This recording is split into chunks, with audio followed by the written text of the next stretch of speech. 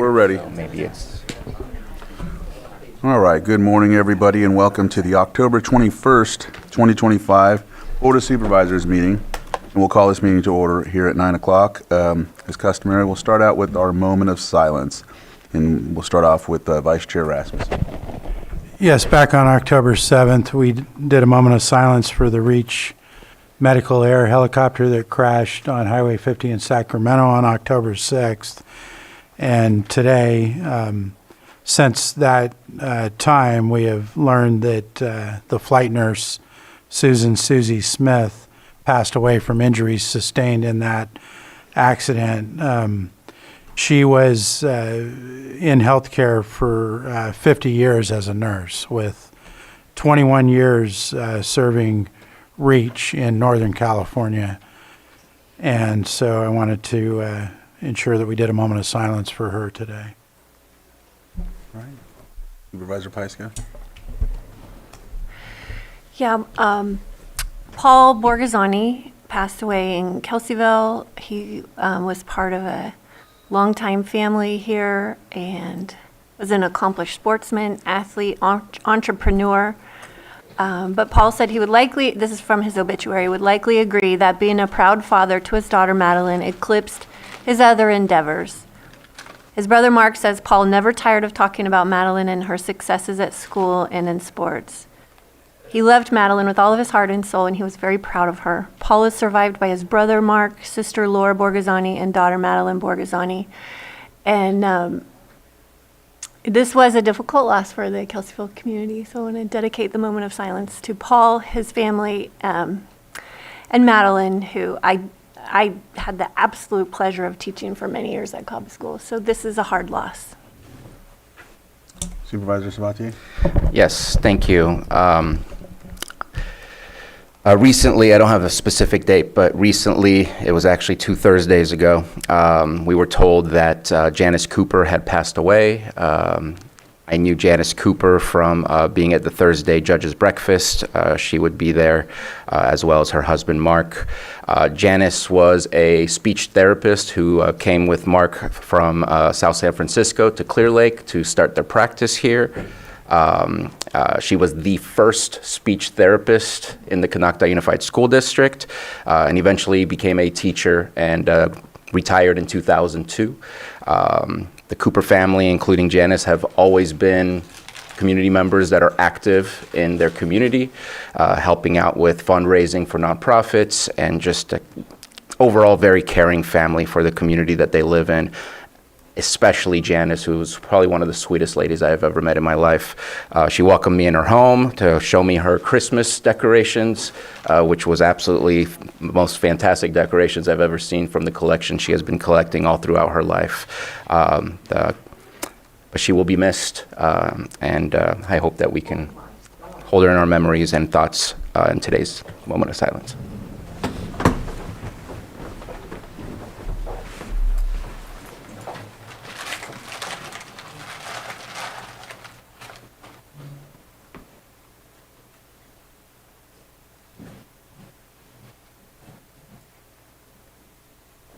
Vice Chair Rasmussen, can you lead us in the pledge?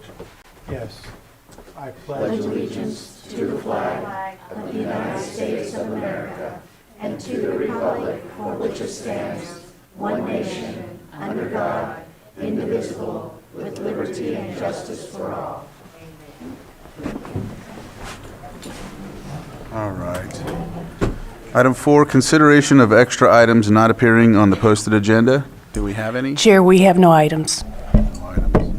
Consent agenda will be next. As you know, as customary, the consent agenda is filled with non-controversial items. However, if there's questions, we can pull one from either the Board of Supervisors or from the public. Is there anyone on the board that would like to pull a consent agenda item?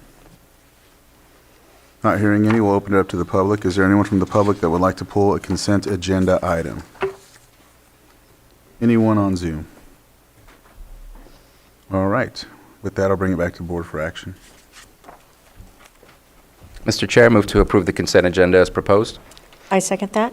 I have a motion and a second. All in favor? Aye. Any opposed? That motion carries 5-0. Next is our timed items, and we are at our 6.1, public input.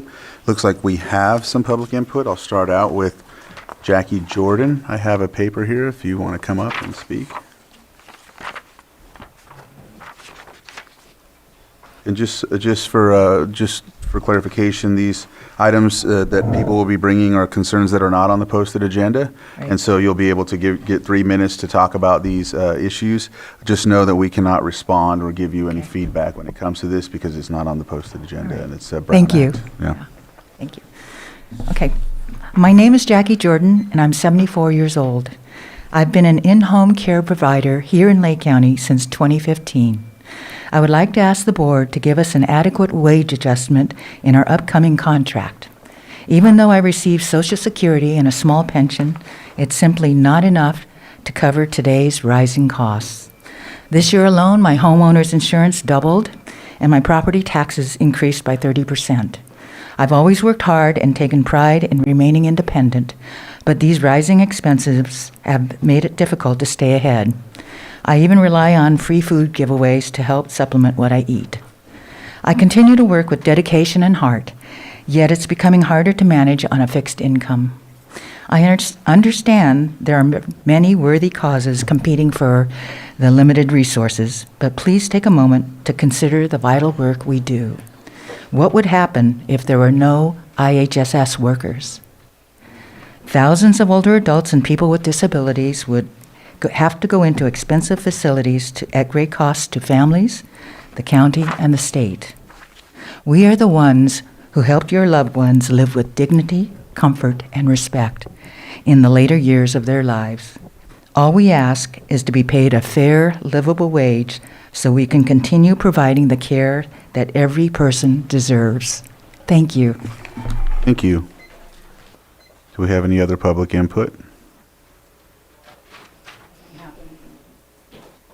We have a couple people coming up. Hi. Hello, board members. My name is Vicki Osborne. I'm District 2. Bruno, you're my supervisor. I'm also a Lake County IHSS worker.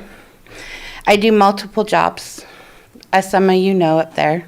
You see me all over doing different things. I'm also an SEIU 2015 bargaining team member. Care providers in Lake County have been without a contract for almost 2 years. I'm hoping that we can come to an agreement for a new contract soon. We are simply asking for the pay that reflects the cost of living. Everything is more expensive: rent, groceries, gas, childcare. So many of us drive long distances to pick up our recipients. And our members often have to put off car maintenance because it's too expensive. I know, because my oil change was $397. It's a lot for a car.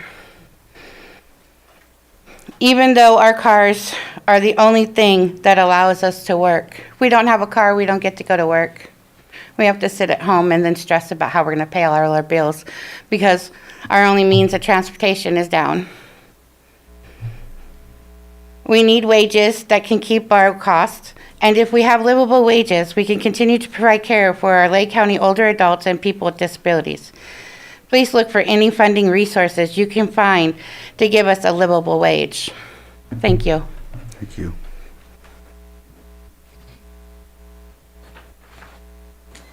Good morning, everyone. For those who do not know me, my name is Roseanne Domingo, and I'm District 3. I belong to E.J. Crandall. Okay, so I am an IHSS provider. I also serve on the bargaining team for SEIU Local 2015. During last month's meeting, we shared with the board the results of a poll we did with Lake County IHSS providers. We found that 86% of Lake providers work multiple jobs just to make ends meet. The fact is, our wages aren't keeping up with the cost of living, and those wages are not competitive enough to keep workers in the industry.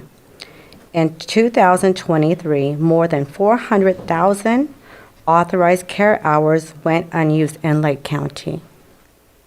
What that means is many people in Lake are not getting the care they qualify for because there are not enough providers. We have to attract good caregivers, and we can't lose good caregivers to other industries that might, not only might, but do pay higher wages. With this being said, before I even wrap up, we have an obligation to our elders. I also have a board seat. I am a board member for our local, and I represent Lake County caregivers and also other healthcare workers. And we have an obligation to our elders to see that they are cared for in their homes. We have some elders in nursing homes that want to come home. Let's bring them home. Let's bring on more caregivers. Let's give them a decent raise so that we can do that. I thank you and have a blessed day. Thank you. Good morning, everyone. My name is Luisa Costa, and I am a proud union member. I'm also the proud representative for our members here in Lake County, SEIU 2015, all of our over 2,200 providers. I really hope that with the information our union provided, you were able to review the information and come to an agreement of the funding that is allowed for our members. With all due respect, I don't think it's enough that our board claims that Lake County is one of the poorest county in the state of California. I truly believe that we are not. And I look at all of you in the eye. I am from District 5. Lake County is my community. I care for all of your constituents. And I hope you do the right thing. You were placed in the seat that you are sitting right now with the trust of your constituents. If you want to move Lake County out of poverty, please do the right thing. Get them out of poverty. You have the power. You know the amount of money that is out there. Don't put cents on the table. We really appreciate you. Keep in mind that every dollar that our providers gain from this contract will go back to the community. Thank you very much and have a blessed day. Thank you.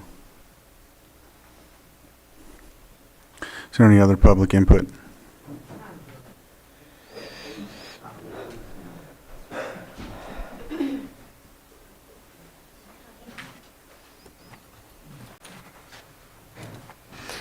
Good morning, Bruno. Nice to see you again. You guys have seen me up here already. I've done a lot of State your talking name to for you the guys. record. Oh, yeah, I forgot. Sorry. Siva Jameli, and I live in Clear Lake. And I have been before you before. And I want to point out, in case you've forgotten, that 4 of you that are sitting on this board today were endorsed by our members. We knocked doors. We walked neighborhoods. We called to help you get on this board. So all I'm asking is that you remember that when you see the proposal we put forth for our raise. We deserve it. We work hard. We are the largest employer in Lake County. If we can't survive, if we can't make enough money on our job to take care of our families, then we will be homeless. And what sense is that? What are you going to do if IHSS goes away? Where are you going to put those 2,200? We have 2,200 employees that are providers in this county. We're the largest employer of every entity, including police, fire, you name it. We have more employees than anybody else, but we're also paid the poorest. We helped the fast food industry get their $20 an hour that they start at right now, but we don't have that. Why? It is up to you, believe it or not, each and every one of you that is sitting there right now looking at me, listening to me, thinking, oh gosh, she's just saying the same thing I've already heard. But think about that strongly when you see our proposal and give us the raised living wage that we need so that we can survive. And we don't have to have 5 clients. I'm 71 years old as of yesterday, and I work 222 hours a month on top of my Social Security just to survive and pay my bills. In fact, I got a car the transmission went out of. And so I've been having to ride the bus to get to work. Don't make us do this anymore. Give us a living wage. You have the money. When we do our proposals, we have our investigations make sure that what we're requesting is doable. So don't try to tell me you don't have the money, because we know you do. So thank you. I'm sorry if I've been a little stern. I'm just tired of us having to do this all the time. Please. Vote your conscience. Vote your knowing that we put that money back into your county, into your districts. We help you keep those districts viable. Thank you.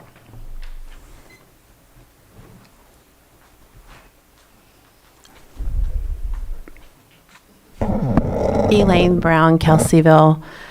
I just would like to mention, I go between 2 counties, so I have a perspective of 2 counties, and I'm in my own predicament that many of you know about and have helped me with, and you've helped me see behind the curtain of what may be going on since COVID.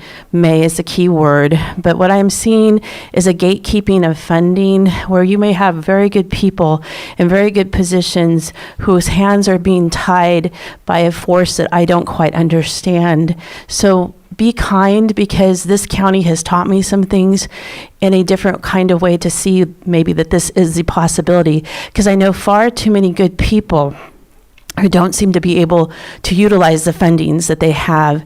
And I've seen far too many people that I know before COVID could get back to me in a timely manner via emails or different things, and things just don't happen. So I'm very concerned, and I just want to say I appreciate what you're doing. You've helped me learn a lot.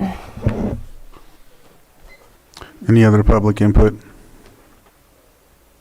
on Zoom? Someone identified as Zoom user. Zoom user, if you can unmute, and we'll start your 3 minutes. Please state your name for the record as well.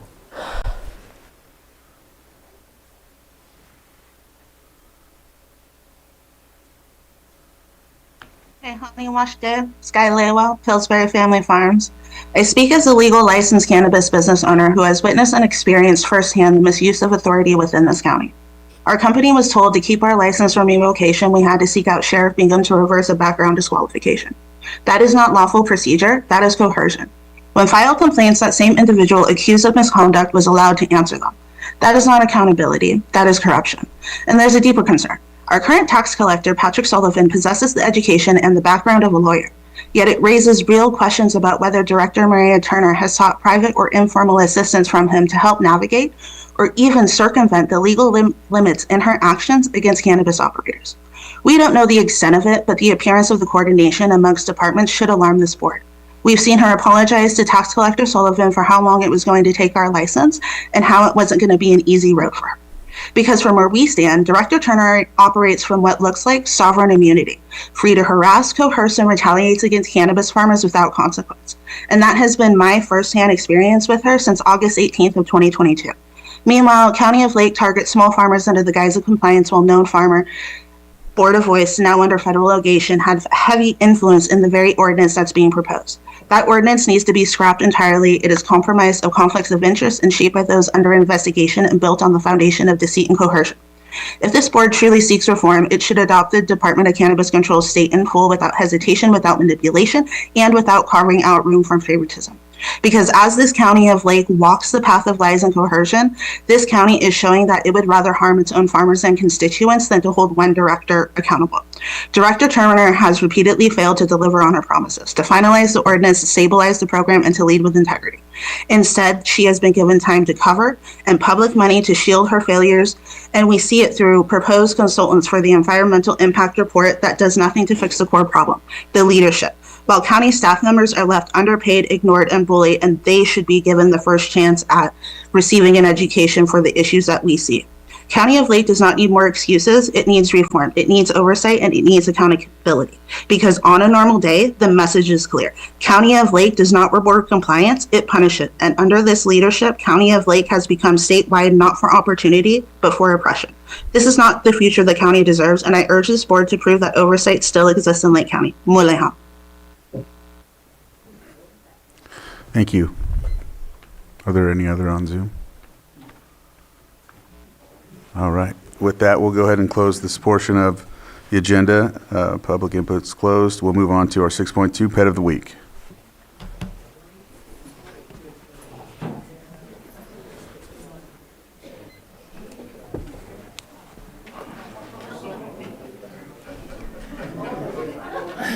Good morning. She's a little shy. So, I'm Mr. Officer Rojas with Officer Palayo with the Lake County Animal Care Control. So this is Selena. She's 9 months. She was dumped on Sulphur Road in the Oaks. She's not spayed. She's very good with animals and cats. We've already tested that. Also, recently we have a duck at the shelter, and she is completely fine with the duck as well. So that's on that. She's very sweet, kind, very shy. Once she gets comfortable with you, she'll let you sit with her as she was just sitting over there very calmly, but whenever she meets new people, she is very, very shy and timid. Also, this weekend, this Saturday, October 25th, 2025, we are having a pumpkin and paws event. It'll be located at that ranch from 10 a.m. till 1 p.m. That ranch will also be having the Funky Dozen band performing later in the evening from 5 till 9 p.m. The proceedings of this event will benefit Lake County Animal Care and Control. That ranch is also sponsoring all adoptions that day. More information can be found on Facebook on the accounts of That Ranch or Lakeport by Coastal Ukiah. We actually hope to see everybody there so we can get a lot of the animals we have at the shelter adopted. And thank you, and that's all I have. Thank you. Can I say thank you to him? Yeah. Well, never mind. All right. Next is our 6.3, New and Noteworthy at the Library. And we have Christopher Veach online. Go ahead. Hello. I'm just doing that for Yes, That's thank you for giving me just a few minutes to talk about what's new and noteworthy at the library. This month, I want to highlight What We Can Know by Ian McEwan, which is in the top 3 most requested items at the library right now. What We Can Know is a novel set in the future year of 2119 and in our past year of 2014. Ian McEwan is a British author and screenwriter. He has published 18 novels and won the Booker Prize in 1998 for his novel Amsterdam. His novel Atonement won critical acclaim and was made into an Oscar-nominated movie. McEwan's latest novel, What We Can Know, is a story about a literary quest for a lost poem in a post-catastrophe future. A humanities professor in the 22nd century studies the period of 2014, when society knew of climate change and disaster but failed to act. He searches for a long-lost poem, eventually uncovering a narrative of love, crime, and scandal that challenges everything he thought he knew about history. Dwight Garner writes for the New York Times, "One thing that What We Can Know does, improbably enough, is make one nostalgic for the present. As the world begins to burn, the main character Tom suggests that novels and poetry will rise to the occasion. What We Can Know is gorgeous and awful, while also being funny and alive. It's the best thing McEwan has written in ages. It's a sophisticated entertainment of a high order." What We Can Know is available now in print, audiobook, and ebook through the library system. You can request this book or other materials through our online library catalog, which has the combined resources of Lake, Sonoma, and Mendocino County library systems. Requesting items is free, and items are sent to your local branch for you to pick up. This week is also National Friends of the Library Week, which is a time to celebrate the groups that support libraries across the country. I want to take this opportunity to thank our local group, Friends of the Lake County Library. The Friends of the Library is a nonprofit that raises funds to help support our local library system. They give thousands of dollars every year to the library to support it in so many ways, including supporting our winter reading challenge and summer reading program. They give money to purchase new books and materials for the library. They provide funds for refreshments and craft supplies for our programs. And they provide funding for special events, like when they brought wild animal education to the library or funding poetry and author events. They also work to add makerspace stations to our children's area, among many other special initiatives. If you're interested in learning more about the Friends, you can visit their website, www.friendsofthelakecountylibrary.org. And you can learn more about our library system at our website at library.lakecountyca.gov, or come visit your local library branch in Lakeport, Clear Lake, Middletown, Upper Lake, or on the Bookmobile. So thanks again for listening to what's new and noteworthy at the library. Thank you. Would anyone like to comment on this? All right. Next, we'll move on to our 6.4, consideration of a federal update from Paragon Government Relations. And then we have Matthew Rothstein here. Pretty impressive. Good morning, Supervisors. Matthew Rothstein, Chief Deputy County Administrative Officer. As you will be aware, as of 12:01 a.m. Wednesday, October 1, 2025, federal appropriations lapsed. At this time, a resulting federal government shutdown remains in effect. You will appreciate the situation is dynamic. However, we are grateful that Tom Joseph and Hassan Sarsour from Paragon Government Relations, Lake County's federal advocacy firm, are present to provide a brief update and respond to questions from your board. Tom and Hassan, thank you for being here. Thank you, and good morning, board. Our update will be as brief as possible. With respect to the shutdown, the bottom line is, at least as of today, there is no movement on either side of the aisle to reopen the government. Republicans on the Senate side need at least 60 votes for any spending bill, a filibuster-proof vote. Right now, they have 3 Democrats. Those 3 voted right before the shutdown to continue to open the government, but they need another 5 Democrats to reopen. None of them over the last 3 weeks have moved over to the Republican side of the aisle. At this moment, President Trump is having lunch today with the Senate GOP rank and file. I'll be interested to hear what comes out of that, but my expectation is that the Senate Republicans are going to hold firm with the House in urging Democrats to move over to vote for a reopening. At this point, the sticking point continues to be Democrats want an extension of the Affordable Care Act subsidies. Those subsidies were put in place during COVID to help people pay for insurance that they had on the marketplace, such as that they bought on the marketplace, such as Covered California. If the subsidies expire on December 31st, roughly 22 to 24 million people across the country will be affected, including roughly 2 million individuals, about 90% of the 2 million individuals in Covered California. Those subsidies, if they expire, will in many cases double the premiums that those individuals will have to pay. So the Democrats at this point are holding firm on that. Over the next couple of weeks, we'll see a couple of pain points in terms of perhaps reopening the federal government. Paychecks for federal employees will not be sent out in the next couple of weeks, while active duty individuals in the military received a paycheck on October 15th. They have another one upcoming on October 30th. They would not be paid, at least at this point, if the shutdown continues.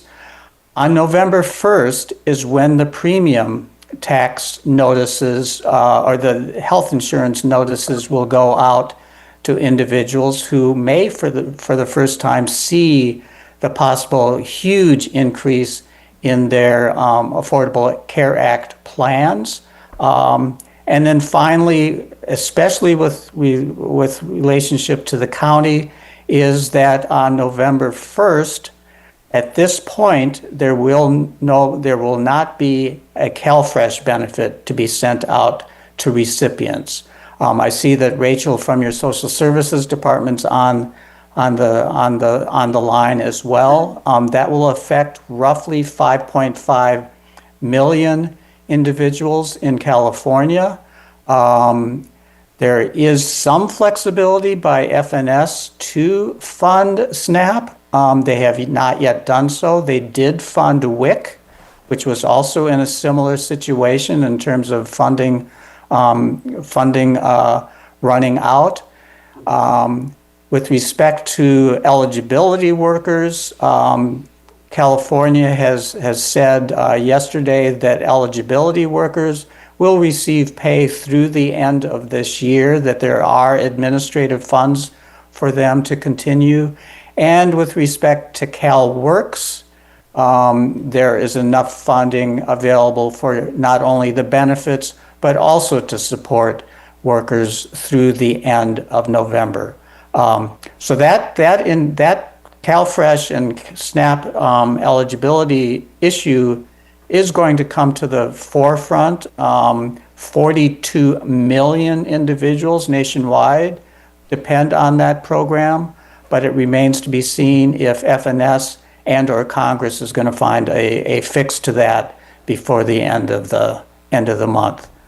Let me turn it over to San if there's anything else to add with respect to the shutdown or other matters. And maybe Rachel has some additional information to provide as well. Thanks, Tommy. Yeah, and I think, Tom hit on all the major points. The way I sort of describe it, they're playing a game of poker. Both sides believe they have the winning hand. Rather than showing their cards and sort of moving on to the next phase, they keep upping the ante, and in some cases, they're actually using this to fundraise. Fundraising numbers came out yesterday, and both sides are doing very well. So politically, with the base of both parties, it's working out in the favor of both, but for sort of the country, it's not working out at all. Tom mentioned some of the pain points that we've been looking at. Those are all extremely relevant. The one that sort of brought everything to a head during the last government shutdown, the long one, was TSA agents in air traffic control. So they're currently not being paid. There's this phenomenon that happens where they all get sick around the same time, and then air traffic is there's flights delayed, flights canceled. So that can sometimes be a point of emphasis to try to get over this. They are looking into ways to pay the TSA and air traffic control, eliminating one of those pain points, which is in some ways good because you don't want any delays in the air, but at the same time, when you get rid of all these pain points, the shutdown just continues, and then real people feel real pain. So it's unfortunate. A lot of folks are talking past each other. At this point, there's no negotiation going on. I did see Senator Kennedy was interviewed yesterday or the day before. He predicts this is going to go beyond Thanksgiving. So I know a lot of times we're asked to pull out our crystal ball and sort of, pick a date that we think this could end. At this point, none of the crystal balls are working. They're all broken. Nobody knows, but it's going to be, a long haul at this point. Again, most of the negotiations are going on in the media. They're not happening in Congress. So very unfortunate on that front. But yeah, maybe we'll leave it there. And Rachel, if you have anything to add on. I guess, and then one final note, and I know we may be running long. The House of Representatives has not been in session since September 19th. Speaker Johnson has decided not to call them back to do any work until the shutdown ends. Thank you. That's a very important update. Can you guys hear me? Yes. Okay. I just have a little to add regarding specifics for Lake County in terms of CalFresh benefits. The deadline for there to be a resolution would be this Thursday. If nothing comes to pass by Thursday, that is when we know for sure that CalFresh benefits for November will not issue. In Lake County, we issue $2.7 million per month in CalFresh benefits to about a third of Lake County's residents. Every dollar in CalFresh also creates about $1.70 in local economic activity. So in a nutshell, it'll hit us hard. I do not have any alternative resources for the public that will fully meet this need. We have a food resource list and of course the local food banks, but they're going to be hard put to even provide partial support. And the food banks, of course, are also impacted by federal funding losses. So, of course, the sooner a continuing resolution or a budget is passed, the better. Even when it is passed, if CalFresh benefits for November have not issued, there will be a delay in getting them issued. Typically, benefits issue out over 10 days. There will be system processing programming that would need to occur. So we will do our best to meet the public's need, but if the budget is not passed, it's going to be a hard time by November 23rd. And that is all I have, unless you have any questions. Go ahead, Supervisor Sabatier. Yeah, thank you for that really amazing update. Just a quick question, Ms. Dillman-Parson, Director Dillman-Parson. We know the metric for how many are on Medi-Cal. CalFresh is not a number that's unknown to us as well. I don't know that I've seen in the emails or heard how many are on ACA where they will see the premiums go up. Do you have that number? Or for some reason, that number's not coming to mind. I don't have it at my fingertips, but I can get it for you for sure. We assist people with ACA enrollment, but that is mainly covered California that handles that. I will look into getting it for you. Okay. Because that would be a useful number just to know what kind of November 1st impact that might look like. And then I haven't thought about this, and I should have, but I'm going to reach out to both Tom and Hassan. As the chair of NACO Health, I think this is potentially an opportunity for all counties, because whether people are from Oklahoma or Nebraska, we're having the same conversations in our health policy meetings. And so I think maybe hearing from the many counties, whether it's deep red, deep blue, maybe that's a voice that's needed right now. And so I'll contact you guys and see what's possible and how to engage in that way.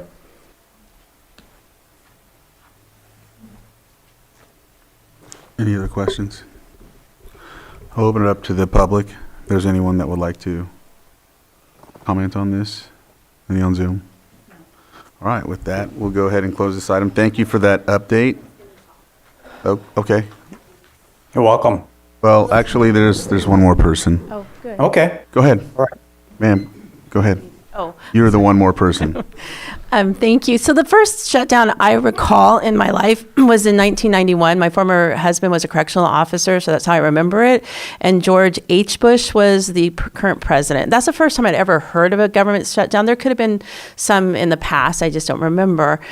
But we're the people. You know, we are the people who determine what goes on in our government. So I don't know how. I do know that we are free and that we should have rights and that we're the ones that tell them what to do.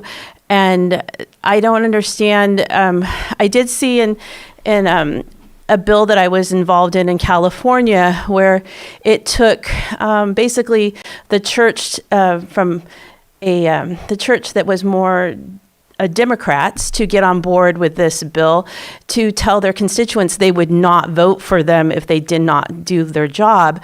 So again, we're after COVID. I see such strange stuff happening. I don't want to see people taken out that are good, that don't have the ability for some reason. They're being gatekept to not do the right thing.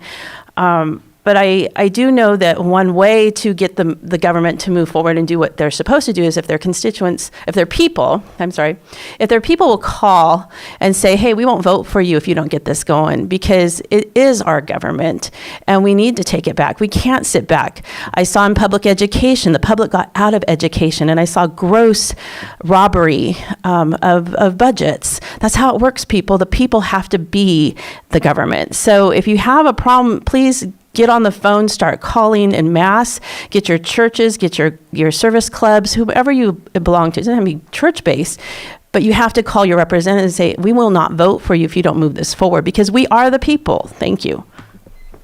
All right. I just cannot keep this to myself. But again, going back to the And state your name for the record, roll. Luisa Costa.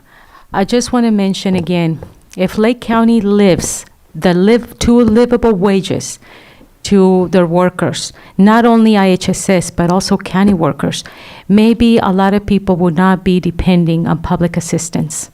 It's time. Do the right thing. Do justice for them. Thank you. Any other comments on Zoom? All right, we'll go ahead and close public input for this. Again, thank you for the presentation, and we'll go ahead and move on to our next item on the agenda. Do we need a quick break, or are we okay?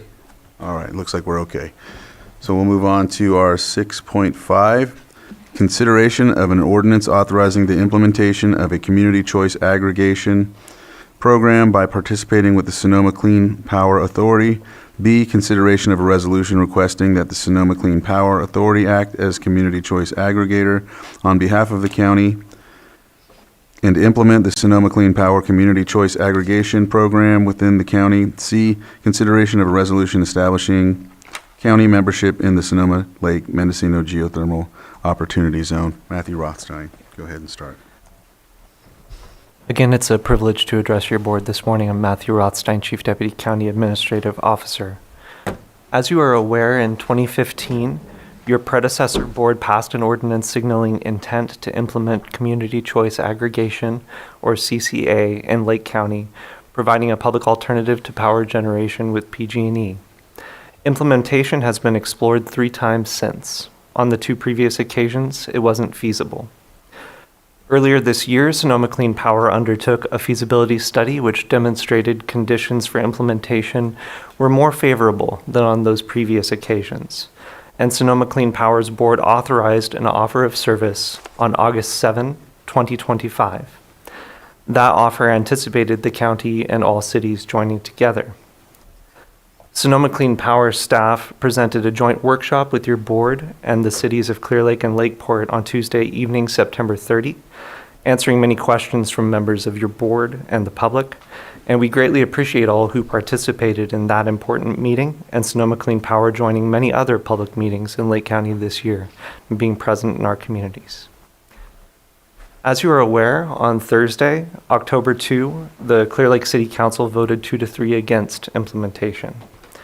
However, Sonoma Clean Power staff have indicated their board may consider extending an alternative offer of service to the county and city of Lakeport should your board and that city council demonstrate strong support for joining. Sonoma Clean Power's board is scheduled to next meet November 6, and Chief Executive Officer Jeff Cyphers, Board Chair Brian Barnacle, and others from Sonoma Clean Power are here in your chambers today. Before your board this morning are enabling documents required to provide an alternative to power generation with PG&E through Sonoma Clean Power and to participate in the GeoZone. As you're aware, those documents were previously made available in connection to your board's October 7 meeting. County Counsel Lloyd Gintavano can respond to any remaining questions regarding those documents. And additionally, since your agenda was published, he connected with counsel to Sonoma Clean Power and will now present a change to the language, the proposed language, and the resolution authorizing participation in the GeoZone. Lloyd, go ahead. Thank you, Mr. Chair. So it's really just a change. Since the time when the documents were, which consists of just the 2 resolutions and the proposed ordinance that's before your board today for consideration, what's been uploaded was the red line versions of those and the clean versions of each. And since that time, since those documents have been uploaded, staff has been in communication with counsel from SCP to try to accommodate or try to figure out what other revisions that may need to take place in order to accommodate for the updated situation that we're in. Mr. Rothstein mentioned that SCP is meeting is scheduled to meet on November 6th.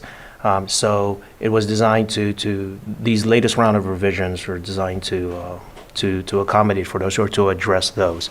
And so it's really on one revision would be on the resolution of the Board of Supervisors of the County of Lake establishing county membership in the Sonoma Lake Mendocino Geothermal Opportunity Zone. And that resolution, the additional revision to that is fairly short. It's on section 3 of that resolution where in the last sentence it says, notwithstanding the foregoing, any proposed development of geothermal energy in the jurisdiction of the county shall be subject to the county's review and approval. And the statement to be added there as part of the revision would be to the extent provided by applicable law. That's the only revision, to add that last clause to that statement. And so that resolution, should your board consider to adopt it, would be to adopt it as amended. And then the second document to be revised or proposed to be revised would be the ordinance itself, which is an ordinance authorizing the implementation of a community choice aggregation program by participating with the Sonoma Clean Power Authority on the fourth recital of that proposed ordinance. It should be read to state, for that clarification, it should state, whereas on October 4, 2013, the California Public Utilities Commission certified the implementation plan for SCPA CCA program, and on February 20th, 2015, approved the first revised and updated implementation plan and approved a second revised and updated implementation plan dated October 2016, confirming SCPA's compliance with the requirements of the Act. That's the only revision to that, additional revision to that ordinance. It's to better reflect and better reference the latest update on that implementation plan, which is referenced as a second revised and updated implementation plan. And so should your board consider to adopt this ordinance or have it approved for first reading, it would be to approve the first reading of this ordinance as amended. Thank you, County Council Gintovano. So as has been described in previous meetings, the GeoZone offers a process to seek partners for geothermal project development. Members of your board will be aware the state has authorized, for example, 2 gigawatts of new geothermal development, and more is expected in the coming years as we seek to meet statewide energy portfolio goals. Joining the geothermal opportunity zone with neighboring Sonoma and Mendocino counties would facilitate Lake County participating in outreach activities undertaken by technical experts and other staff from Sonoma Clean Power. As you will appreciate, duplicating that capacity would be challenging with existing county staff. If a geothermal project were ultimately proposed in Lake County, there would be anticipated impacts of that specific project, and in return, the county would have the opportunity to negotiate for particular community benefits. Sonoma Clean Power staff have clarified and affirmed their expectation is that community benefits would go to the county affected by the project and not Sonoma Clean Power more broadly. As Deputy County Administrative Officer Benjamin Rickelman shared October 7, previous geothermal development in Lake County has brought significant property tax revenue, and initial project development is capital expenditure intensive. Newer geothermal technologies require less water and can include closed loop systems. And there do still remain a network of factors that would need to be considered in any development agreement and other project-related decision-making should a project come forth. Revenues from existing geothermal projects have supported a diversity of county services, including Cobb Park development and other park improvements, aquatic weeds spraying, and multiple line items in the Community Development Department's budget, including their resource planner position. Loan repayment for a water line replacement project was also facilitated. And members of your board will agree that Calpine has been a tremendous community partner. Each project and partner, however, are unique. Not every potential investor may demonstrate the same degree of community mindedness. However, again, it is anticipated community benefits would be negotiated in consideration of expected impacts should a specific geothermal project be proposed in Lake County. Benjamin Rickelman had likewise shared, while permanent jobs associated with new geothermal technologies may be fewer in number than traditional energy technologies, jobs in the energy sector can provide for strong economic mobility, with roles paying from the mid-60,000s to 120,000. And many of those positions have pathways that do not require a four-year degree. I will now turn the presentation over to Sonoma Clean Power's Chief Executive Officer, Jeff Cyphers, and Board Chair Brian Barnacle. Thank you, Matthew. And good morning, Chair and Board. I'm here and excited. This is a long time coming. So after 10 years of Lake County exploring community choice, and after 3 rounds of asking us to offer service, it comes down to a vote today. And I'm excited for that. I want to thank all of you for investing the time to explore this. I've spent time with each of you, and it takes a while. This is a complex undertaking. And to learn about this movement that between Sonoma Clean Power and our 24 other sister agencies around California, we now serve more customers than PG&E does. And we produce more power than any other type of generator in California. And I want to thank your staff, too. Your staff have done a phenomenal job of testing this, of developing a packet for you, have been really good to work with. And in addition to my board chair, who will come up and speak, I want to thank the 4 folks from my team, Miles Horton, Claudia Sissamfu, I'm Neil Reardon in the back, and where is he? Oh, Kate Kelly as well joined us today.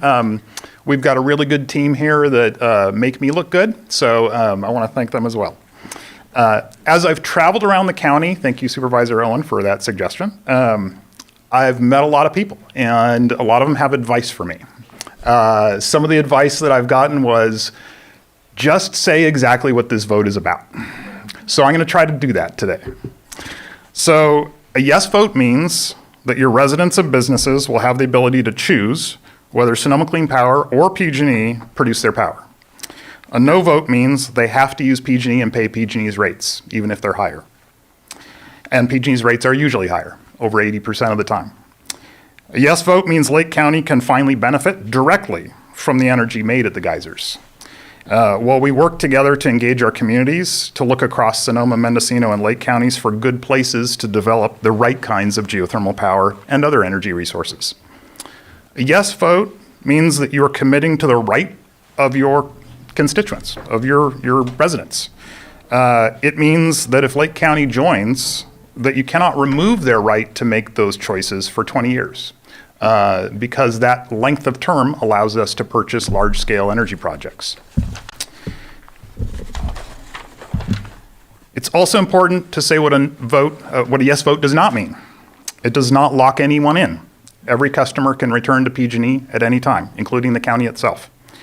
It does not add any cost or risk to your general fund. We're a JPA for that reason. We're completely isolated. It does not commit you to any specific geothermal resources or locations. A yes vote also means that tribes will have the freedom to make their own decisions about whether to participate or opt out. A no vote means tribes will not get that choice. A yes vote will give Lake County a seat at the table, joining a regional agency that's earning real wins in Sacramento and at the California Public Utilities Commission. And I want to give a really concrete example of a win we just had 2 weeks ago since I last saw you. PG&E had been arguing that new community choice customers, like those here in the future, should not get any credit for their battery resources, the projects that they've been building over the last few years, even though all customers pay for the costs of those resources. And we pushed back really hard. In the end, PG&E agreed to withdraw their proposal. No one in Sonoma or Mendocino County will benefit from that victory, only new CCA customers, like those here. And they will save millions per year as a result of that.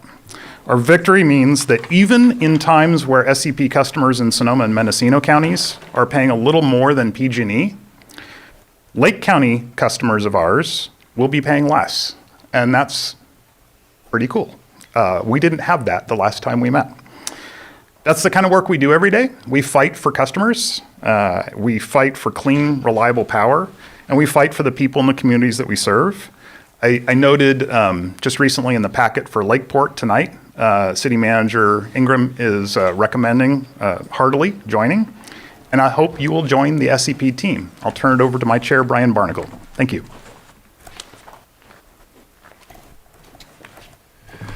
Good morning, Chair Crandall, Vice Chair, members of the board. It's a pleasure to be here today. Thank you for considering this. I want to talk a little bit about why I love serving on Sonoma Clean Power. One, it's a financially strong organization that's really well run. We do work to represent our constituents and advocate on their behalf.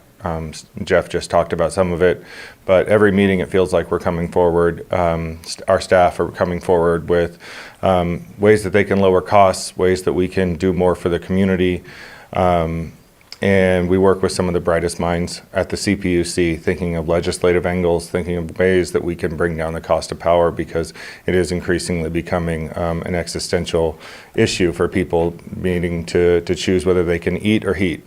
And we're right at the front lines of that and working on that every day. When our communities are in need, we give back. We show up in the communities, and it's not just Sonoma. In the last few years, we've done more events in Mendocino County where we've expanded to, because we know that the most important thing is being a good community steward. When COVID hit and people were faced with food insecurity, we donated to the food bank. Big donations. We do that every year reliably, but we doubled our donation for that. And it's just a real honor to be on an agency that has the financial means and the community mission to represent people. There's a few things that we need to make sure of to make sure this is a good fit. The first one is done, and that's to make sure that it's financially makes sense for both of us, and it does. We've done the analysis. It makes sense for the people you serve. It makes sense for our agency to look at this. The next one is really what I'm here to do, and what you all are here to do, and that's to make sure that there's good culture and mission alignment, because the electeds are really at the front lines of being the brand ambassadors for the people, for the member agencies of Sonoma Clean Power. And I can't stress that enough, because the issues that we deal with are really complex. The CPUC is a black box, and you don't understand it. And you're going to get tough questions, and you need to be able to dive in, educate yourself on it, enough to where you can say, some things are out of our hands, but we're working on it, and know that. I was at the Clear Lake vote, and I'll be honest, I was a little taken back. It wasn't what I expected, because we were accused of being salesmen, and there was accusations about, we're after your land, and that's just not the agency that we are. We've stood up in engineering and capital projects because we want to bring good jobs to the communities we serve. We've updated our procurement rules to require local hires, to require community benefits agreements, to make sure that the resources that we're building are built using local labor that are paid a good wage. As part of that, it includes community outreach into our community, into our procurement rules. We've gone above and beyond, and so much so that the other CCAs have, said, what the heck did you do? You guys went too far. Now we've got a bar, you set the bar too high. But that's the agency that we are, that's the board that we are, that we're really proud of that. And we, I think, today I'm willing to go back and recommend to the board that we extend our service to your agency, or to the county and to Lakeport. But what's most important to me is that that you all up here are going to be out there talking to your constituents, because I don't want to be the one selling it. I want you to be the one selling it. I want us to be here selling it with you, because I truly believe this is good for your constituents, but I don't want to be, coming up here and selling your constituents. I want us to be doing it together. I want you all to believe in this, because it can be really great, I believe. So thank you.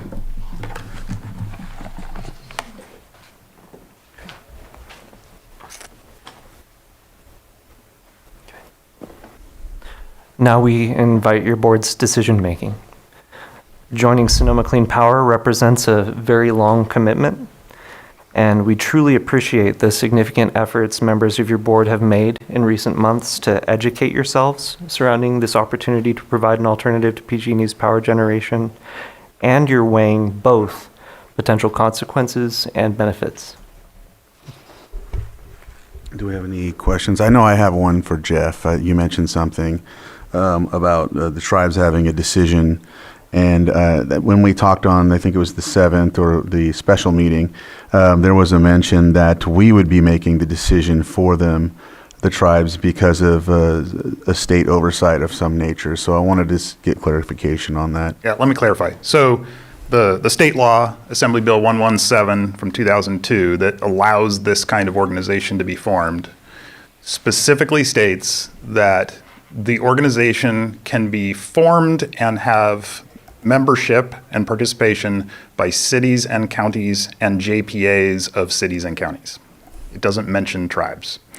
So the way to give, in my view, the way to give tribes the respect of their sovereignty is to enable for the county to allow this to form and form, and then proceed and meet with all the tribes and say, what do you wish now? Because now they can choose they're in or out. If we went to them prematurely and asked them would they like to be in or out, we don't really have the ability to offer them that, because if the county hasn't enabled it, they don't have the option to do that. Is that clear? It's somewhat clear, yes. I think what makes it more of a difficult situation is, I know that with tribes, they will, there's sovereignty that's involved. And so a lot of times, I know that the frustrating part in talking with some of the leaders is that, especially with our relationship as of right now with the tribes, as you know, that later on there's going to be a co-management discussion with the tribes on the agenda. And so not working with them in specific areas and making decisions for them really is a difficult thing for tribes to, accept.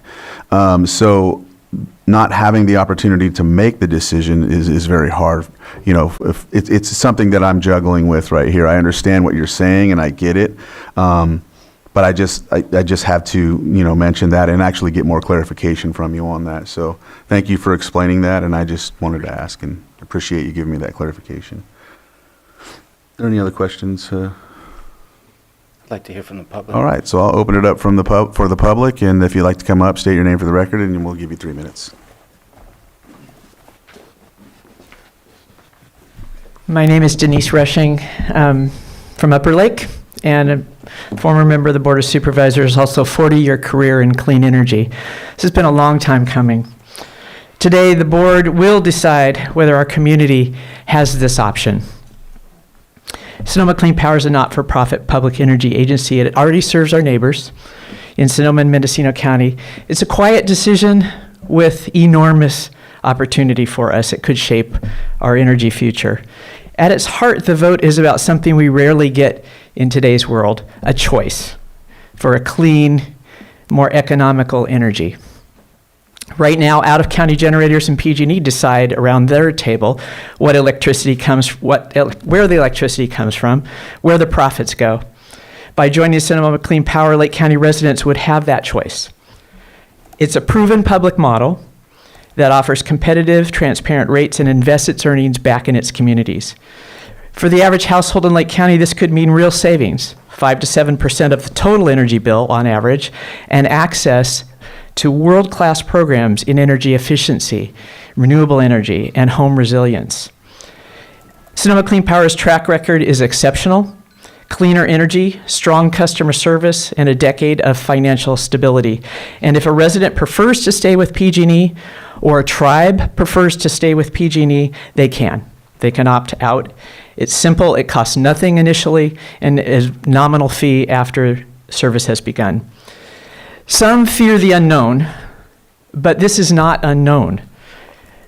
Hundreds of California communities have joined programs of community choice aggregation and thrived, creating cleaner energy for California, and fortunately as well, more economical energy, because the price curve for solar is going down. The price curve fossil fuels is going up. So as energy becomes more and more expensive on the fossil fuel side, clean energy is more economical. What's risky right now is waiting, because this is an opportunity we've been working on for well over a decade. It won't come again anytime soon, if at all. So just as past generations once lost control of Clear Lake's waters by standing on the sidelines, this board faces a similar decision. You could say no, and we lose the opportunity. I've spent my career in clean energy for climate reasons, and now it's also for economic reasons. I've served 2 terms on the board. I know how rare this kind of decision or this opportunity is, and how rare for the timing to align. Lake County deserves choice, fairness, the economics, and a voice in shaping our own energy future. Let's not let it slip away. Let's not forego the opportunity. There won't be a better deal anytime soon by waiting. There won't be any more information that you'll get by waiting. So please, I strongly urge a yes vote. Thank you.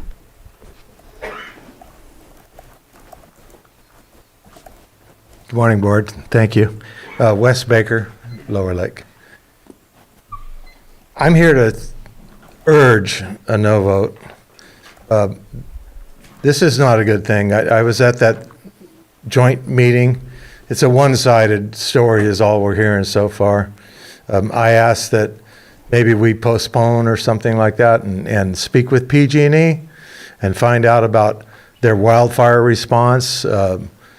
Will they still maintain all of that when they lose a big portion of their profit from the power energy? Will PG&E still continue with the undergrounding that we all need up here at $1 million a mile when they lose millions of dollars?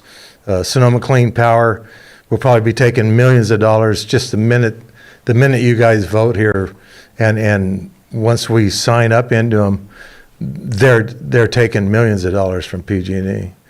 I hope you understand that. The last time too, at that meeting on the 30th, I think it was the 30th, but the joint meeting, Facebook, there was some stories on that where people heard me talk, and people said that I work for PG&E. I've never worked for PG&E. I don't work for PG&E. I don't own PG&E stock. Okay, I have worked at the geysers as a subcontractor. I was up there, and more than likely, if any geothermal was built up here in Lake County, the company that I retired from, I'm retired now, they would have more than likely been working on that project, which would have meant I would have been working on the project. I do know what I'm talking about. I've got a Juris Doctorate degree in law. I'm not a lawyer, so I do know a little bit about the law too. We keep hearing that the rates aren't going to go down. PG&E's rates always go up. I've got a letter here.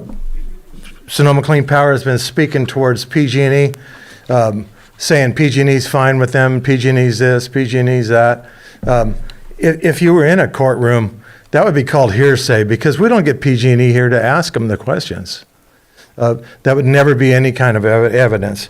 I've got some evidence here. It was an email that I got direct from PG&E. We have some good news relating to your bill. Starting September 1, your residential electric rates decreased by 2.1%. Over the past 15 months, residential electric rates have dropped 3 times. PG&E is working hard to stabilize prices, and rates are expected to go down again in 2026. In addition to the September electric rate, PG&E customers will receive a $58.23 California climate credit in October. Okay, we did get that. We just got that the other day. I've got a tenant that's a low income. This guy's minimum wage, living in a property, really, really inexpensive, and he didn't even have to pay any PG&E bill. Wrap up if you can. Okay. We don't need this. PG&E's got an ad running on TV right now that says they expect no rate increases in 25. Completely. And there won't be any in 26 either. So this is one-sided. Please vote no. Thank you. Thank you.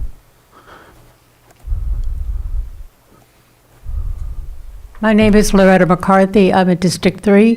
Thank you, Jay, for awesome service all these years, and for the other board members as well. I want to speak in support of Lake County participating with Sonoma Clean Power Authority. This is simple. I'm 84 years old. Simple is good for me. Okay, so this is just very simple. A friend asked me, what if we change over to Sonoma Clean Power and things don't go as outlined? What if we enter into an agreement and PG&E retaliates, or Sonoma Clean Energy isn't as, quote, clear as they seem, as clean as they seem? My response, let's check Sonoma Clean Power's record, their track record.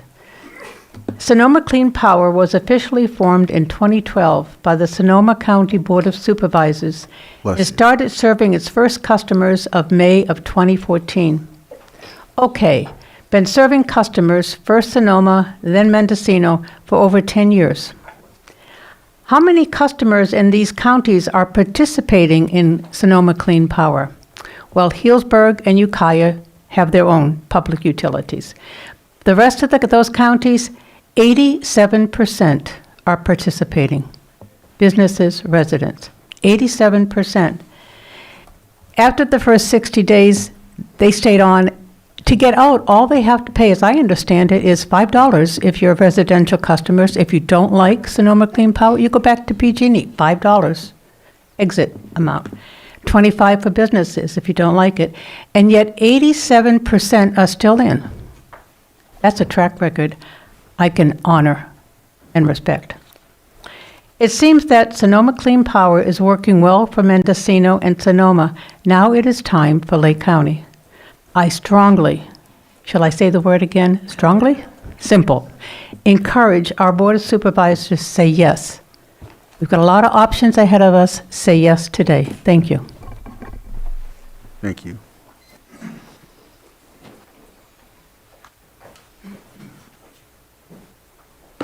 Morning, Supervisors. My name is Arnaud Hubert. I'm a resident of Kelseyville, and I sit on the Big Valley Advisory Council. I urge this board to implement the Community Choice Aggregator Program and adopt Sonoma Clean Power as Community Choice Aggregator on behalf of the county. This means providing choice to Lake County residents, access lower rates, and allowing the county to have a voice on the board of the CCA, in this case, Sonoma Clean Power. We cannot continue being held hostage by PG&E's de facto monopoly and it being our only option for power generation.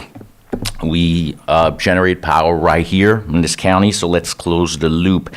And again, no user, from what's been explained over and over, will be forced to use Sonoma Clean Power. If they don't want to, they can stay with PG&E if they, suffer from Stockholm Syndrome.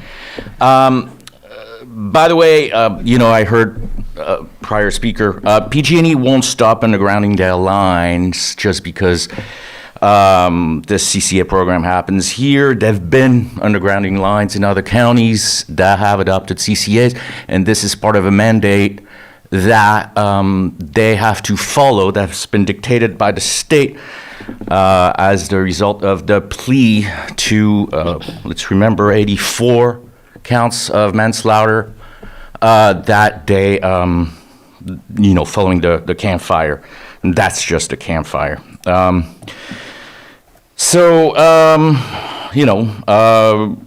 PG&E's been spending millions this year in TV ads to convince us they're listening to their users. As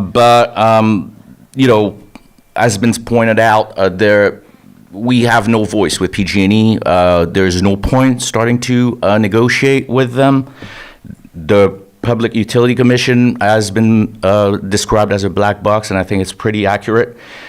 Whether with this program, if the board goes along with this, again, the county and possibly the city of Lakeport, I hope so, I hope we'll have good news tonight, will have a voice. Again, this is really important because this provides choice to the county, possibly the city of Lakeport and users. So please, let's go ahead and adopt this program. I urge you to vote yes. Thank you. Thank you. Good morning, Board of Supervisors. My name's Rick White. I'm from Kelseyville. Many of you know me. I'm very involved with Kelseyville in a lot of different ways, including being on the Big Valley Advisory Council, the Kelseyville Business Association, the Lake County Economic Development Corporation. And I also encourage you to support joining the Sonoma County Clean Power. Let's face it, PG&E needs some competition.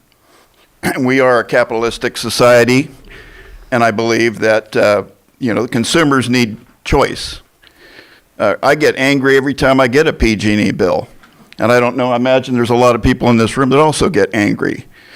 We need to start doing something to start getting our costs down. We've got businesses that are struggling with some of these PG&E bills, and some of them have gone out of business. I look at this as a way to open up the doors to some other great things in the county. I mean, we're looking at the potential for maybe developing microgrids, maybe wind power, other ideas that might actually come into fruition if we work with something like, Sonoma County Power. So I'm going to just keep it simple and just let you know that I would support it if I were you. Thank you.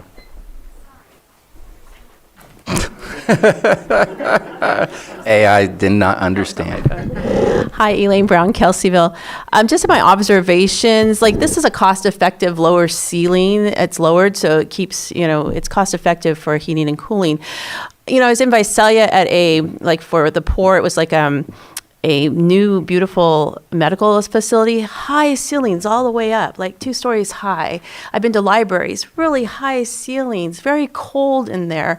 I've seen a business, really high ceilings, 2-3 stories high, cold in there. Could it be that PG&E is a part of the plan to get rid of small businesses with what's happened with COVID? Some of you know what I'm talking about. Because I know 2 business owners in this county who I love very much, their families. And one in a business this size, maybe half a size bigger, paid $10,000 in 1 month for PG&E. The other one is another business, small business, and we've talked about, I don't know what they pay, but they've told me we've talked about PG&E. So just in my summations of looking at situations, are people getting different rates? Because I've been in some buildings of very high ceilings, very cold. I can't imagine them paying what they should be paying. So maybe us as a people and the business owners that they want to get rid of are being charged differently by PG&E. So we don't really know. I would like to know that, and maybe having competition would give us a better idea of that. Thank you.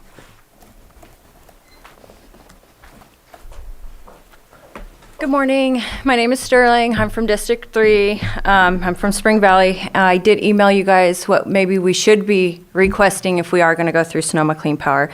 So Sonoma Clean Power isn't here because they want to be partners with Lake County. They're here because they've already hit their expansion limit at the geothermal field at the geysers. Their only path to growth, their profit, is to tap into our geothermal resource. Lake County sits directly on top of one of the most significant geothermal zones in the entire state. The geysers field doesn't stop at the county line. It stretches through Lower Lake, Clear Lake, and almost all the way to Highway 20 and Clear Lake Oaks. And there's a second geothermal corridor that runs from Witter Springs along Highway 20 all the way to Walker Ridge. Lake County isn't just part of the geozone, we are the core of it. This isn't empty land. One of our local tribe nations, the Robinson Rancheria, situated right in the middle of the geozone. Any drilling, pressure changes, and seismic activity impacts not just our land and water, it impacts our people, culture, and the community with deep historical ties to this land. And here's the reality. Geothermal permitting happens at a state level. Even if Lake County denies local permits, Sonoma Clean Power can go directly to the state, and the state can override us. Once the door is open, we lose all control over what happens next. That's why this works like a Ponzi scheme. Sonoma County, one of the wealthiest counties in California, stands to profit. Lake County, the second poorest in the state, takes on the seismic risk, the environmental burden, and the cultural impacts. Changing subsurface pressures triggers seismic activity. And when something catastrophic happens, it's not their county that pays the price, it's ours. Sonoma Clean Power needs Lake County. We don't need them. They want our geothermal zone, our resource, and our land, not to uplift our community, but to expand their revenue. Jessica Paiska, I understand you don't want to be remembered as the board that doesn't pass this, but if it does pass today, you guys will be remembered as the board that voted to pass on our economic, our culture, and our own safety in our community. And then I also did get this from the U.S. Geological Services, to where it shows you exactly where all the new and untapped geothermal is. And I really think you guys need to really look into this. They cannot expand anymore in Sonoma or Mendocino. They need us to expand and to make their profit bigger. So with what I've sent all of you guys with what we need to do, if you do want to pass it, these are the things that we need to request. We, like you said, we don't need to sit at the kiddie table. We are what they need, and we need to benefit, and we can benefit, and we can bring in those resources, just like these ladies with the IHS. They can get their raises like they need because we will have it here. Thank you. And if you guys need these, they're right here, so you can look at them. Thank you.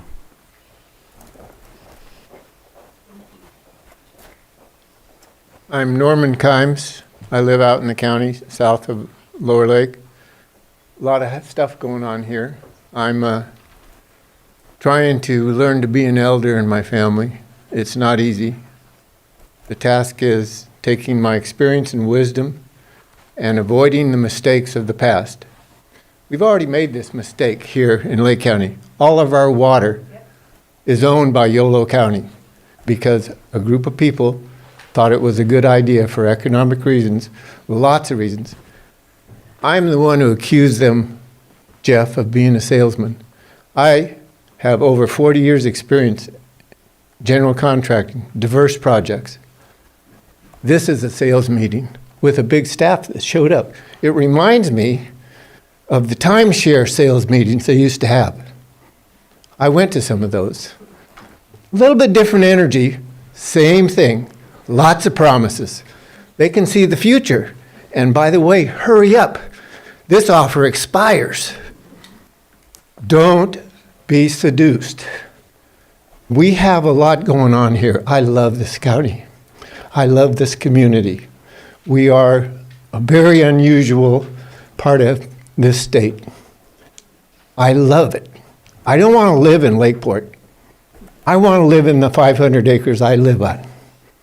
I have a 36-inch pipeline that goes to the geysers, running a mile through my property, half a mile.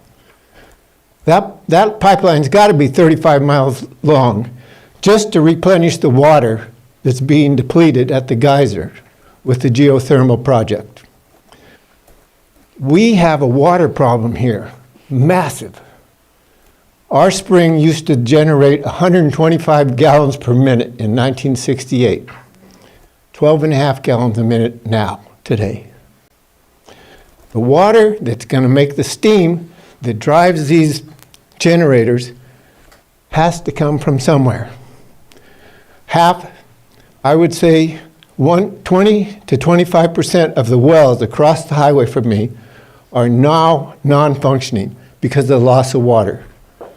They're not rebounding. This is not a small decision. This is not something you need to hurry into. They're going to be here. If they're making this money, they're going to be here tomorrow, next year, 10 years from now. We are ignorant. We don't know what we're doing with this project. They're in a hurry. Let them be in a hurry. It doesn't affect us. Their emergency isn't ours. It's not. We have power. I'm not a fan of PG&E. I fight with them all the time. You can wrap up. Okay. But what I do know is they've spent millions of dollars to repair the damage from fires they didn't cause. They're standing by us best they Sir, can. if you could wrap up, please. They are failing. What was your name? They're trying. I'm Norman Kimes, K-I-M, Mary, E-S. Thank you. I forgot that. Thank you. Sorry. Any other public input or public comment? Good morning, Board. Weston Seifert. I have the Saw Shop Public House in downtown Kelseyville. I spoke at the last board meeting. So I am in favor of Sonoma Clean Power. I think there's a lot of really important things. I hear previous speakers say, you know, we have time to wait. You know, they're going to, you know, take something that's ours. And I don't necessarily disagree with any of that. I do believe we have urgency. So I agree that we have something that they want. That's all very true. My point is, we haven't done anything in 20 years to move anything forward. This is our first opportunity in 20 years to give the citizens of Lake County a choice. And I agree, we need to craft the best deal for for your constituents. That is absolutely true. It is, recent conversations that I've had, it is interesting to me that we do not have an energy policy committee for us to be able to create our own destiny. I haven't had a chance to talk with Ben, but one of the things that I heard at the last meeting, and I have to confirm this, and you can all correct me, but what I heard was Lake County has the second highest power rates in the country. That is what I heard. I can certainly be corrected, but that's what I heard. That is amazing to me. We need to, if we have a willing partner and we have an energy committee policy or an energy policy that protects Lake County, think of the things that we could do. Think of the power programs, whether it's solar, wind, maybe it's the geozone, I don't know. I'm not smart enough for any of that stuff. But how do we support our constituents?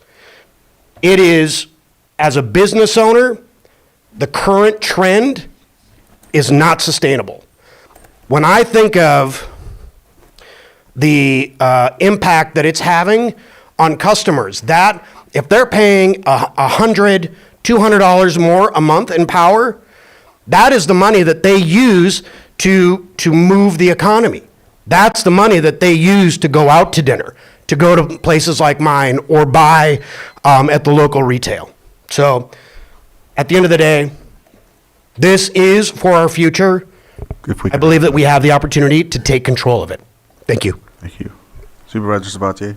I just want to respond, and I'd love to get correction as well. I don't think PG&E makes specific requests to the CPUC on a per-county basis what the rates will be. They set rates for their region. And so this is not Lake County has maybe a unique situation for PG&E where we don't have natural gas and electricity because those prices do change during the winter and the summer. But we do not have a specific rate that makes us the second highest in the state. And I'd love to be corrected if that's not the case. Next.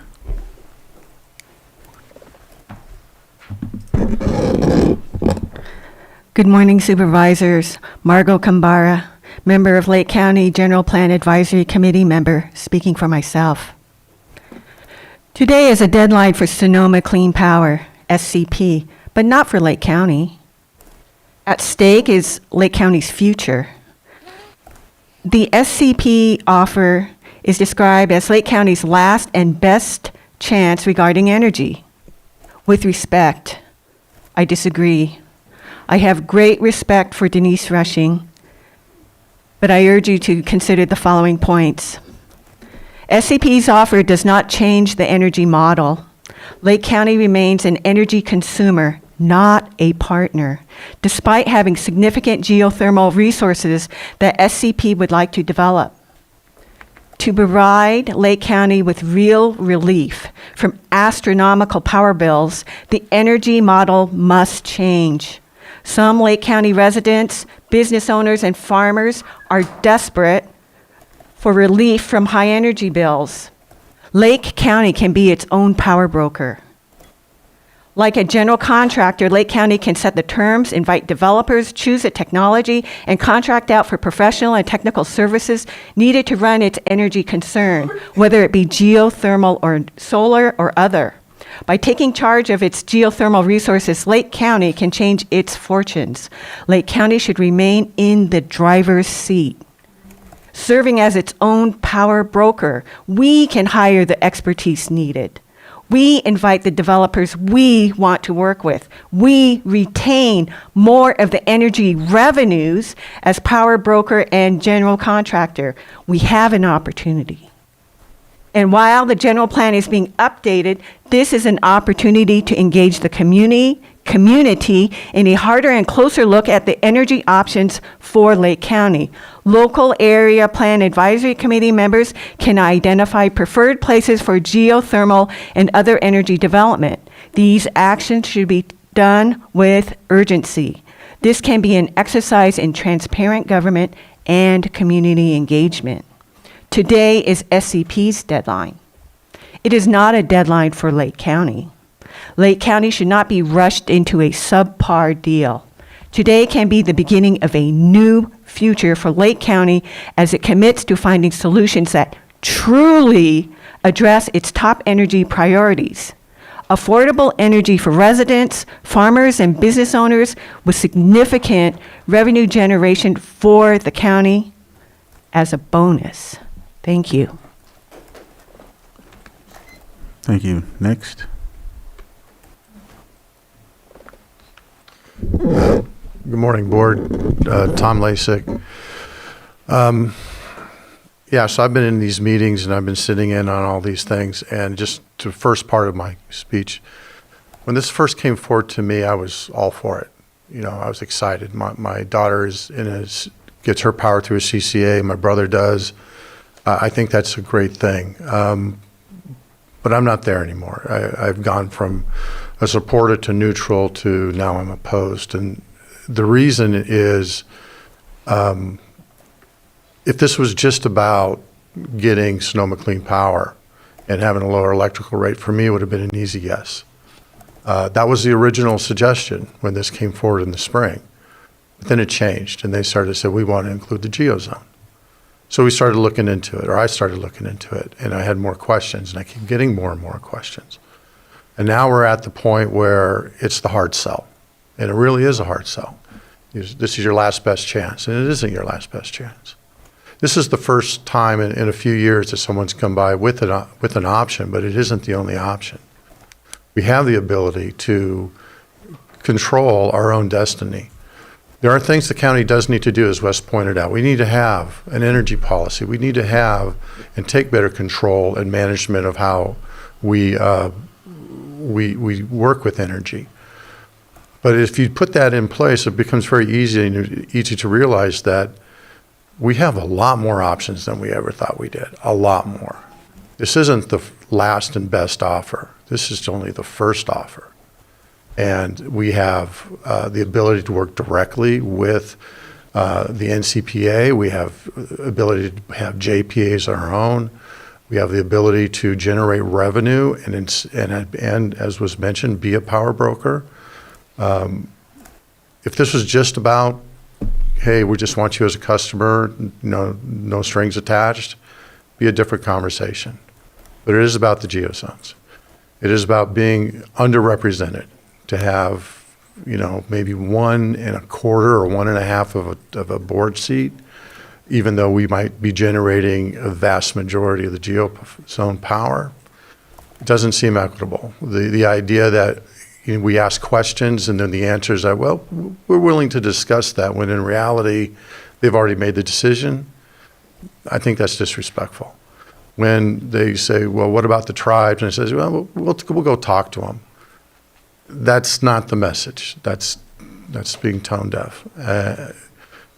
We as a county can do that the way we want it done. We can bring people to the table that we want to bring to the table, the way we want to be represented. This isn't the only option. I think Sonoma Clean Power started out fine, but then messed up. But thank you. Thank you. Is there any other public comment on Zoom? Mr. Comstock, if you can unmute, you'll have 3 minutes. Good morning.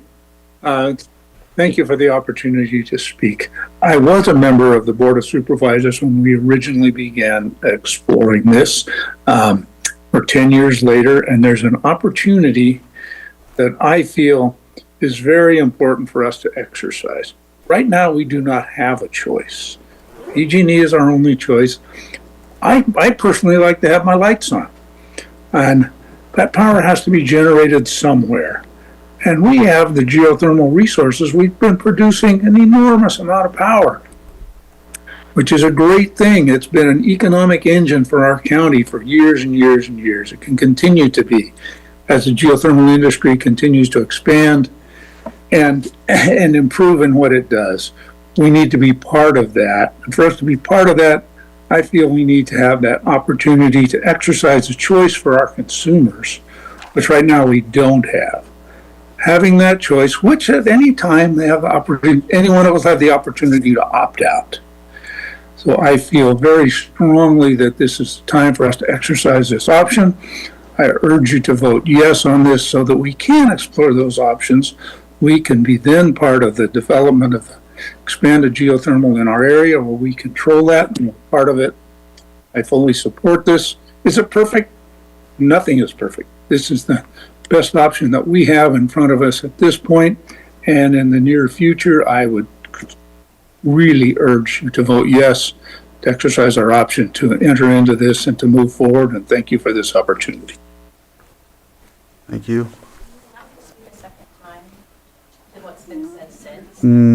If that happens, we'll be opening it up for consistent back and forths. So next, if we have another. Guest.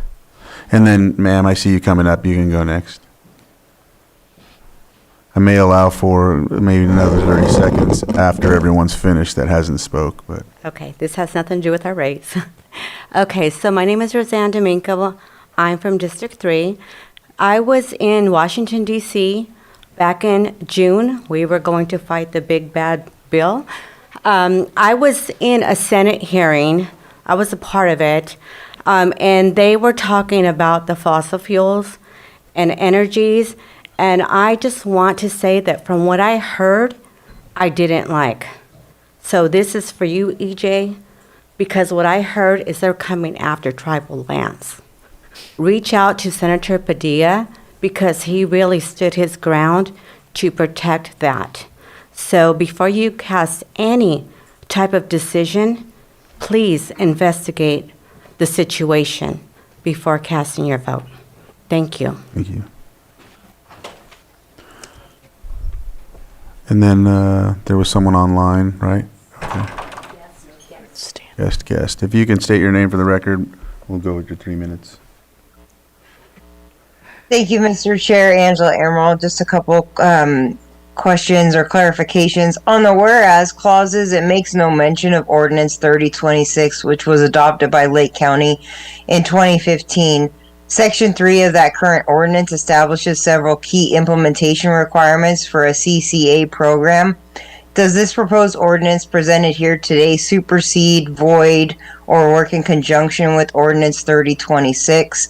Regarding tribal engagement, on multiple occasions, when questioned about tribal engagement, Sonoma Clean Power CEO Jeff Cyphers asserted that there is no legal mandate for outreach and criticized state regulations for this gap.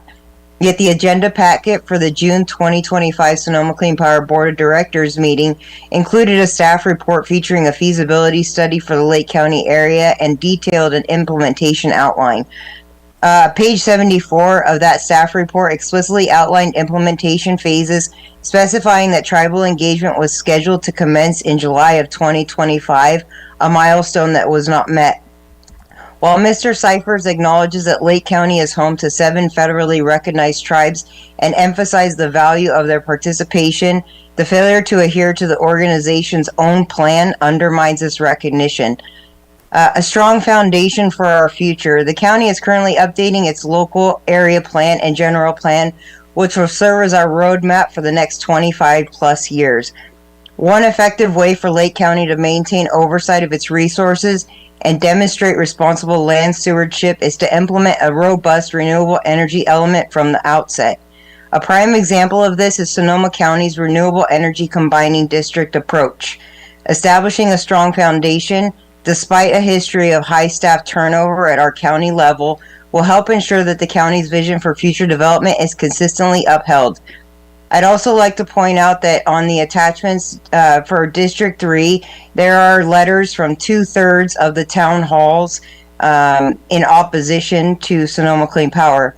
For these reasons and others, I would respectfully request that the board take a step back and deny Sonoma Clean Power's offer today, or request a 1-year extension of their offer. Thank you for your time and consideration. Any others on Zoom? All right. How many people would want to speak for another 30 seconds? Yeah, I think that's quite a bit. We're going to go ahead and move forward from there because it'll just continuously spur. I think everybody's got their points across. Let's go ahead and move forward from there. If there's no one else, we're going to go ahead and close public input and bring it back to the board for further discussion. Supervisor Sabatier. I'll get it started. I guess I think there needs to be a reminder. I feel like there's either some misunderstanding. We invited Sonoma Clean Power in the first place. We went back and asked them to do a feasibility study. I had to look it up because I didn't remember the exact date, but it was in April of 2025. We approved to go back and check in and see what was possible. So to me, I'm not going to disagree that there's certain parts of their presentations that I don't agree with, how it was presented, but they are not coming here as salesmen. They are coming here as invited guests to respond to our requests. And I think we need to be clear on that. I'm also feeling that there's some language of nuance that's being used. There's really no competition between the CCA and PG&E. PG&E is getting out of the generation market itself, almost entirely out of the generation market right now. They're buying contracts to get the energy that they actually provide to you in your distribution lines. Joining a CCA probably makes their life easier where they don't have to have as many contracts in the long run. So I don't see it as competition. So the idea that it's going to hurt PG&E, I don't see that being true, because they're not losing you as a customer. They're still giving you the electricity to your house. That's their job still. That's not changing. Because I hear a lot of words, I think it was the Chamber of Commerce we received, that provide electricity to us. No, it only generates, it doesn't provide. And I think words matter for the specifics of what we're talking, because it's a complicated subject matter. So right now, last we heard, I guess it probably changes from day to day, month to month. It was down to maybe a 0.5% less than what PG&E as a bill by itself. That was a difference that we were told you would save on your bill. Now, if your bill is $3,000, that's still $15, and let's admit $15 is money we would all love to save and keep in our pocket, so that does matter. I think a choice is amazing. That choice is not the changing of your bill, it's just changing where the generation is coming from. But I will say, I don't feel I have a choice necessarily in front of me. I just have Sonoma Clean Power because we had a relationship from the past. We wanted to ask more questions, and here they are. But I know there's other CCAs. I think today is not a day to say yes or no. maybe if there's a yes, then we move forward with that, but I don't think there's a no. There is absolutely no way there should be a no. There should be a continued conversation of how else can we continue to find a way to reduce the energy cost overall for our communities. There's other neighboring CCAs that we can have conversations. Some have approached us. We just haven't gone full bore into the conversation. And I would love to open up those conversations. And there's some reasons why I would love to open up some of those conversations. One of them is I can't help, maybe I'm being petty, but I have issues with Sonoma Water. And I feel weird joining a JPA where they are one of the two parties and we are a participant, where on the other side we're dealing with them in a indirect but yet direct way through FERC because they've made a deal with PG&E and we're fighting that situation.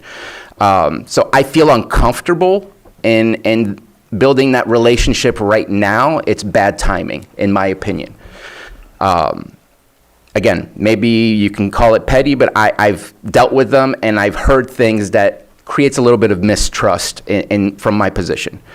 And then there's, I mean, we really skipped over item 5.10. In 5.10, we joined a JPA made up of Sutter, Nevada, Yuba, Colusa, Lake, other cities, and we got an equal vote automatically in that JPA. We didn't have to negotiate. We didn't have to fight. We got an equal vote. We're not being offered an equal vote.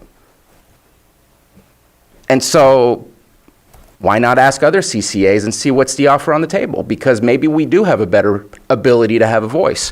The whole geozone to me is a little weird because right now the state governor is really pushing for geothermal. Geothermal is going to happen whether or not we join this geozone or not. I met with a hydrogen group not too long ago. I'm meeting with another geothermal group tomorrow.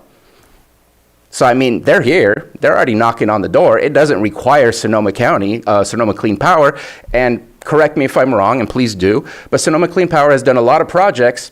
They've probably done projects outside of their membership areas in order to generate electricity. I'm getting a nod. So you don't have to be a member to get their projects in your community, just like we didn't have to have the Maha people be part of a membership to do their project in our community. So I feel like there's a lot of push right now, and I mean, horrible term, but this is a 20-year, if not lifetime, so far for all the folks that have joined them. Nobody's jumped out. Lifetime relationship that we're here to build. To me, it's somewhat of a marriage, and I'm just not willing to jump into a marriage with the first person I lay in bed with. So I would love to open up the discussion and see what else is available, because what I see gives me pause and hesitation. And I appreciate Mr. Cipher for being open for me to be sincere with him throughout our discussions. It's not an issue with Jeff Cipher. It's not an issue with his board.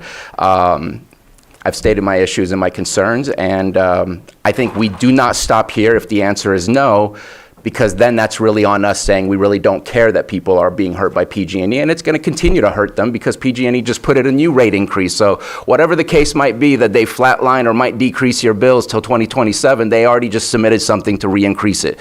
So don't worry, it's going to keep going up, unfortunately. And that's not going to change your bill all that much. You're going to save between what we were shown, between 0.5% to 7%, depending on the year, and 2 years out of 8 so far showing that it actually can be higher than PG&E. And I will say one last thing.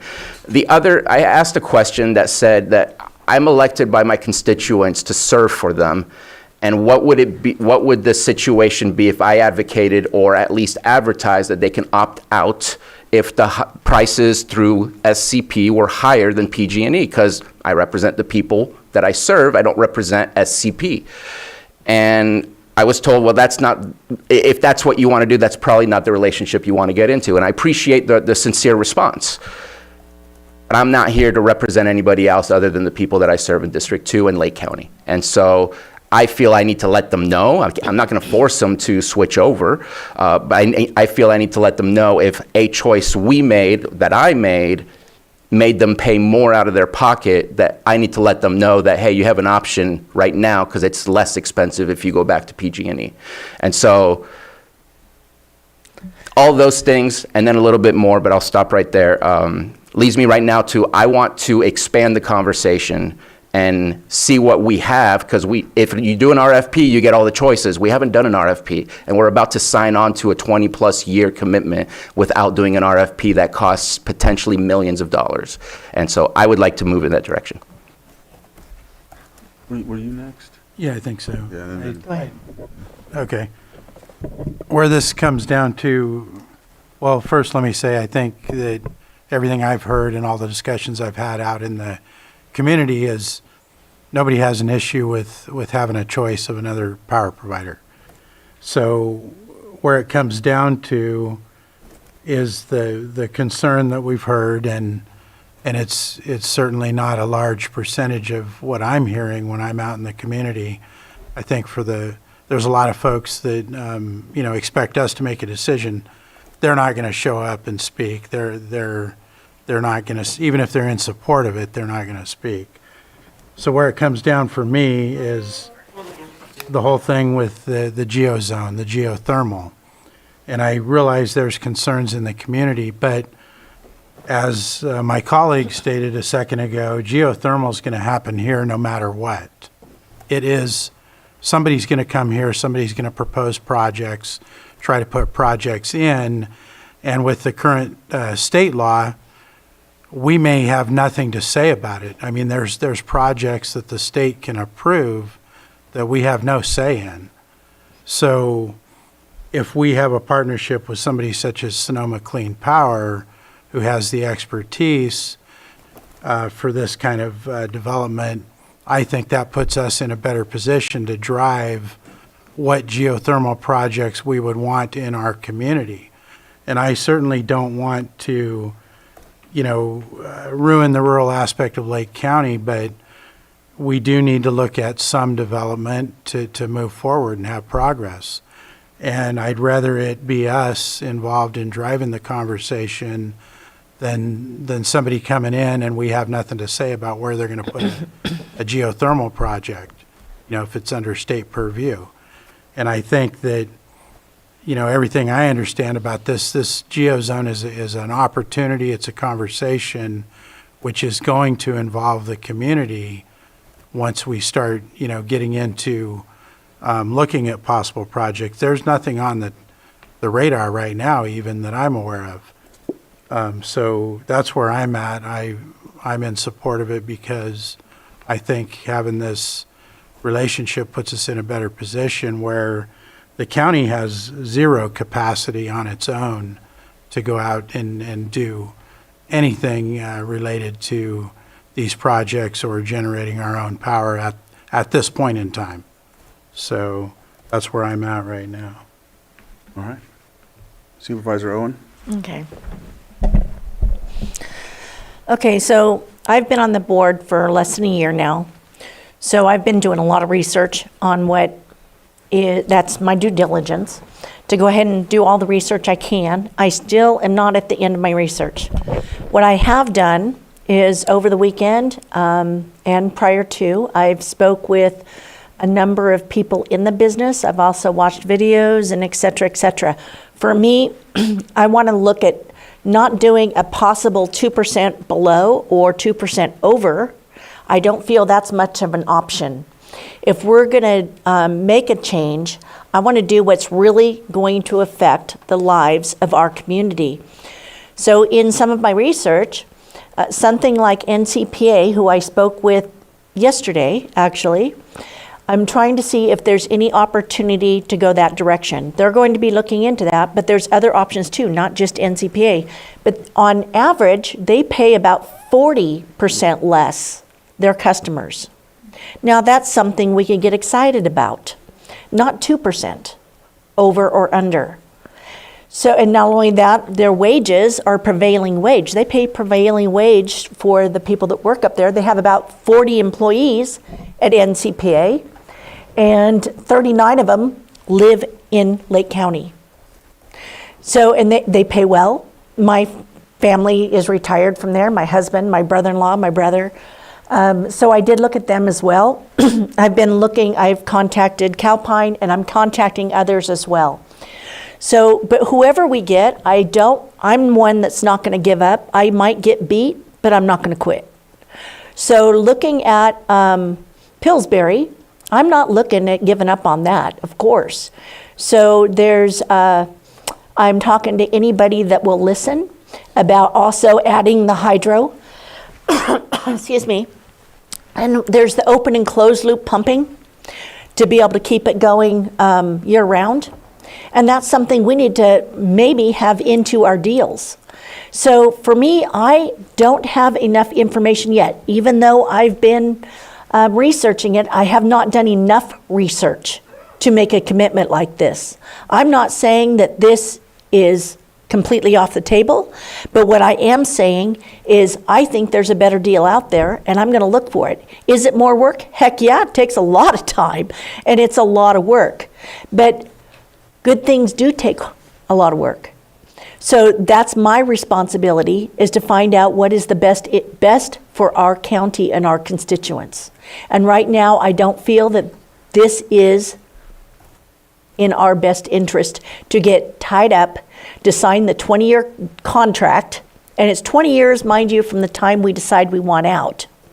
So I don't want to hinder what else might be on the horizon. Am I for power? Absolutely. My family has all been in the power industry. My dad was retired PG&E. My son currently works for PG&E. My husband was is retired from NCPA, as I said, as well as my brother-in-law and my brother. So I am all about the geozones. I'm all about power. I'm all about hydro. I'm all about saving Lake Pillsbury. So that's where I am looking, to look for a partner that can maybe help us with that. It's my responsibility. I have listened to my constituents. As a matter of fact, I think it was Norman that was up here. I don't know if he's left or if he's still here. And you are one of my constituents, and I'm listening. And you're not the only one. I did ask that Sonoma Clean Power go to the town hall meetings and speak to people. And I thank them very much for doing that. I actually spoke with, I'm sorry, your name, Jeff? Yeah. This weekend as well. And let him know where I stood. It's no secret where I stand. I have talked to constituents. I've had a few constituents that were for going that direction. They want an option. I've had others that were opposed to it. I spoke with people in Sonoma that have Sonoma Clean Power that said that they're actually more expensive than PG&E. So I'm just not willing to do the commitment with the long-term contracts if I'm not sure that we're getting the best deal that we can possibly get. So that's where I stand right now. All right. Supervisor Pyska? I'm really glad that we heard from so many past supervisors, because this is a conversation that predates all of us on this board. We also, for the public's awareness, heard from past supervisor Ed Roby. This work has been in progress for a long time, well over a decade. So for some people that are just kind of tuning in or didn't know this work has been going on for a long time, it does seem new and it could seem rushed, but it's not. And years ago, when Sonoma Clean Power came and asked us to join the geozones, this is exactly what we asked for. We asked for service to be provided here, and we asked for a seat on the board. And this, and then coming back this spring to do the feasibility analysis, again, was an invitation from the asset we made before. I think that, the conversations with PG&E, Supervisor Spontier, you nailed it. They are going to stay in distribution. And I think the difference with the city of Healdsburg and NCPA is that we're always going to have to pay PG&E distribution. And that's why our overall savings would be so low, is because the distribution side is very high. And that is what the new increase is being requested for PG&E, is to increase distribution, because there's a lot of potential revenue to be gained by undergrounding, by vegetation management. I just found out there's a new massive tree cutting operation happening in my district yesterday. So PG&E is going to be very well funded for a long time on the distribution side.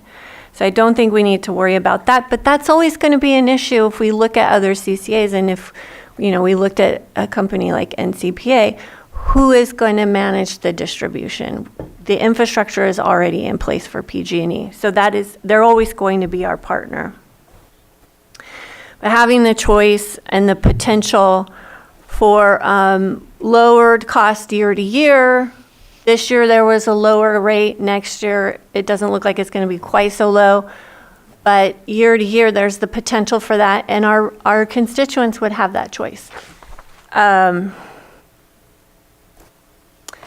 We heard our legislative update, and we heard about the costs, the daily costs for our residents going up. Food is more expensive, resources are thin. I don't know if you all know this, but the FAIR plan is asking for rate increases, which in my zip code, 95426, they're asking for a 43% increase on the FAIR plan. And all of our zip codes are going to see very significant increases. And so we look at all these compounding costs for our residents, it is crushing, and it will continue to crush. And so if we were to join this, maybe the first year or two, it's not a significant saving. Maybe it is if we are able to produce more energy here. And that is what this geozone opportunity is. It's looking at opportunities. Right now, there could be a developer walking right up to the window upstairs, bringing an application in to develop something without our input. We have the geozone, we have input on that. And we also have final say. It's still going to go through our land use authority and permitting. So, you know, this is a really good deal. It's not a perfect deal, I will grant you that. But we have been working on this. The collective we, all of us that have been sitting on this dais for over a decade, have been working towards this goal. And, we could say, we could kick it down the road and say, maybe we'll get a better deal, but maybe we won't. This is the deal that we've been working on for a really long time. I think we just need to make this decision and move forward. Just want to say I appreciate you guys putting me in the position to have to be the one to make. Let's just be open here, right? It's so I like that you mentioned the 3 supervisors supporting it. I think that speaks volumes. I also have 3 town halls. Although I know 2 letters came from the town halls, I'm pretty sure that, I don't know, Jeff, did we meet with Central Region Town Hall, Lucerne? Yes, we met with them as well. I know that there's been some struggle with their meetings because they meet on a Monday. It usually falls on a holiday, so I can't say that they would support it or not support it. But in talking with folks, I've had, mixed discussion there. So still, town halls are put in place for my district so that I can get a feel as to how people and how folks at those town halls decide. Of course, not everyone goes to those. I heard that loud and clear from different supervisors and also other folks that I've talked to. With Potter Valley project, I know we discussed that in the special meeting town hall, and I did appreciate Jeff and the group saying that they would look into that with our lead, of course. I think what scares me about that is, I think you mentioned Sonoma Water. Not that we've had the best relationship with them. I think there's times we've worked okay with them, but most of the time it's been, we haven't really had a voice. So I'll just leave that there. And I know that, as Supervisor Sabatier said, there's a connection. Tribal engagement. Now, I did notice on the 25th that there was, or in one of the meetings, July 25th, it was stated that there would be some procurement to work with tribes.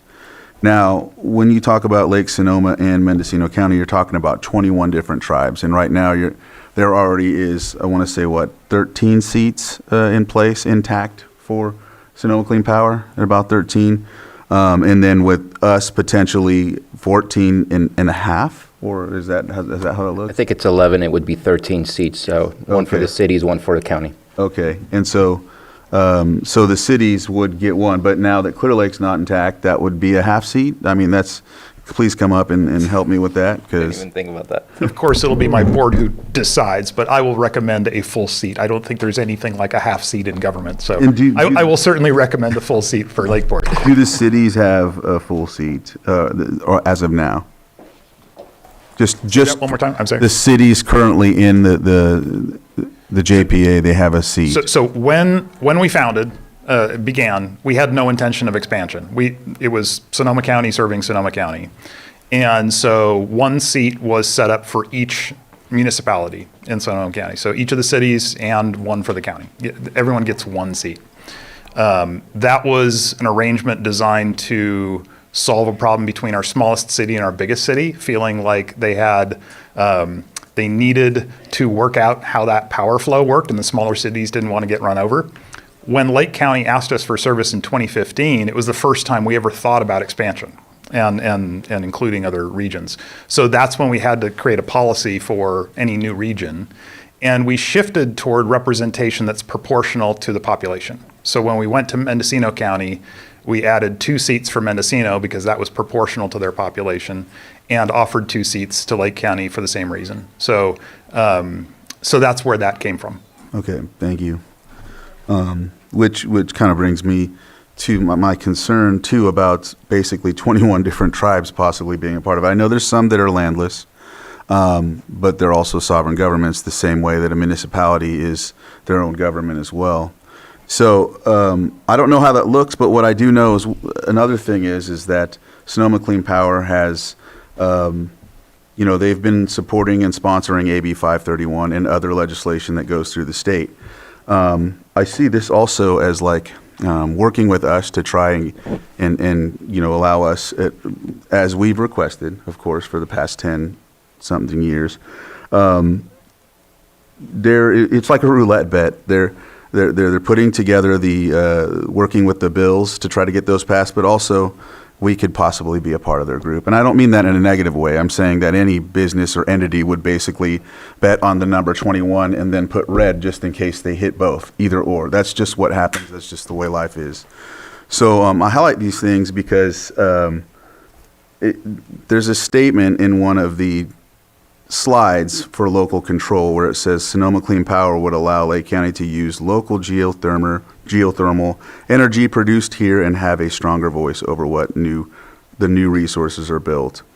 And to me, it's also one of those things though where in one instance they are pushing for for these bills to pass which overrides local authority, but on the other hand, telling us that they wouldn't do that. So it's one of those things that kind of make me wonder. But at the same time, we're threatened with it regardless. It's going to happen. That's just where the legislation is as of now. I do appreciate one of the statements made by one of the gentlemen that spoke was, what have we done in the past 20 years? Mm-hmm. I look at that, and I also look at the statements made by other folks that say, what can we do together? How can we do this together? So to me, I'm looking at that in a way, I just don't see who's going to do that. I know we can put something together, but in the meantime, while we're putting that together, what happens while these other groups have the opportunity through state legislation to move forward? So although, I do like the idea of if there was possible, and I don't know if Sonoma Clean Power is willing, to give us more time to explore or look at how some of this legislation pushes through, looking at how there can be engagement with the tribes. And I think that's really what pushes me into the position. And I know it's not necessarily your fault. I think that's where it makes it difficult for me to decide, because they're sovereign tribes, and I understand we make the decision, has to wait till after after we make a decision so you can engage them. But there was already a plan in place to engage them before we had this discussion. So I don't know if kicking the can down the road puts you in a position to where, okay, you've had your opportunity, we're done, or if it gives us the opportunity to readdress it and see how some of this goes and look further into this. I don't know, can that be answered, or? Yeah, I'll take that one. I think it's never a shut door. I'll say our CEO's come up here 18 times now in the last few months to visit with your community and to try and educate you and answer your questions. And I think that demonstrates a level of good faith that I'm hoping, results in a decision today, because those are hours of trips that he's making up here. He's our highest priced person at the organization. He's our leader, and we need him focused on the work too.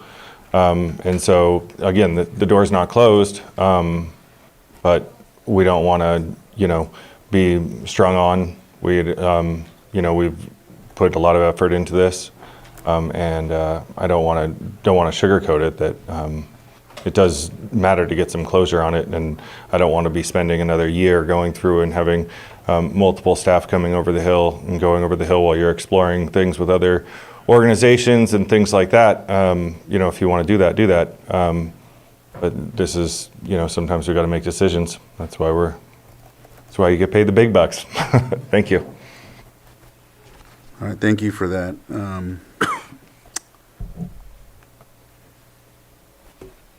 That concerns me a little bit, because either way we'll be engaged. Even if we, if we do make the decision, you're still going to be engaged in ensuring people come over here.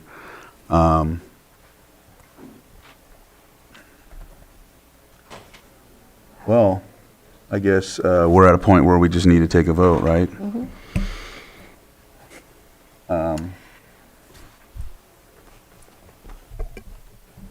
Just go ahead and vote, because I'm Well- just gonna. Go ahead.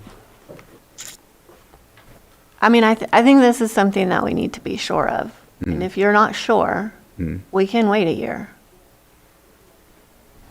I mean, it's the tribal engagement for me, Right. and then some of this legislation that's very important to me, and I feel like if I make this choice, and this goes sour, as a Native American, I've basically made the decision to disenfranchise even further, if that's the case, Right.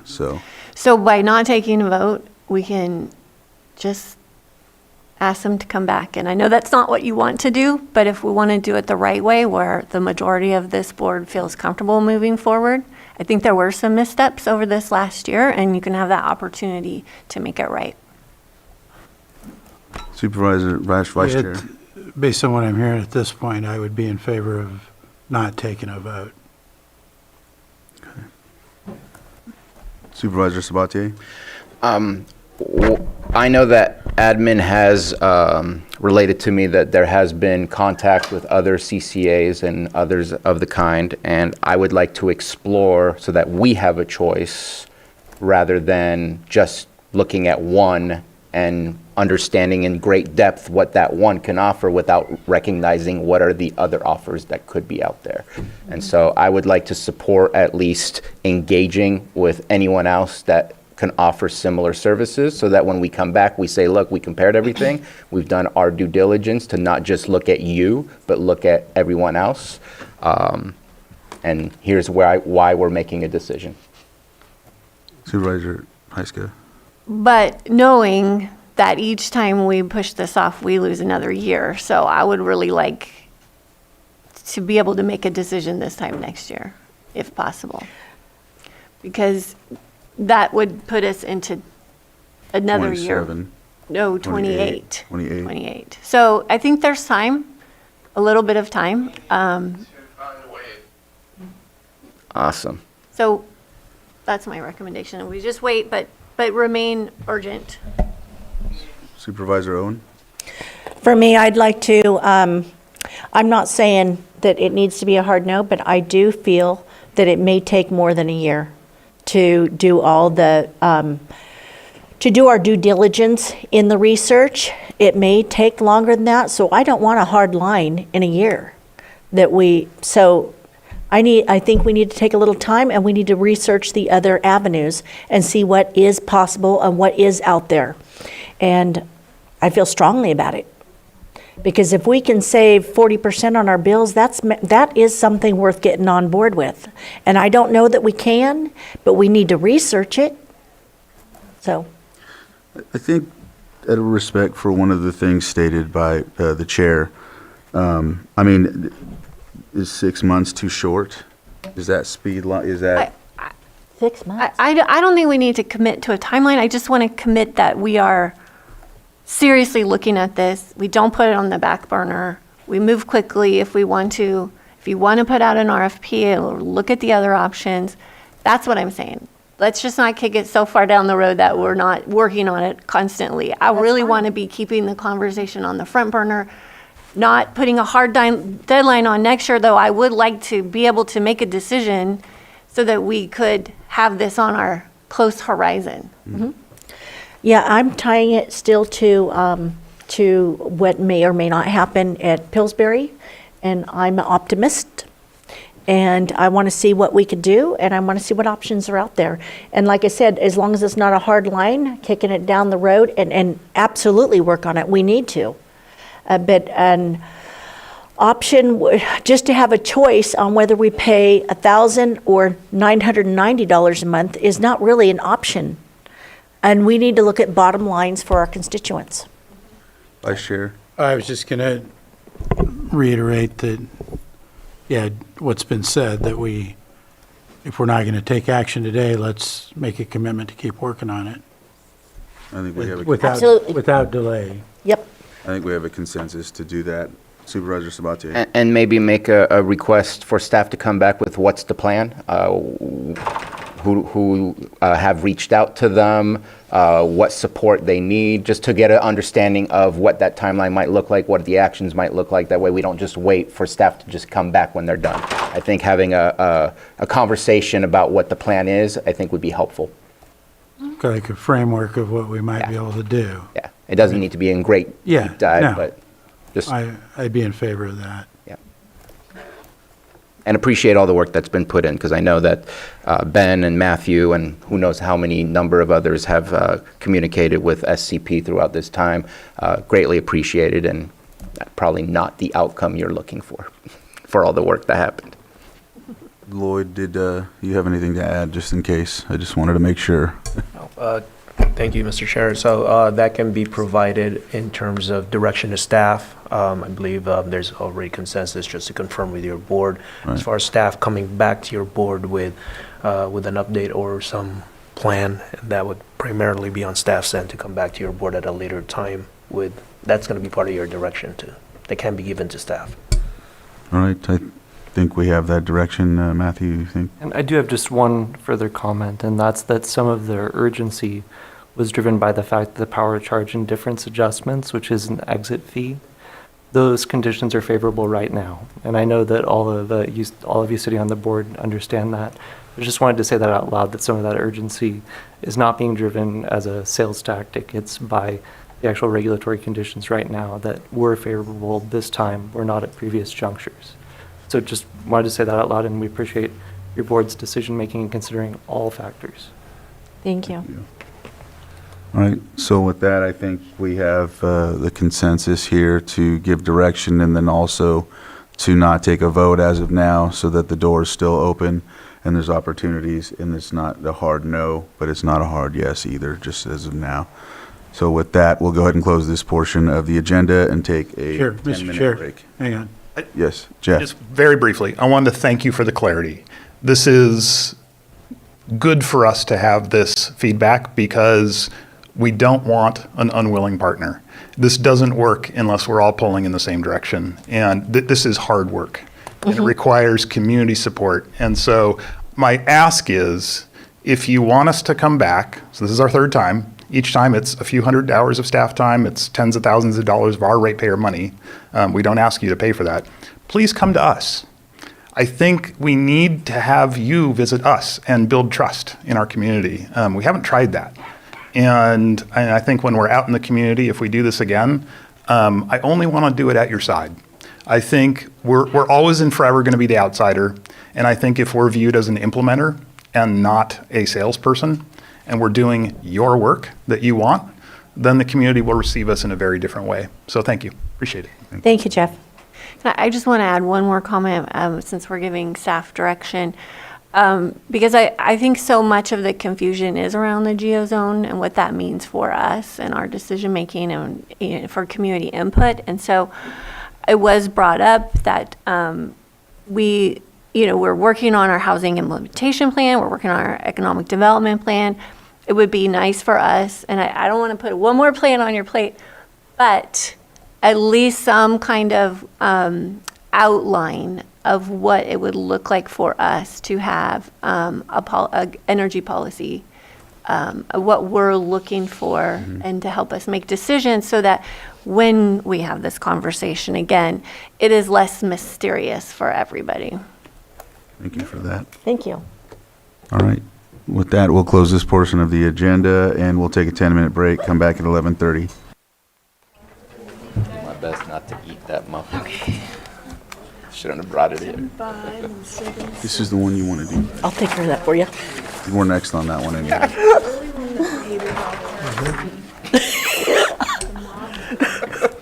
So we're on, so we'll move on to our 6.6 presentation by the Lake Area Planning Council on the wildfire preparedness and evacuation plan. Yeah, Mr. Chair, I'll quickly open that up. We're going to hear today from Faith Newton, who is working with our Lake Area Planning Council, and she's going to give us a presentation on this wildfire preparedness and evacuation plan. And Faith, if you have okay, we already had it, so turn it over to you. Thank you. Thank you so much, and thank you, Board, for the opportunity to present to you this morning. As mentioned, my name is Faith Newton. I work with a company called the Resiliency Initiative, and we were hired by Lake Area Planning Council to create the Lake County Wildfire Preparedness and Evacuation Plan. And it's my privilege to provide you an update on that project as we are wrapping it up for you today. So overall, our purpose and objective was to create this wildfire evacuation and preparedness plan, looking at identifying and mitigating risk, specifically around wildfires, looking at evacuation routes, communication procedures, and overall coordination protocol for the entirety of Lake County. We did this with advice and guidance through a technical advisory group throughout the entirety of this project, working with key stakeholders in the response mechanism as well as community engagement and involvement. The base and foundation for this evacuation plan is the hazard profile of wildfire risk for Lake County. We also matched this profile and overall risk update to the Lake County Hazard Mitigation Plan, which you actually will see a presentation on later today as well. So making sure that we're planning and aligning our planning procedures for the county with consistent data across our planning assumptions. First and foremost, we created a preparedness memo as we took this information in and understood Lake County and the jurisdictions we were planning for, the communities we were planning for, and created this memo. This memo is available on the Lake APC website. Within it, we took a look at the demographics, again, to understand the county, make sure we're looking at our vulnerable populations, where they exist, and overall the communities within Lake County. We took a look from different data sources to understand the demographics, how that breaks down, looking at, again, not only the hazards and that risk index at a county level, but as individual communities and jurisdictions within the county. We also did a survey, which is where some of our data comes from, to pull from community members and community leaders, and making sure we have that true data understanding, not just data points that are found in our report. As I mentioned, the survey, this was presented out to the community at the end of 2024. As we've been working on this for quite some time, we had 243 different respondents who provided us input, again, to really understand the community we were working with, not just a number and a data point on the screen. Those survey results in their entirety are an annex to our memo, also again available on the Lake APC website. And then that was incorporated into our overall recommendations that were presented with that memo of how we can maybe continue to improve the elements of evacuation planning and education and overall preparedness around wildfire evacuation in Lake County. Today, I want to give you a high-level overview of those recommendations. We had three major buckets that we looped those into, and it was emergency communications, trainings, exercises, and drills, and overall network improvements. You can see on the screen, and if you look at the entirety of that memo with the recommendations, we have kind of specific recommendations outlined. Those are also looking at, potential projects that could happen for Lake County. There's also recommendations of potential grants that could support those, and the need for those based on our assessment, again, pulling from all of the data that we worked through and the input from the community in the survey. Ultimately, our project was aiming towards the Lake County evacuation plan. We've had this plan out for final comment and final draft with our technical advisory group. It's been available on the Lake APC website, and want to present kind of the high-level components of this plan to you all today. Our plan structure is consistent with the Lake County Emergency Operations Plan, as it is not here to replace existing processes and protocols. This is an addition and an elevation, if you will, to the evacuation process. It is looking at that coordination and communication primarily from a response mechanism and the response agencies across Lake County and multi-jurisdictions. This really dives into different strategies and potentials. As we know, wildfires are not consistent. They can come from any direction and start at any location. And so therefore, evacuation has to be available to move within a framework. And this is a documented framework for Lake County to work through. Throughout this planning process and with the guidance of our technical advisory group, we do have key definitions that are consistent across our plan, the organizations and jurisdictions involved in a response, as well as those outside of Lake County. So when we look at California assets from Cal Office of Emergency Services, California Fire, and other municipal mutual aid partners that would be involved in a response. So defining those for an evacuation order, a warning, and when an order has lifted. So that way we're all working on the same language to understand that that order is that lawful decree to leave the area. The warning is the potential for the threat, with the order lifted being that formal evacuation order being removed from that area. Additionally, we talked through definitions and agreed upon the hard closure, soft closure, and a resident-only closure. This is typically looking at when you've had an evacuation and you're returning back to that area of the community, and making sure that the right people and the right groups are getting back into an area, and making sure we get, as in a hard closure, fire and law enforcement back in to make sure that that area is secure. Soft closure, we're getting critical infrastructure and utilities, residents only, making sure, again, we're working with the community to keep that consistent, not having anyone and everyone coming back after that disruption to the community and that evacuation. Additionally, this plan is built off of what is called Unified Command. Again, this is consistent with Lake County Office of Emergency Services and the Emergency Operations Plan. So every disaster starts local, which is why that this is based off of this, working between Lake County, Clear Lake, and Lakeport as your unified cities, and the unincorporated Lake County. So we have the jurisdictions coming together to make those common decisions around evacuations, looking at the authorities that are in place between the sheriff's office and local law enforcement in the cities. Overall, it is written for the operational area. That is more of a response technical term that is essentially referring to Lake County as a jurisdiction and all things within the county borders. And then that opens it up to support with mutual aid to other counties, state organizations and agencies, as well as federal organizations and agencies. Throughout this document and the plan, we went through and worked with our technical advisory group and these organizations to understand what those response actions are and looking through the different lead agencies, support agencies, and identifying those key activations and elements that are required for an evacuation procedure before, during, and also the return after an evacuation. Additionally, we worked through different evacuation strategies, such as intersection traffic control, coordination, phased evacuations, use of barriers, designated markers, high-low sirens. All of them have pros and cons and have different elements of when and how they can be implemented throughout an evacuation. And this plan details those in order to make those decisions quickly for those responders in the moment of an evacuation.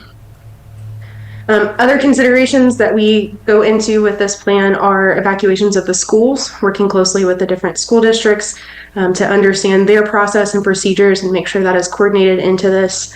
Individuals with disabilities and other access and functional needs, making sure we have considerations for those members of our community, and we're talking through the different resources that are available or would quickly need to be requested in an evacuation, as well as evacuation for animals, including small animals that are part of your personal family that you're evacuating with, to large animals and livestock, working with the agricultural pass and how that is a part of the evacuation process when it comes to large animals in the county. Other components that come tied in directly to an evacuation is the agreement on a temporary evacuation point. So this is when you are getting individuals out of the immediate area to what we call that TEP, temporary evacuation point. That point is not necessarily, it is not, as you can see in the definition, a shelter. It is getting them out immediately and then getting them to another resource area, which would be a shelter most likely, or other resource centers or resources available to them to get out of the area and then have what we call wraparound services, food, water, shelter for that. So having those agreed upon language and terminology helps us have a conversation in the moment to understand where resources are going and who's responsible for those services at each location. As we get through the plan, we also have a quick action checklist. As you can imagine, there is a lot of components that go into evacuation planning and that response. So this response document is technical, it is large, and so how do we do that very quickly? We have this checklist for those responders to be able to essentially grab and go as a good reminder. And then we have evacuation maps that were created as part of this project. One note with evacuation maps, I'll come back to those in a second, is also, as we've mentioned, wildfires can move from any location in all directions. And so it is not, if you think like hurricane or tsunami type of evacuation where it's always pointed in one direction, these are proposed evacuation routes recommended because you might need to go north one time and south the next. And so identifying with that flexibility, but creating awareness to those routes and movements that are potential for an evacuation. Additionally, we work through components that could come to an evacuation around additional contingent routes that need to be created or identified in a specific evacuation, alternative fuels, and what would that potentially look like to make sure we have the ability to continue to move and flow traffic and people out of the area. As well, in the world of emergency management, we like a lot of acronyms, and so trying to simplify this document but also keep it aware to all those who are taking a look at it. The other piece of this plan and part of this project was preparedness, and so how do we continue to make sure the community and those who are in Lake County know what to do in an evacuation. There are three main pieces that we worked through as a part of this plan, but also communicated throughout our different presentations with public outreach and public meetings that we've had throughout the course of this project to know your zone, make a plan, be informed. So today I will go through that very high level, but I do encourage each of you who are there today and participating and seeing this information, please make sure you're also doing this because that's what makes this plan effective. Know your zone. Lake County uses Genesis Protect and has actually done a very good job of how they have outlined their evacuation zones because there is logic to the naming of these. Each zone has a 3-letter indicator. It's going to give you an idea of where you're at to local communities, and then the numbering starts essentially at the north part of the county and works its way south. So even if you didn't know what MNF evacuation zone number 24 is, it should give you an idea that that's in the Mendocino National Forest towards the northern part of the county. You can find your zone by going to the Lake County Sheriff's website, the Office of Emergency Services, or going to genesisprotect.com and typing in your address or your location. The Genesis Protect gives you information when there is a fire, so it can show you the radius of the fire, the percentage contained, if there's any specific information to that fire, and also tied to the zones, if there are any zones. Please note this is not an active fire. This was taken from August of this year. It also is going to give you any closures. So at the time this was taken, Mesa Drive was closed. And so if you were in this area trying to get out, this gives you information to be able to move outside of that zone and move through this with knowledge ahead of time coming to a closure. Ultimately, each individual is responsible for making their own plan and understanding their own needs and resources. And so part of that is knowing what those potential evacuation routes are. As I mentioned, we identified potential primary, potential secondary routes through this planning process and through our mapping capability. You can see those at a high level here. And then went through from a community standpoint, looking more at those potential secondary routes. Just real briefly. Yeah, I have a question. Can you go, because I was just looking at the map, and I don't think that Butts Canyon is not highlighted as the additional way out of the county, is that right? It's listed as a secondary evacuation route, but it's not highlighted. Okay. And that was, just to clarify this, Butts Canyon Road? Yeah. Okay, thank you very much. I will take note of that. Okay, thank you. I think it's just Was there important to have every single route out of the county highlighted, if it's a secondary or primary route. Can I say Yes, something? please. On that issue too, because I was going to bring it up a little bit later, so thank you, Jessica.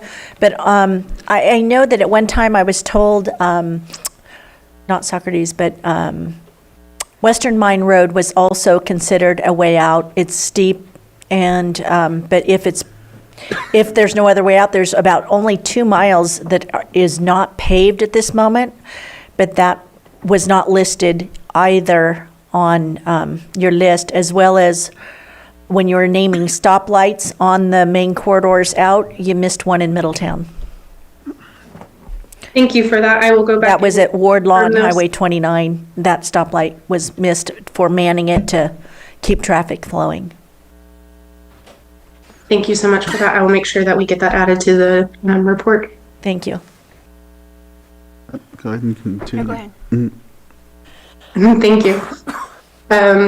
We did do our mapping also down to a community level to give those indications because it is hard to see at an overall county view. And so I know we received some additional feedback on some of the community maps. I will make sure that we review that as well and make sure those are finalized and updated as appropriate. Each of those community maps are attached to the overall evacuation plan. Yeah, I have a question. Can we go back to that last slide one more? Yes, ma'am. Yeah, so we spent a whole year working on the Soda Bay corridor evacuation plans, and it's very similar to this. But what I don't like is the area of Soda Bay being cut, kind of going in and out of maps. I know it's easy to do rectangles, but that is a really important evacuation route on Soda Bay Road, and it's put in the North Shore map. So I would like to see communities all contained in one map. There's actually a section where it's in 3 maps, and that is a primary evacuation route for that community. Thank you for that. I'm making a note of that, and we will definitely go back and take a look. All right. Please continue. And thank you for, looking at it and wanting to update some of the corrections and whatnot.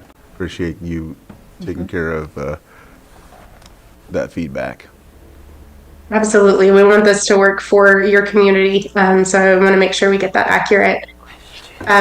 Last section on this was to be informed and making sure that we were highlighting those existing emergency communications and elements that are available to members of the community, specifically like co-alerts and the integration there with emergency messaging, emergency notifications, integrated public alert and warning, or known as IPAWS, emergency alert systems, or EIS.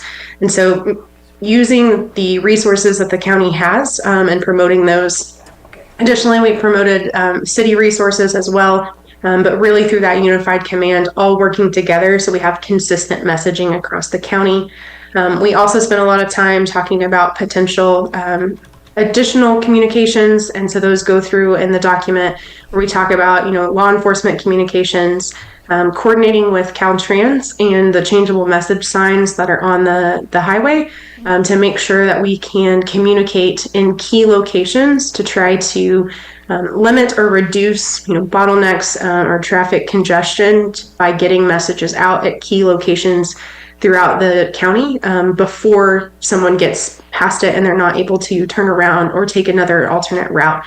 So we talk through those components as well as reach out to local businesses and talked with Lake Transit and their involvement as well in the transportation and communication around that component.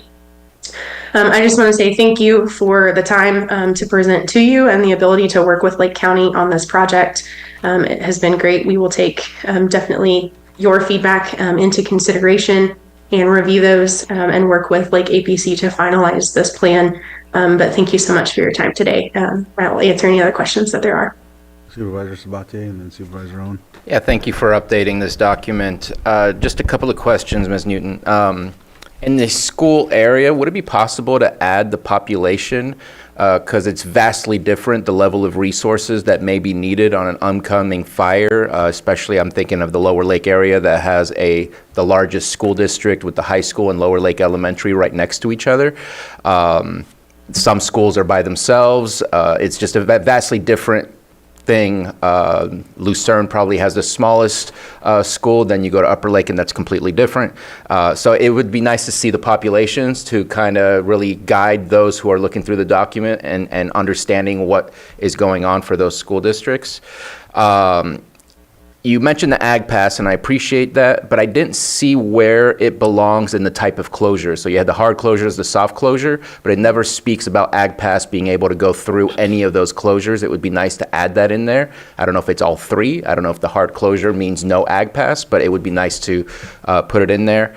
And then something just on the side, and maybe it's a horrible request, but to me, there's value in having this work done for wildfire preparation, but also do you catalog and have a list of roads that have kind of like a one exit only where it creates, because I mean, I appreciate that you have vulnerable populations. I'm looking for vulnerable geographic locations where then we can have a list of roads that maybe can help us get grant funding to do a secondary evacuation out of those areas. I don't see a list of that. I see only a list of evacuation roads, but not sensitive areas that we may need to pay attention to. Yes, and if I may, on the one way in, one way out access component, there is a tie and a connection to the safety element of the general plan and the work that's being done to create that component. We've stayed in contact with your consultants who have been working on that to make sure we're looking at that consistently. We also collected that information in our survey and provided that to OES versus necessarily in the plan, I can look at adding that as an attachment if that makes sense for the plan in its entirety. I would say as long as we have that list, that I think is the best thing. I don't want to put it so many places that it hurts people's ability to get insurance or anything like that. So I just wanted to make sure we had a list. Thank you. Helen? Okay. Well, you've done a lot of work on this, and I'm pretty impressed. You've done a great job, and I want to thank you for that. And I realize it's, you redo it every 4 years. During that 4-year time, could we add or alter it at all? Add to it, or is it the solid document until 4 years from now? My recommendation would be that this plan, as we turn it back over, will be with Lake Area Planning Council as a product for them. And then should be tied to and connected to the Lake County Emergency Operation Plan as an annex there. And then I would recommend that anytime there is, especially if you occur an evacuation or there's major changes, to do, a review and make amendments to those documents as needed in that time frame in between. Perfect. So it is a living document. It can change. Yes, ma'am. Okay, perfect. Because I know in the, let me see. I think Middletown has a fire safe council too. I've been to their meetings. I don't know if they're calling them the Anderson Springs, if that's what they're calling the Anderson Springs. So I'll have to check into that. The livestock passes, which I believe are on 13 and 41. We're working on that right now for some more resolutions in that area. So I'm working with OES and the fire departments for that particular issue, especially the large livestock. So that was primarily why I was asking. Oh, you had mentioned, which was a great idea, being able to, with the vulnerable populations and the people that do not have access to vehicles, if need be, you had mentioned school buses, the use of school buses to get them out. Is that something that the schools are aware of? Do they know about this? Is there agreements? And who would be driving them? Would it be the bus drivers or would it be county personnel? How does that work?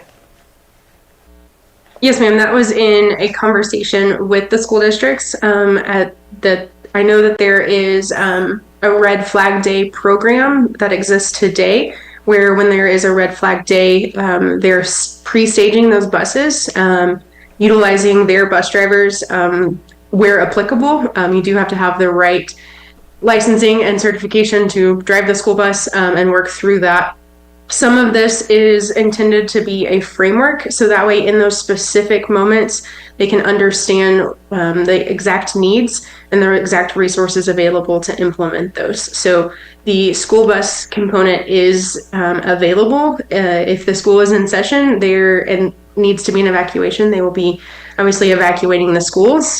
So there is kind of that balance back and forth between what is occurring in the moment versus what is potentially available and an option and opportunity.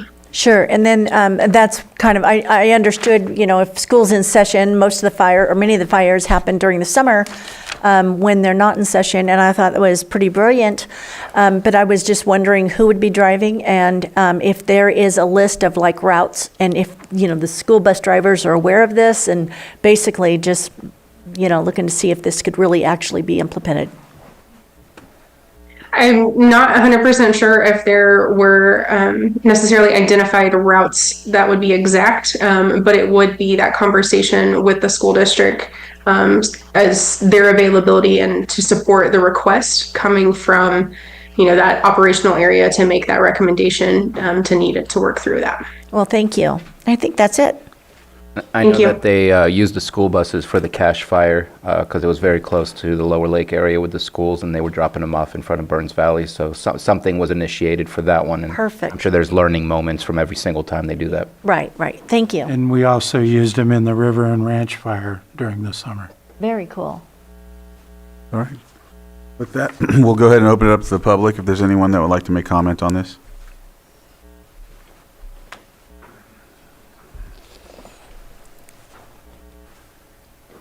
Tom Lasik again, just real quick, I support the idea of getting the secondary the secondary evacuations. I'd like to see maybe a progress report, since this report comes out every 4 years. So if you identify vulnerabilities, what changed from the last time to this time? So for example, if you had a map of all the one-way ins, one-way outs here in 2025, if we do this in 2029, how many do we fix? If you have a secondary evacuation route that's not 4290 compliant, how many did we fix in the last 4 years? You have all these plans have been going on for a long time, but I keep seeing the same things on the plans, but not necessarily a roadmap to get them fixed. So I would just suggest getting some sort of status update the next time this comes out, based on what we had before and where we are now and where we plan to be 4 years from now. Thank you. Can I respond to that really quick?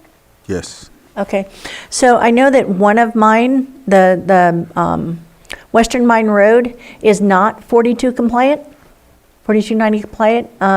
There are sections of the road that are 12 feet wide, and there's a telephone pole there, keeping us from moving it wider. But most of that is paved, and I would like to see within the next 4 years to have that completely paved where it was 42 compliant. Any other public comment? Any on Zoom? All right, we'll bring it back to the board and close this item, and we appreciate the presentation. We appreciate getting through this, and I don't know if you have anything. No, just thank you, Faith. Yes, thank you. Thank you very much. Thank you all. Have a great day. All right. So next we have our 6.7, public hearing.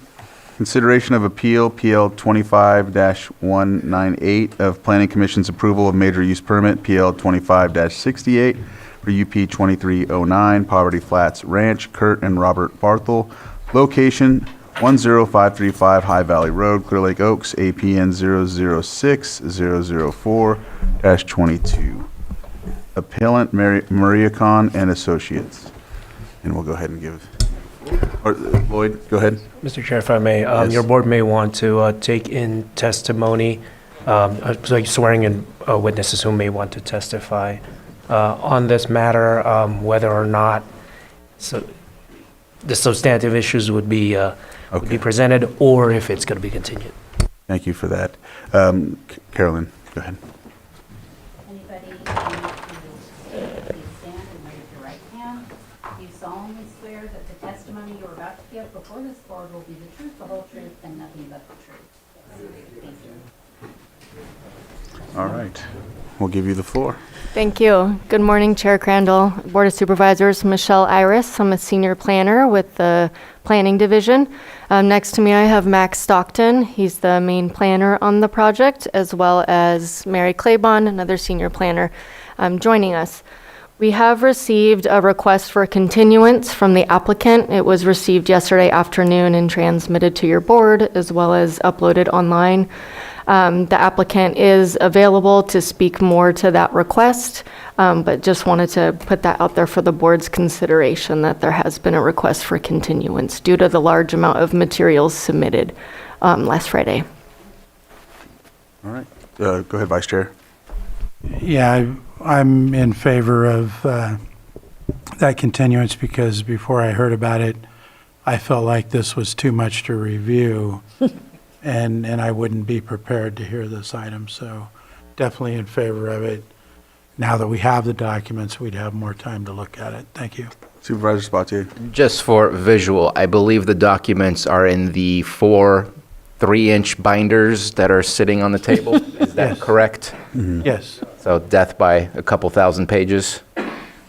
Supervisor Owen. Yeah, I concur with that. This was a pretty heavy agenda this week, and so, yeah, I'd appreciate the extra time. By the way, that meant I support the continuation. I guess you all feel better if, you consider it's in my district, if I agreed, and I do, so. And if possible, we were looking for a date and time certain. That's right. And so we have quite a few, let me see here, what do we got? We have 11/18, November 18th, December 9th, or December 16th. And the November 18th would be at 2 p.m., December 9th would be at 1:30, and December 16th would be at 10:30 a.m. Are we able to confer with the applicant which they would prefer?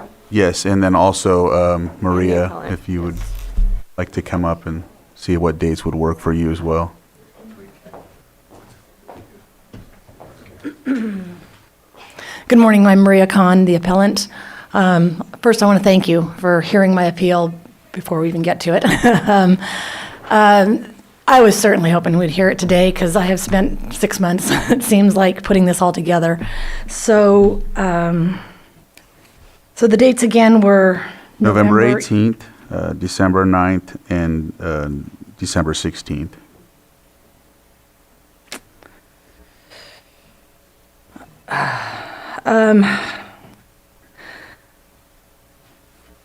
How many weeks out? 6. Okay, I would probably have to do something in December. For me, I book people on my client list 6 weeks out, so trying to juggle my schedule to, conform to a continuance would be a little difficult. So I'm going to say either the 9th or the 16th in December Yes. would work for me. Okay. There's one at 1:30, which is the 9th, and the other one's at 10:30. Just the other 16th is 10:30, so Either or? And then did you need to find out from the other party as Yeah. well? Okay. Yes, please. I would say either of those would work. I just need extra time to make sure my schedule's clear. All right, so I'll ask Thank you. the other party what date would work for them, if they're here.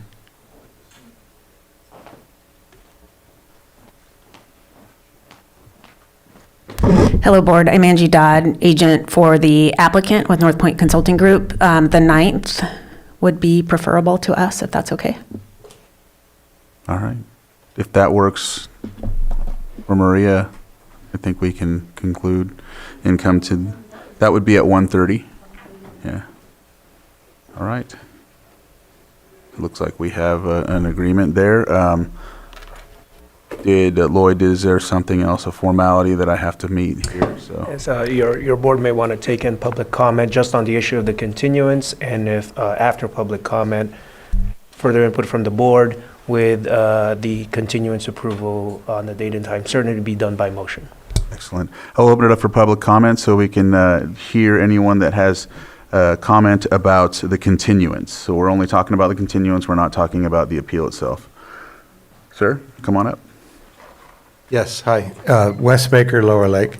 And I talked earlier, did let you know that I went to law school. I got a Juris Doctorate degree. I'm not a lawyer. I'm not trying to give anybody legal advice. I can't. If you guys need legal advice, there's your county counsel over there. But when I went to law school, I lived in Clear Lake Oaks. And for the whole 4 years that I went, my dream job was to be a prosecutor here in Lower Lake, or in Lake County, work for the county. Attorney, that's what I wanted to do, is I wanted to make sure that maybe a revolving door is kind of closed on crime and work with the sheriffs and the police. And my whole life has been dedicated to abiding by the law, whether it be federal or state. And in your continuance, which is great because hopefully you guys will read some of that stuff, maybe all of it. There is one letter in there from the United States Department of Interior that mentions that the access into this property at Poverty Flats goes through BLM land. And this letter is from the BLM on their letterhead. It's in there. And I'm just going to read one thing and then I'm done. I have a point of order that this is not about the continuance at this moment in time. We're not actually deliberating. We're talking about the continuance, yeah. So that would be getting into the actual appeal, so let's. Okay, well, I'm in favor of the continuance. I'm okay with that, but please read that because it mentions criminal And I don't want to see the county involved in a crime. Again, through the law school, the black and white part of it is that's called a conspiracy. All right. Okay. Thank you. Any other comments? How about, come on up. Tom Lasik, good afternoon. Yeah, I think a continuance is the right thing to do. It is a lot of material. We want the board to be impartial, neutral, fair, and it's hard to do that if you didn't have time to review all the material. So the process, even if it was, we actually provided it on Thursday, but there were technical difficulties with Granicus, so additional information had to come in later. But all the information was there, and even Thursday is a long time. So we recognize that it's important that you be a neutral, fair, and impartial, and you can't do that if you didn't have a chance to go through the information. It is a lot of information. Without going into the details of the appeal itself, we also want to make sure that the process is fair, and that goes to allowing you time as well. And then one of the reasons it is so big is because there's a lot of information there where the process isn't necessarily where it needs to be. So it is the whole of the project. It is not just a consideration of the property lines. So we do want you to take a look at it and review it with that consideration. Thank you. Thank you. All right, is there anyone on Zoom? All right, with that, we'll bring it back to the board, and it looks like we have a date and time certain. Do we need to do a motion? Yeah, we Lloyd? do. Okay, so, Mr. Chair, with that, I would make a motion that we continue this public hearing on Appeal PL 25-198 to a date and time certain of December 9th, 2025 at 1:30 PM. Second. so I have a motion and a second. All in favor? Aye. Any opposed? That motion carries 5-0. Thank you on that. We'll move on to our next item. Oops, I was already on that, sorry, 6.8. Yep, got it. Going through the pages, the links, sorry. 6.8, consideration of creation of a work group to discuss co-management of Clear Lake and direction to staff to develop a draft co-management agreement for the consideration of Lake County Board of Supervisors, Supervisor Rasmussen and myself put this one together for the co-management, and I'll let you go ahead and read this. Thank you, Mr. Chair. So, fellow board members, what you have in front of you today is a request for direction to our county staff to work on and bring us back a co-management agreement that we can look at to decide at that point if we want to approve it. Just with some background on this, last year, the state of California implemented legislation that asked their Department of Natural Resources to work with tribal governments and develop co-management agreements. So CNRA is actually now already doing that for work that they have with tribes, not only in Lake County, but other counties. And as you know, we also have a lot of work and collaboration going on with our tribal governments here with respect to projects on the lake. The Clear Lake has been our responsibility since 1973 when the state of California delegated that to the county under the purview of our Water Resources Department. And so with this co-management agreement, we're not proposing to give up any county rights or responsibilities or even make it a legally binding agreement at this point in time, but rather have it as a mutual pledge with involved entities, the county, the tribal governments, the state agencies, which are mostly going to be from CNRA, and basically have a pledge and a written agreement on how we're going to work together to manage the resource that is Clear Lake and the other, the whole watershed of Clear Lake, basically. So at this point, that's the request. There were some meetings that happened last year where this was discussed, and city governments were there, county agencies, tribal agencies, agencies of the Department of Natural Resources, and everybody was in agreement that this was the right path because it's so important. You know, Clear Lake is really our crown jewel, and there's a lot of things that goes on with it. We have the fish and wildlife resources. Many people use it as a water resource. It's also important to our economic development. So that's how it came forward, and it's my opinion that we're past due time to have a written agreement like this. With that, I'll turn it over to Chair Crandall for any further comments. Thank you, Brad, for bringing this forward. I know you came to the TIPO meeting that's held every month and ran through this item as well to talk about. And it is very important. I know that at times we'll work on specific projects, whether it be through any department or every department, and at times there's a difference in how the engagement with the tribe is. So we want to try to get this into a situation where it's a collaborative and consistent engagement with the tribes. And co-management is something that's been brought forward by especially in Sonoma County when it came to the Kashaya and their lands, working with the Sonoma County Board of Supervisors to get their actual ancestral land on the coast.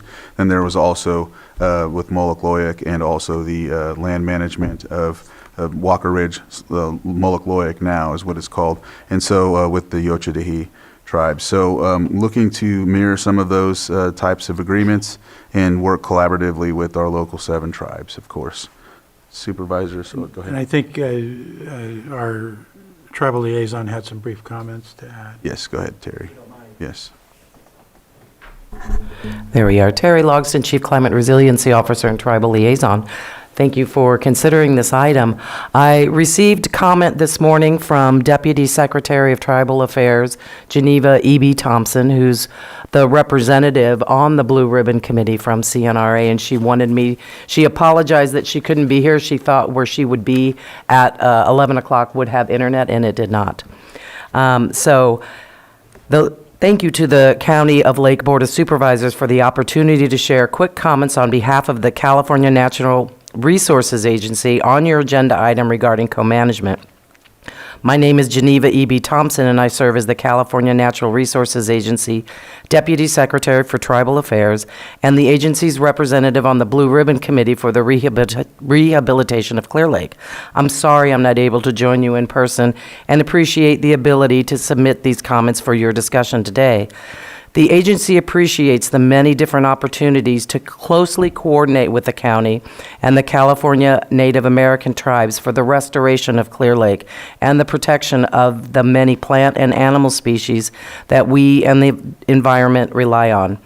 As we continue to strengthen our partnerships in this work, we see a lot of value in developing meaningful and durable co-management agreements and relationships with all of the governments tasked with the stewardship of the beautiful watershed of Clear Lake. Formal co-management allows governments to puzzle piece our collective jurisdictions together to ensure coordinated and streamlined timelines, processes, and funding to advance shared priorities. Many state departments are in early conversations with some of the tribes in this region on a co-management relationship, and we warmly welcome the opportunity to closely partner with the county in these conversations as well. Thank you for your consideration in directing staff time to participate in this work. We look forward to future collaboration opportunities.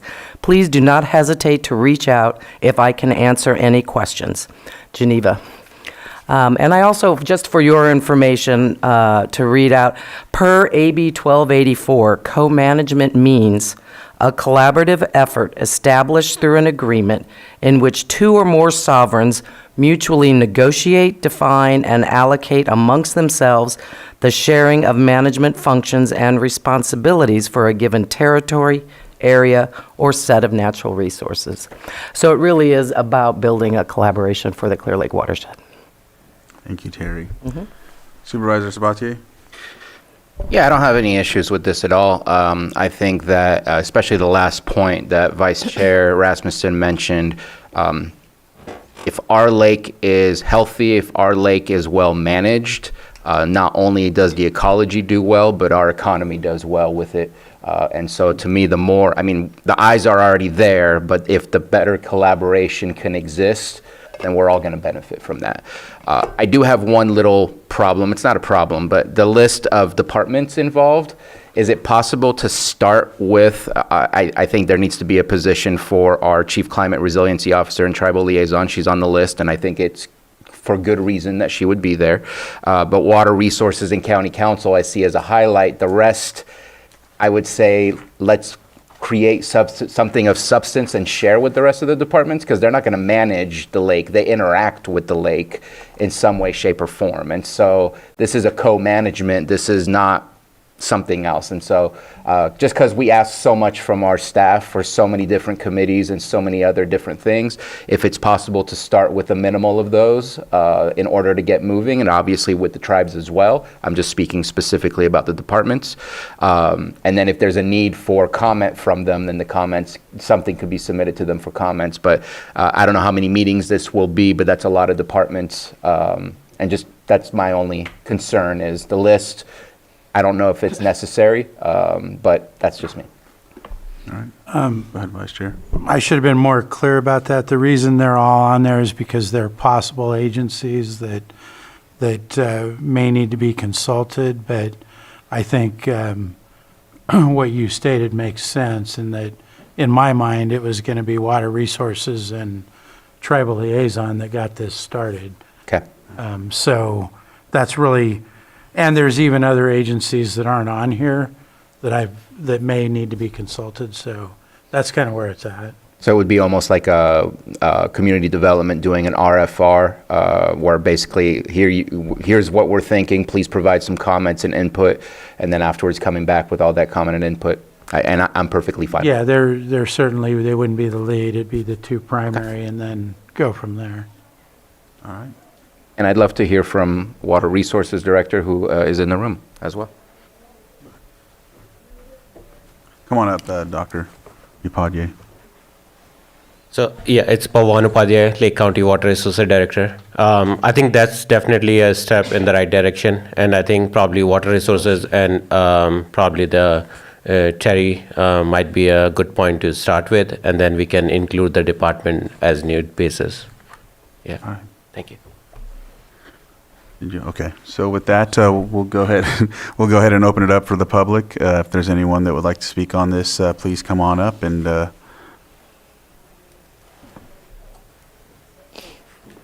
all right.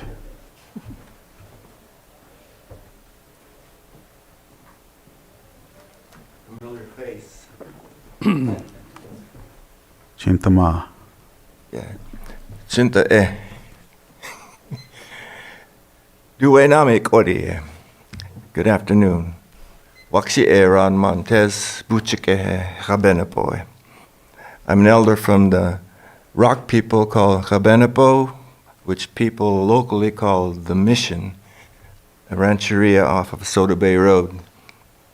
Original territories were at the state park, which we now have a MOU with them, and have regained some access to go and gather from our homelands, and also to visit some of our relatives who are still there in some of the areas that most people don't know. They're buried there. And all of the resources that are there, I go out and I speak to them and I sing to them. And so I'm re-establishing that relationship. That was only, I had to do it secretly before, but because we have an MOU now, I can go and do that in daylight, in the evening, or whenever I feel like it. And I appreciate that. The water that we're talking about, there still is issues with that back to the very beginning, where the Native people were left off the conversation and at the table when there was an agreement with Yolo County. that is still something that needs to be looked at as far as we're concerned.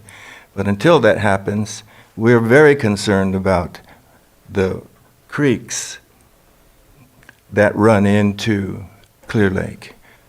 We're concerned about the shorelines and the different varieties of invasive species that are taking over some of the areas. And we're concerned about the quality of the water. I was talking to my nieces and nephews the other day. I was raised on the Lem about 100 foot from the shore, and my chore was to get up in the morning, every morning, and jump in the lake and go out and find my fish traps, because that's what helped support me, take the fish out and reset my traps. Rain or shine, I had to go out and do that. I was very familiar with my relationship with water. It became part of me. So Kabaten, Big Water, is me. I'm that lake. That lake is related to me. This ground is my mother. And the sky up there, and the sun, and all that I'm related to. But I'm really concerned about how effective the water coming in and providing for our chai or our hitch, because we've been fighting for that for many years. We have it on the agendas, and it has been looked at. There's still no answers. There was no run this last year, and before that, they were out into the lake at the entrance to a lot of these, according to the fish biologists. Ron, if we can wrap up. Okay, but they didn't come up the lake, up the rivers. And so my main concern is that we as a group consolidate our efforts, our point of view, and our emphasis on the quality of our water for everyone to benefit from, especially my other relatives, the fish, and so on. Thank you for your time. Thank you. All right. Good afternoon, I'm Sarah Ryan, Environmental Director for the Big Valley Band of Pomo Indians. It's hard to follow Ron, but I just want to echo what he said, that there are so many different things that the tribes are paying attention to when it comes to natural resources, and it's because the livelihood of and health of the watershed equals the health of the people. So working together in a co-management relationship makes a lot of sense, because the tribes don't move away from here. They don't, they continue to use the land, the water, the birds, all of it on a very regular basis, and need it to be healthy. And so the tribes find funding, and make it happen. They're out there doing observations. There's a lot of information that tribal programs collect right now that could be, even further utilized by the county. And we know that in this age of challenging, budgetary issues, that working together makes a lot of sense. So thank you for that opportunity. And Brad, I'm really glad that you'll be a part of this, because as a district supervisor for where Big Valley is located, I know we have the opportunity to work together on a lot of things for that area. And again, as Ron said, the creeks are really important, and those are where the hitch and the chai start their lives. So we want to make sure there's good water and enough of it, and all, the big picture. So thank you so much, and we support this measure. Thank you, Sarah. Any other public comment? Any on Zoom? Yes, we have Kate Schmidt. All right. If you can unmute, you'll have 3 minutes. Good morning, board. Thank you, Chairman Crandall, for allowing me to speak. My name is Kate Schmidt Hopper. I serve on several boards that help to support the beauty of the County of Clear Lake. though I don't speak as a representative of either the Land Trust or the Resource Conservation District today. I speak as a private citizen. I am proud that we have brought forward this healing minute of supporting a memorandum of understanding and a co-management with our tribal nations in the county of Clear Lake, county of Lake. And thank you so much for bringing this forward.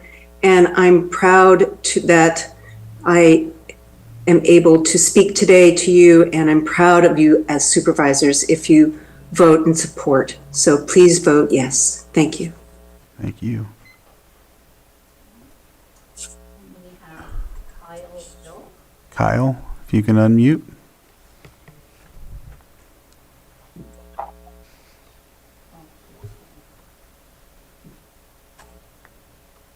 Can you hear me? Yes. Oh, there we go.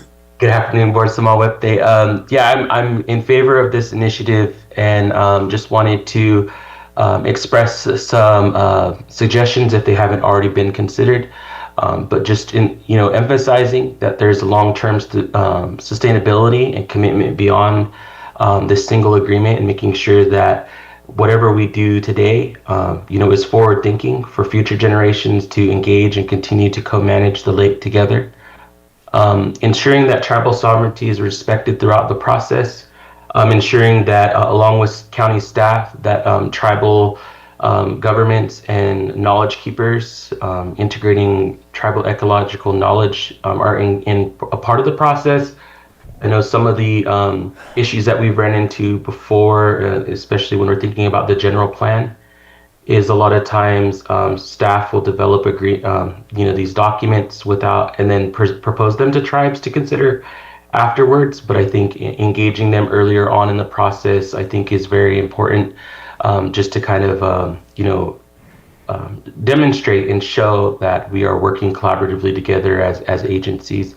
And also to consider the realities that some tribal people in Lake County aren't affiliated with the Local 7, and so how do we ensure that their voices are heard, as well as spiritual leaders within the community that might not be in official positions to have a voice, to ensure that their perspective and their knowledge as spiritual people is considered throughout this process as well, because we do know as tribal people that our land is connected to our spirituality and our life ways, and so making sure that we broaden our perspectives in doing this work. But I'm glad to hear that this is an issue that's taking place, and it's a great step forward for everyone here, because what's good for tribal people is good for all people. So thank you. Thank you, Kyle. Any others on Zoom? So we'll go ahead and close public comment, and I'll just make a quick, I think what would probably help with that suggestion is with the Local 7. I think Big Valley obviously has a benefit right there. They have Ron, so he's an elder and he's the TIPO. So, but I think like with other tribes, to ask them to send an elected leader and then an elder, so then that way they have that covered, because then you have that historical knowledge, that empirical knowledge to go along with it, and then you have someone that's a decision maker that can bring it back. So make sure to emphasize that. I like that idea. Supervisor Sabatier. Yeah, I just wanted to clarify, appreciated that Mr. Montez had mentioned the creeks, because if you don't fix the source, we could do all the work that we want on the lake, and it doesn't really solve the solution. It's very temporary. Does this include the source? Because it only speaks specifically to Clear Lake in the memo. I just want to clarify to better understand that this is about, because even Yolo County has, for example, the rights to the lake. They also have rights to the source, which is the creeks. So this would include the bodies of water that dump into the lake.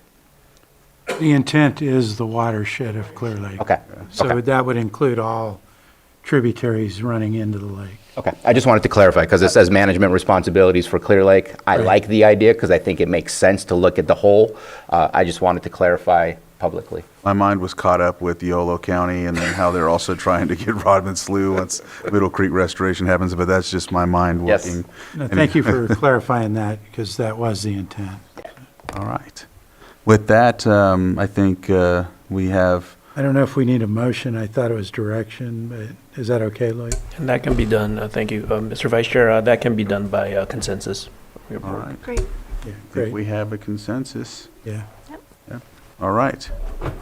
Thank Thank you, everyone, for that, and thank you for, if you've come to attend on this, we appreciate it. I also want to make sure that that folks know that there was a tribal leader meeting that Terry had attended with me, and we had talked about this and invited folks to come to it as well, that from the tribes. So, there's that. Yes. I was just waiting. I just wanted to remind the board that we still have an 11:30, 6.9. Okay. You can't do that one? 11:30? That's all right. Have a safe trip. Do we want to push through this or hit lunch, or? Oh, they're here, so let's just go through it. Okay, what we can do is we'll do this one, and then we'll take our break from there. Okay. So 6.9, consideration of presentation giving an update on the invasive Mediterranean oak borer in Lake County, and we have. Terry, I'll let you have the floor to introduce it, and then we'll go. Thank you, yes. Good afternoon, Board, again.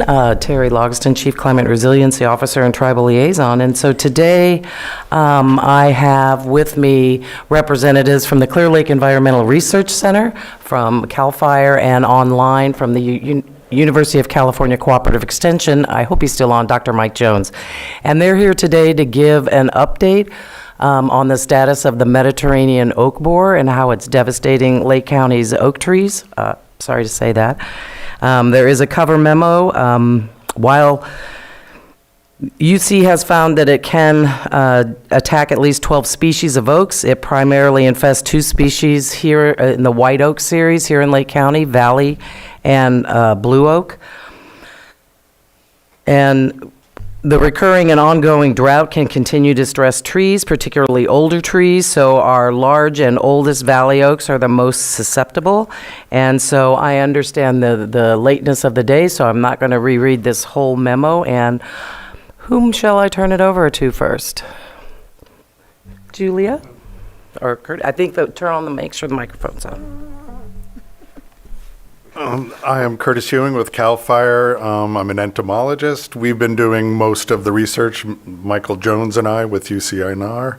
I don't have a lot of new information other than that the rate of spread in California has really been picking up, probably due to the increase in source material. We've now up to at least 9 to 10 counties and probably more.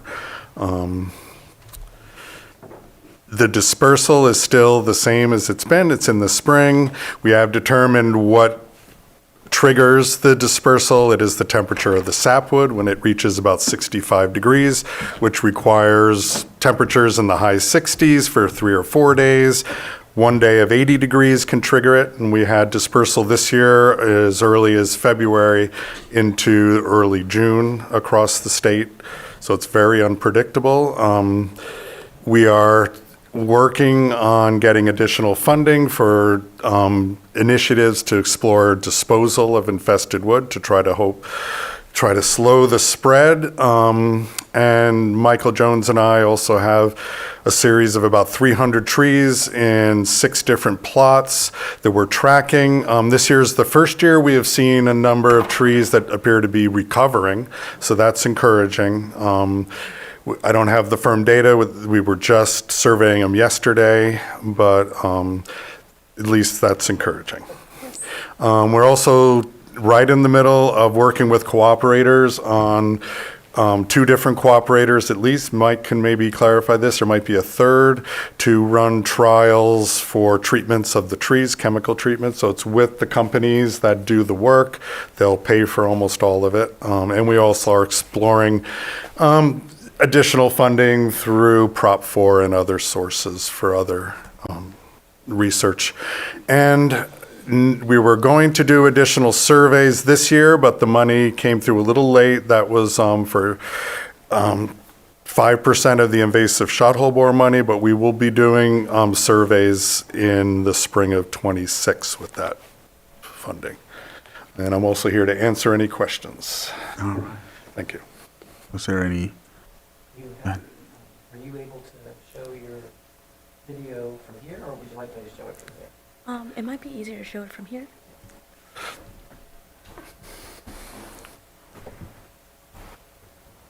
We have. Is the mic on? I have no idea. Yes. Oh, we have a short video. We have a short video that pretty much is going to act as a visual aid for some of the Mediterranean oak borer that we've been seeing around Lake County. A lot of the symptoms that we've noticed during this time is not just a top-down die-off, but many. I don't believe it is being shared. Is it being shared on Zoom? Oh. If you can share it and then start it There over. it goes. Sorry.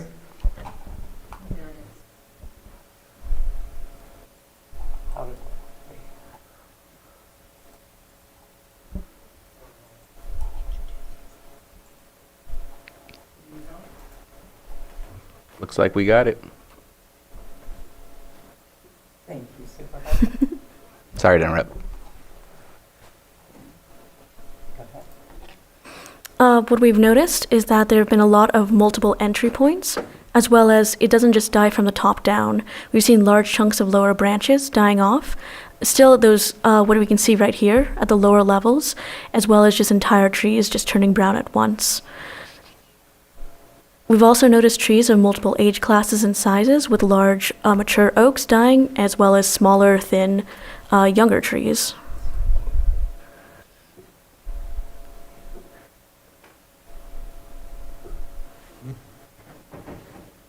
Mm-hmm. Yep, these are some of the galleries that we noticed, the black fungus that's being spread by Mediterranean oak borer during its tunneling.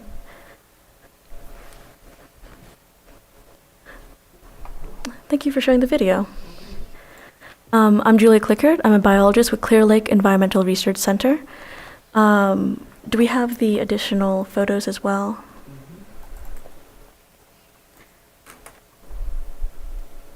Which one would you like first? Let's go one. So sorry. Open it up first. Sorry. Thank you.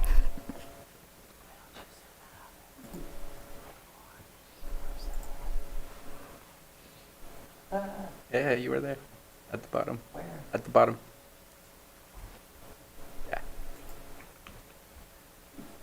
Is that it? You got to do it again. Which one? I think you got to open it back up because it wasn't shared, or it wasn't open before. You got to You might kind of need to reset. exit. If Yeah, you hit I'm cancel, online if you'd like you me to hit cancel share. on Zoom, hit the X. Yeah. And then hit share again. It'll review all the screens that you now have open. Perfect.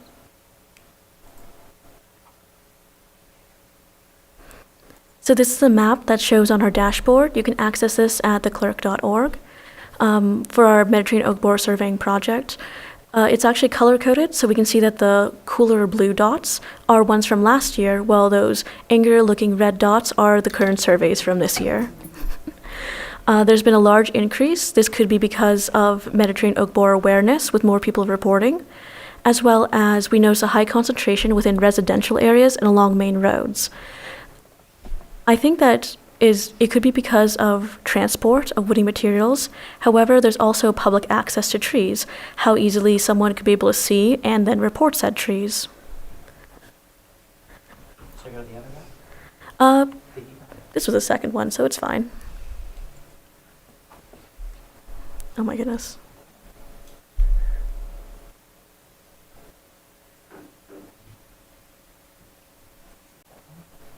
That's the one you looked at.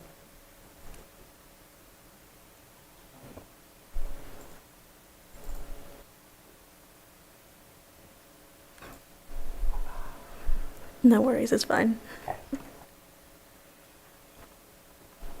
For the point data that we have, it is the data is accessible for our partners, and we're hoping to also be able to spread awareness for filling out the surveys, again on the website, on our projects on theclerk.org. There's also an upcoming training that is being planned for early December for contractors to be able to know how to identify Mediterranean oak borer symptoms, as well as be able to handle the woody material afterwards. And when is that? It's early December. I think they're thinking around the week of the 8th. Sometime the week of the 8th, we're waiting on a venue. Yeah, it would be an evening time. And then I just want to share one other thing. If Dr. Jones is online, can you promote him to panelist? I did. Okay, and Dr. Jones, do you have, I see him. Good afternoon. Yeah, Michael Jones, UC Cooperative Extension, a forest advisor for Lake County. I don't have much to add what Curtis and Clerk have already said.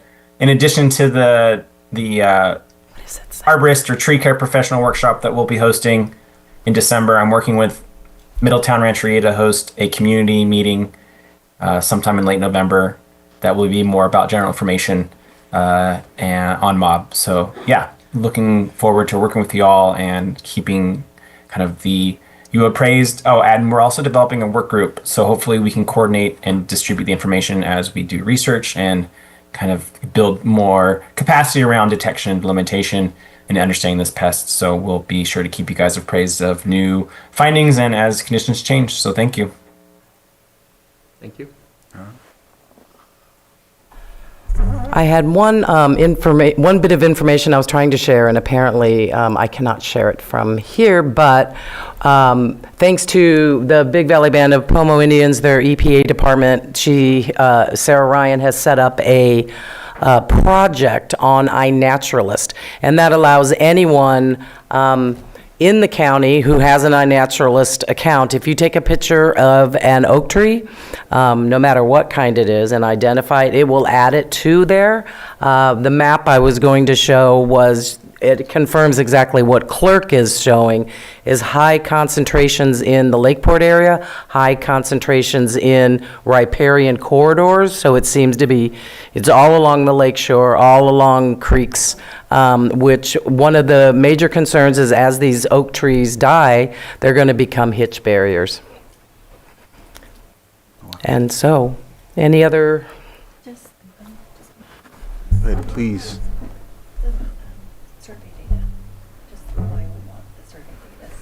Of course. In the end goal for both the survey data, but largely what we're also collecting is that we want to be able to present it as sort of an overwhelming cause, to be able to get grant funding or similar funding to take down the trees and help mitigate mob. And one of the things that Tracy mentioned to me quite a while ago was that it initially was thought to be elevation limited to about 2,500 feet, but you have found some at or above that?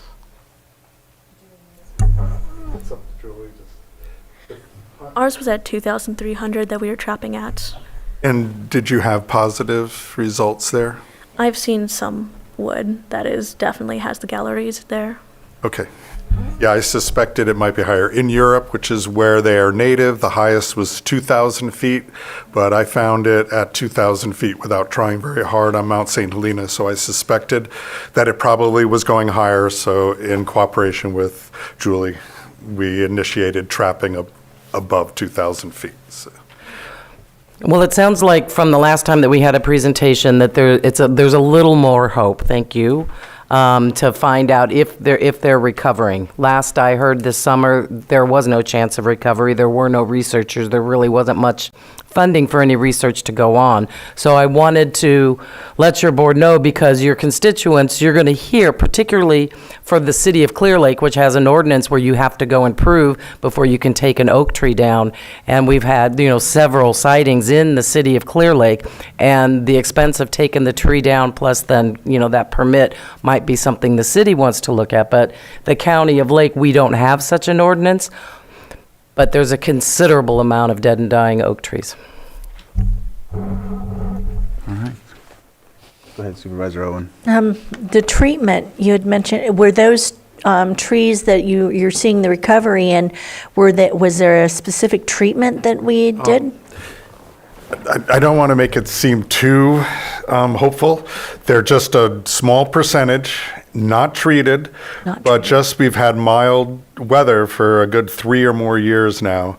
And it seems like some of these really stressed out trees have probably put on additional sapwood. And so they're able to move more water, able to photosynthesize more efficiently, and they may be just kind of boosting their resistance. Okay. And is there any type of treatment that we've found or looked into? There has been, up to this point, there has not been any scientific studies focusing on standard treatments, which usually include injection of an insecticide and a fungicide, because what is really killing the tree is the fungus that you see in those, that black fungus that you see in those galleries, but that actually spreads throughout the sapwood and clogs the tree. That's what makes it turn brown suddenly. So we have 3 different groups that will be, hopefully next year, we have found at least 2 study sites. We're actively this month and next month working on finding additional study sites. And these companies that either market or inject market the chemicals or are more focused on injecting trees will be studying different combinations of the chemicals to see if they're effective. So it wouldn't be anything topical. It would be injected. There is one that might slow them down that is topical. There was some work on that in the past year. It looks like it doesn't really kill the beetles, but it slows them down. Okay. But we don't have any results yet. It'll probably take a number of years to get. And the spread of it, is that contributed to birds or firewood primarily. firewood or other primarily? movement of wood. I know we had mentioned, you guys had mentioned that before when that came before us, but I wasn't sure about the, if the birds were also somehow. No, I don't think birds can spread it. They can fly, but honestly, I think that is a minor, more local kind of spread effect. The big jumps we're seeing into Amador County, El Dorado County, possibly into Sutter County, these are all big jumps of 50 miles or more. So that's almost certainly the movement of wood. The beetles that jumped into Sacramento almost certainly came from Napa County or maybe Lake, but from this area. So it's mostly firewood that they're being spread in. Okay. Or other cut wood, green waste. Thank you. Supervisor Sabatier?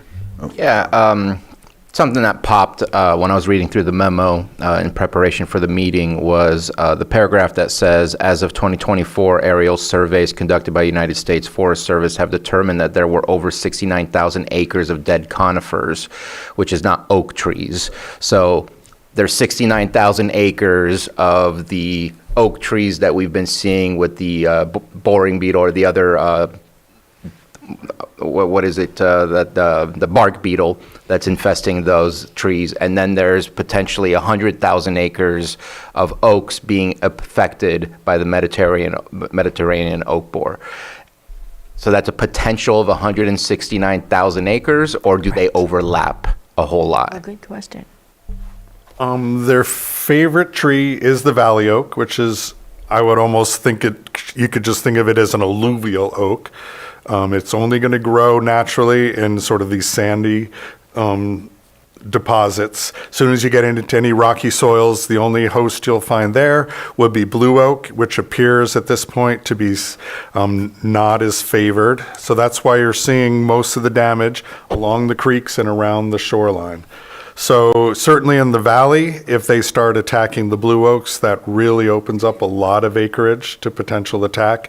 Valley oaks, I don't know what the actual potential is. That is one of the things we're writing a grant for. There's someone at UC Davis that writes risk maps that looks at where the hosts are, where the weather is, that favors them, where the elevation is. That's one of the reasons I wanted to work with Julie at this point before we applied for that grant, to determine where the potential spread is. But it's basically almost anywhere there's valley oaks, I would assume that's a place where they could spread to. Yeah, we've been seeing the movement as we have these discussions, and that very large oak tree on the southwestern edge of Austin Park, that was more than just mob, I think, because there was a pretty large hole in the middle of the entire trunk. But no, it's taking down some pretty large and important trees in our area, but we also don't want them to fall and damage things, and so we got to figure out something. with the all the stresses from drought, and then especially heat waves on top of the drought, which is really what knocks out the sapwood in these trees, there are many things that will, in that situation, attack the tree. There's other fungi that are known as endophytes. They're basically things that are always in the tree. When the tree dies, they kind of go in and decay it. Those can be activated and become more aggressive. Other beetles can attack under certain circumstances. If you have root disease in the trees this year, especially, not necessarily here as much, but in colder, wetter areas, we're seeing root disease and then the native ambrosia beetles attacking the trees a lot. So there's a lot of factors affecting these trees right now. So water your oaks? No, sorry. That's another experiment we're working on. Just last week, we found a potential site to do that next year. I wanted to do it this year. It was a nice, cool summer. The trees were not stressed out, so we couldn't really do the I experiment. was always told not to do that because they can fall. You have to be very, very careful. You're more likely to kill the tree than help it if you start watering it. Yeah. Supervisor Owen? Oh, one more thing. When a lot of these trees and stuff are taken to a site and ground up, chipped, basically, and then people are going in and getting it, picking up the chips for whether it be for soil, for planting, or whether it be for the, to, improve your soils, for a project, can that also spread the oak mite? It could. The more coarse it's chipped, the more will survive. At a 3-inch, you will expect a certain percentage to survive, which is standard. If you buried it, then that is a standard way to deal with infested wood. If you can bury it, say at 8 inches, almost guaranteed none are going to escape. If you're sticking it on the surface, yes. If it's the wrong time of year, when there's a lot of adult beetles in there, they can, a certain percentage, maybe Can infest your up to property. 5% maybe would be a guess, but that's another thing we need to look into. Okay. But we're looking at similar symptoms with closely related beetles. That's what they've found. Thank you. And one of the statistics, I don't remember if it was Tracy or whom, but each, particularly a large valley oak, can have over 1 million females in the tree, and they do not need males to reproduce. And so when you get one valley oak in the middle of a valley infected, I mean, it goes exponentially around it. All right, I'm going to go ahead and open this up to the public if anybody wants to comment on this, this presentation.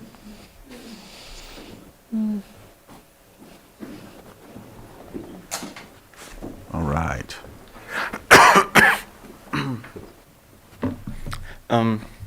Hello, my name is Dimitri Novova. I am the EPA technician for the Scotts Valley Band of Pomo Indians. I am also a tribal member, and I am here to address the Mediterranean oak borer. And on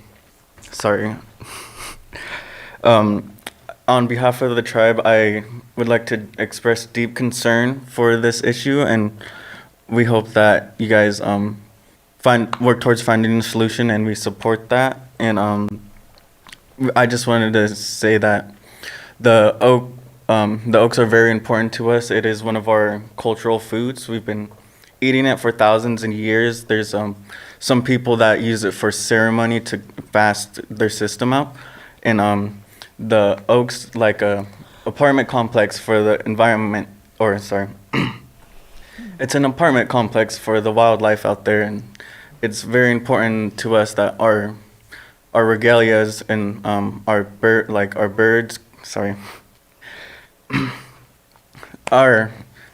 our birds rely on that tree to live, and we honor the birds by making our regalia out of it. And it is a keystone species, so it is like just the first part that kind of keeps the ecosystem together, and it could be a slippery slope. And I just want to protect the oaks, and hopefully someday that my grandchildren can eat acorn mush. And I believe that's all. And if we take care of the land, it'll take care of us. That's all. Thank you. Thank you, Dimitri.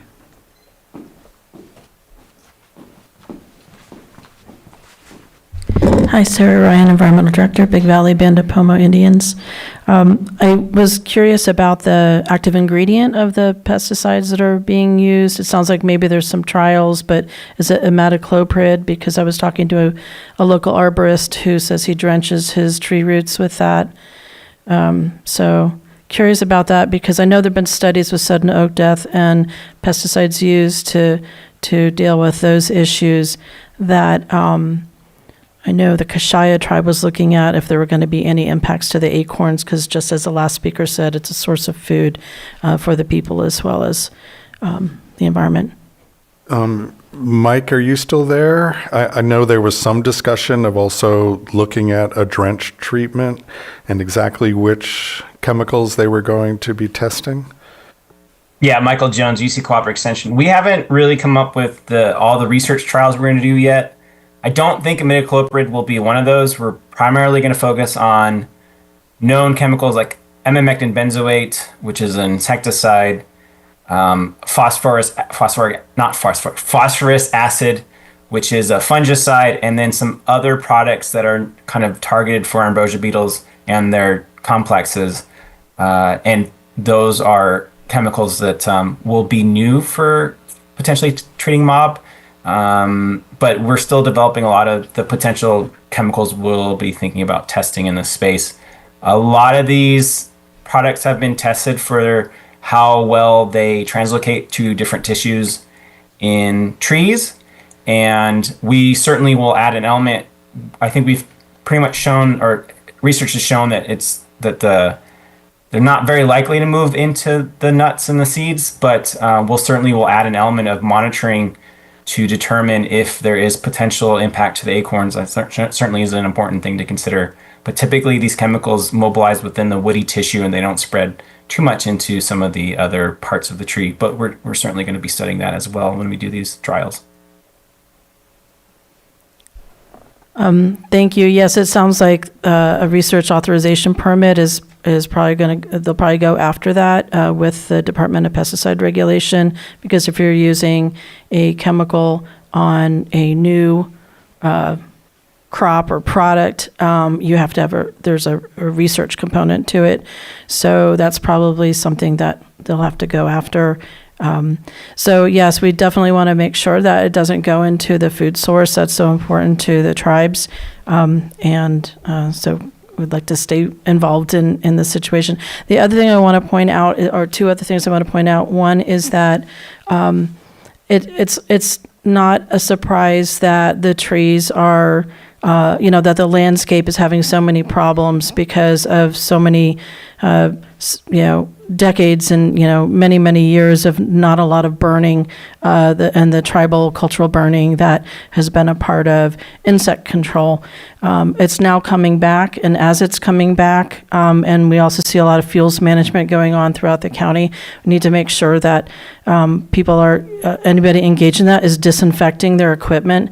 I'm glad there's going to be a training in December, and I really hope that is incorporated into any management, is that they're not spreading it, because it's very interesting that right after all these big fires, we're having this problem with Mediterranean oak borer. So yeah, just those components. Thank you. Thank you, Sarah. And just a quick question with the like mentioned, the fire and the burning. Would that affect the oak borer? It would obviously would kill them, but could they still multiply after that, or? If that makes sense, because what used to take place is when they would do the cultural burn, it would burn the under part of the oak, and that way it would keep it. That's why you had that plume going up of the oak trees back in that time frame. So, So yes, Michael and I established 2 pairs of plots in Napa and Sonoma in the footprint of the glass fire. And we established the plots in 2021, and we are monitoring that. There was an increase in activity immediately after the fire. So it was from a low intensity to a moderate intensity. There was no point in establishing plots in high intensity because those trees were burned. The more damage to the bark the more activity we saw in the first year or two. Last year, I did not see maybe just a couple trees, so it's falling off in the trees that are healing. But it looks like it does not increase the rate of attack very much at all, which is actually different. There's a related species in Europe, which is well documented to attack the trees more after fires, but we are not seeing that. And especially if it's low intensity, we didn't really see any increase in attack. It's more in the moderate where you're getting, a third of the cambium burned away, up a few feet to 5 or 6 feet at the base of the tree. Then all sorts of things go in there. Probably a dozen or more insects and fungi and things get in there because it's a huge wound. Thank you. I had spoken with the EPA department of the La Jolla Band of Luiseño Indians. They are doing a project utilizing cultural burning around oak trees for the shot hole borer. Now, I know it's not the same, and they're still in their preliminary, but there are conversations, particularly among Southern California tribes. And here, I've spoken with all the tribes. As soon as there's a way to do some of that type of testing, I know that our EPA departments would want to. Thank you. Maria, please come up. Hi, Maria Kahn. Sarah touched on something that I was thinking about with regards to cross-contamination from chainsaws and from equipment, and whether we would have any influence on PG&E when they do their tree trimming and stuff to have them implement or make sure that they clean those blades on those chainsaws because they continually go all over the place. And my neighbor brought it up because they were trimming in our neighborhood, and we're just going from one to the other and didn't seem to have any sort of a mechanism to keep cross-contamination from happening. So I just wanted to throw that out there. So thank you. Thank you, Maria. Any other comments? Come on up. Yes. Good afternoon, Board. Margot Kambara. Just an observation. Well, first, thank you for the presentation and the partially good news, but gosh, it is alarming how quickly mob is spreading. And that brings me to this comment is that it's spreading so aggressively. And since the oaks are so important to our community and our tribal communities, we should do everything we can to protect the trees and everything we can to keep healthy trees healthy. There is something that is within our power that we can do, and that is to instruct community development and the planning division to be more mindful when reviewing permits that call for the removal of trees, especially healthy oak trees, for discretionary purposes. Thank you. Thank you. One thing I'd like to add in on that topic is if you do any kind of development that causes inundation in the spring around the bases of the trees, that is the one thing we are seeing in our plots that does seem to increase the rate of decline and the rate of attack. And this is actually, within the literature, this is well known. Ambrosia beetles are much more likely to kill trees that are overwatered and inundated than in the literature ones that are affected by the drought and the heat. But I believe that the valley oak, because they are basically growing almost within feet of the water table, that they are actually affected by drought as well. But the worst spot is at the in between the Vine Trail and the Calistoga water treatment plant, where there's disturbance on one side from the trail, disturbance on the other side for the berms for the water treatment plant, and that has created sort of a ditch that floods in the spring, and that is the one place where we're seeing the most disturbance. So I'd be very careful in the hydrology around development in valley oaks especially. All right. Come on up. I didn't plan to speak on this, but Tom Lasik, I grew up in Thousand Oaks, California. And back in the 60s, when I was just a kid, we actually had an existential crisis. All of our oaks were disappearing, mostly from development. And it was a running joke whether we could even rightfully call ourselves Thousand Oaks anymore. would be, handful of oaks, California.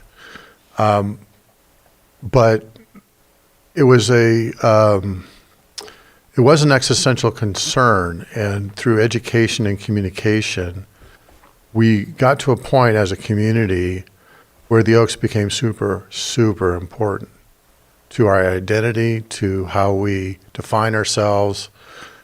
We started naming schools after oak trees, Los Cerritos, Valley Oaks. It became part of our identity, and because of that, the attention and the awareness of the plight of the oaks came to the forefront. And we were, if not the first, one of the first municipalities to pass an oak ordinance. There wasn't an EPA back then. There was nothing like that. And it's still one of the gold standards for an oak ordinance. I bring that forward today because if I was to have a conversation about a hitch 10 years ago, I wouldn't even know what a hitch was. No clue, none whatsoever. But it's part of our identity as a county. And now everybody knows about the hitch, and everybody wants to take care of it. Everybody realizes that it's part of who we are. Mr. Montez, I don't know if he brought up, he's part of, he and the lake are one. And I think that extends beyond, where you're from. If you live in this county long enough, you realize that that's the case. If we bring this issue forward, I hear more about the oak borer beetle in county meetings. I don't hear about it in the community. I think if we start getting additional public awareness to the same level, and I think it deserves the same level as what we do for the hitch, that will go a long way to making people more willing to, as Ms. Cambaras mentioned, the discretionary permits and cutting down oaks, being more attentive to that and being more protective and realizing that there is another way forward that brings success. And by the way, the happy ending to 1,000 Oaks is after they passed the ordinance. It was quite controversial. It's one of the most thriving, well-planned cities in the country. Constantly issues awards. It's not a development versus Oaks. It was development and Oaks, and you have the most creative areas of design and development in the state. So, thank you. Thank you.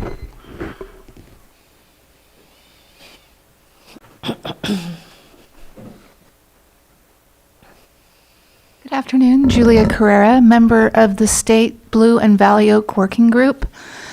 I would like to speak to citizen scientists in regards to this mob epidemic in Lake County.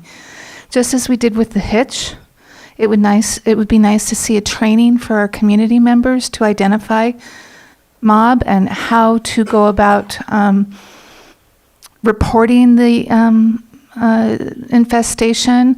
And I also want to make a comment to the Risk Reduction Authority members on the board.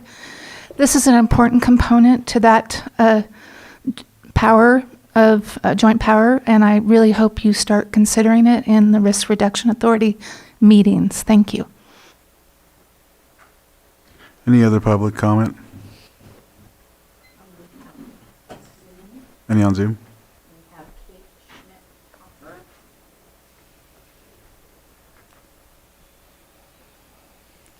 Hello again, this is Kate Schmidt-Hopper. This is such an important issue, the mob issue. I am grateful for Clerk for taking such a strong lead on this. I think it's very important for our electeds and our departments heads to consider what processes they can come up with going forward to supply some financial support for people who have small property, but with stands of oak trees on them. I personally live on a blue oak savanna. I'm grateful that I have this land to steward. I have my house here for the last 30 years, and I am very concerned about my oak trees. And I have some funds.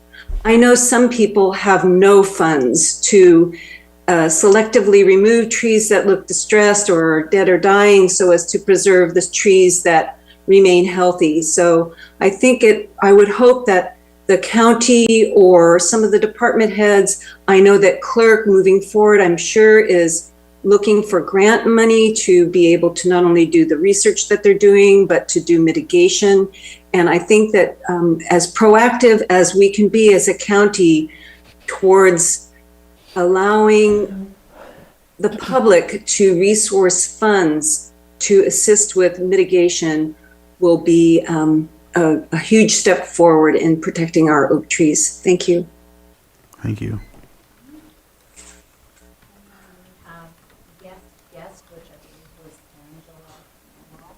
Guest, if you can unmute, you have 3 minutes. Thank you, Mr. Chair. Angela Amaral.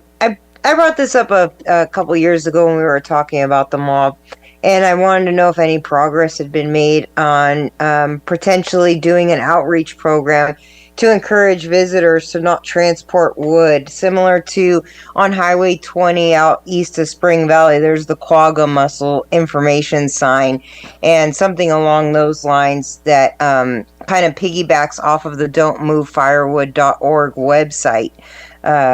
Also, if there's been any progress as far as working together with BLM when they issue the wood cutting permits for them to, I don't know if they're doing it yet, to hand out provide a handout to people with their wood cutting permit so that they know how to identify it and don't move that wood out of BLM land. As someone that borders BLM on the very outskirts, on the edges of the county, we are starting to see mob damage out here. So it's not just near high traffic roads, it's not populated areas, it is moving out into the more remote areas. And so maybe more outreach to visitors that don't come to our county often, don't understand the severity of it and how to control it might be beneficial. Thank you. Thank you. Kyle, if you can unmute. Oh, thank you.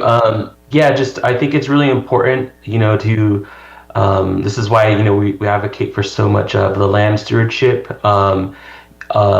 making sure, I think some of the things that there should be is looking at a cultural burn plan, so that cultural burns can take place to reduce some of the foliage and dead limbs that are there, especially during and after the gathering season, looking at how we can burn.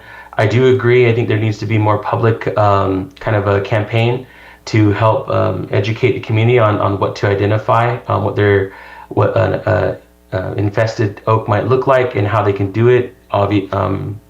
Local, not keeping the wood locally and not taking it out or bringing in new woods, I think is an important thing. And I do think that taking the same approach that we did with the hitch is really important in really raising more awareness locally. But I also want to address the possible use of pesticides. I do agree, as many of our families continue to still practice gathering and consumption of acorn, finding a mechanism online to make sure that we know where these group of oaks have been sprayed, possibly treated with pesticides, or in knowing what those pesticides are, so that we can do our own informed research on being cautious of gathering in certain areas. So just like you guys developed the map on identifying the infected trees, I would love to see a map that shows areas that are being treated, and so that the community can be informed on when they do and go and gather, potentially areas to avoid and which oak trees they can gather from. And then just lastly, I think this is so critical why as a community a lot of the trainings that we do within the nonprofit sector here at KNWI is we talk about if you own property that has oaks and they're not being tended to, outreach to local tribes if there are people that are still gathering, because when we're gathering, we're pruning the trees, we're getting the foliage cleared out and making the soil healthy. Because the most vulnerable oaks are the ones that are unhealthy.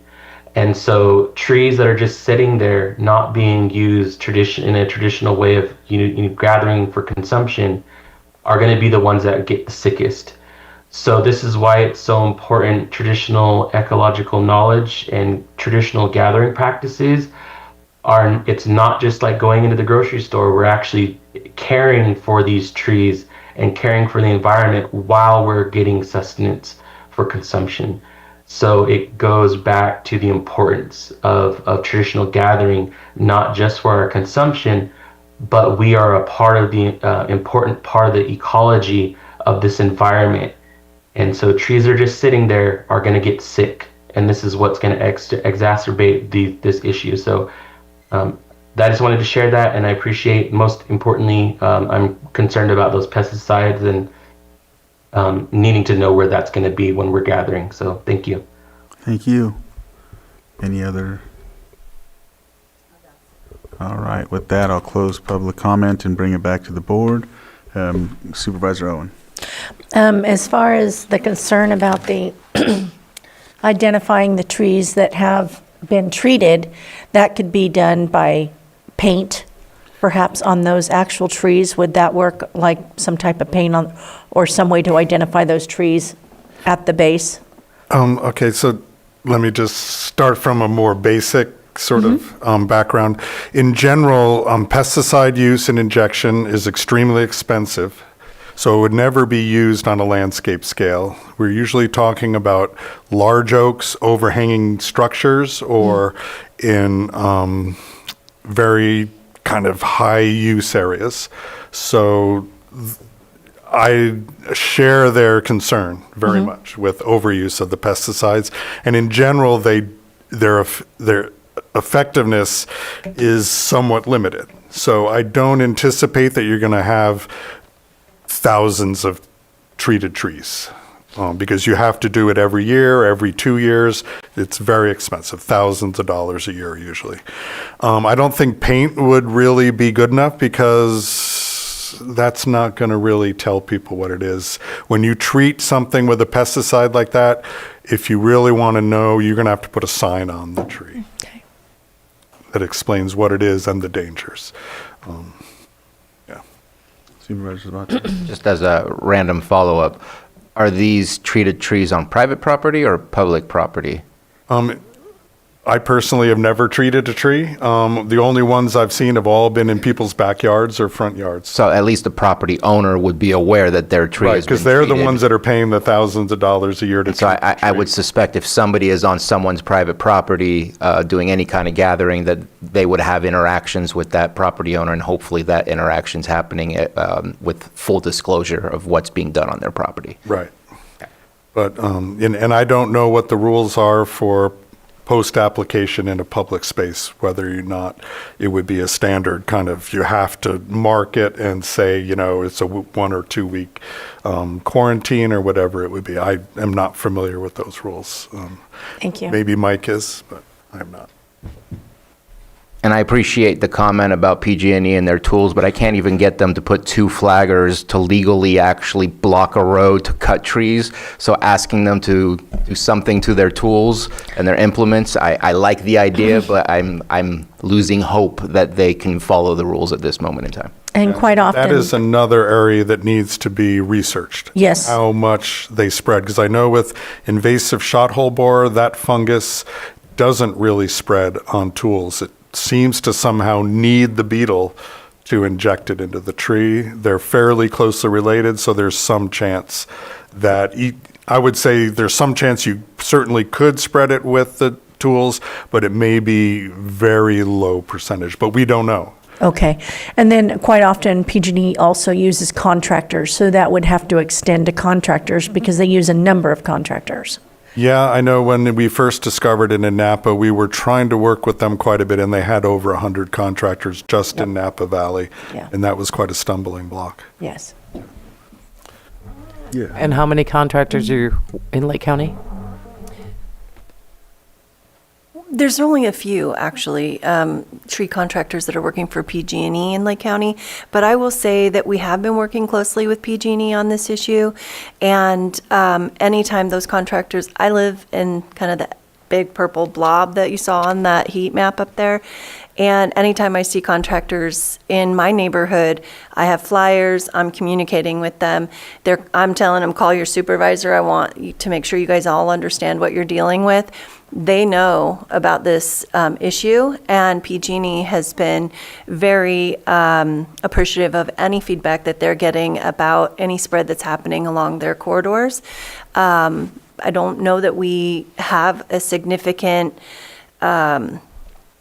protocol that can be used to minimize the spread from their tools, but they're aware of it. You know, we don't have great answers right now, but we're all communicating and talking about it. One thing I've been working on is actually like creating some kind of marker for neighborhoods that do have a lot of mob in it, so that, you know, speaking to the community awareness component of the discussion, is that then the neighbors all understand that they're in this hot spot, that this is happening, not to move wood, and to make sure, you know, we're actually seeing in some of the neighborhoods that where it's spreading, there are tree contractors who have brought wood home and are cutting it up for firewood, and it's spreading within those communities. So, you know, the first step in February, we presented sort of an action plan, which was to get the word out, train the contractors, work with the community members to get them to report it. If people go to our website at clerk.org, there's a whole page on Mediterranean oak borer. There's more information there. They can look at the maps that we presented today. They can actually report it. Again, trying to emphasize that we want that data collected locally so that we can leverage it for funding. And part of that action plan was to train the contractors, and then if once we have funding, we can contract with those local trained contractors to and send them to people's homes that can't afford to manage this situation. The reality is if people can't afford to manage those trees, they're going to continue to stand there, and it's just going to continue to spread. The last piece of that is actually figuring out what we're going to do with the woody biomass so that we don't continue to spread it. And there's been a lot of discussions about how to utilize our woody biomass locally. The Risk Reduction Authority just had a great presentation yesterday about what the capacity is for the county to be able to have some innovation around that topic. And hopefully, if all of these pieces align, we'll be able to help slow the spread of this invasive pest and protect our oaks, and in doing so, protect our ecology and our species. You know, like 10,000 species live in a valley oak. So it's going to have a lot of ripple effects in the community economically, but also ecologically. And I'm just grateful to have the opportunity to speak on this subject so that we can increase our awareness throughout the community, and also use the data that we're collecting locally to get funding to support our disadvantaged community. All right.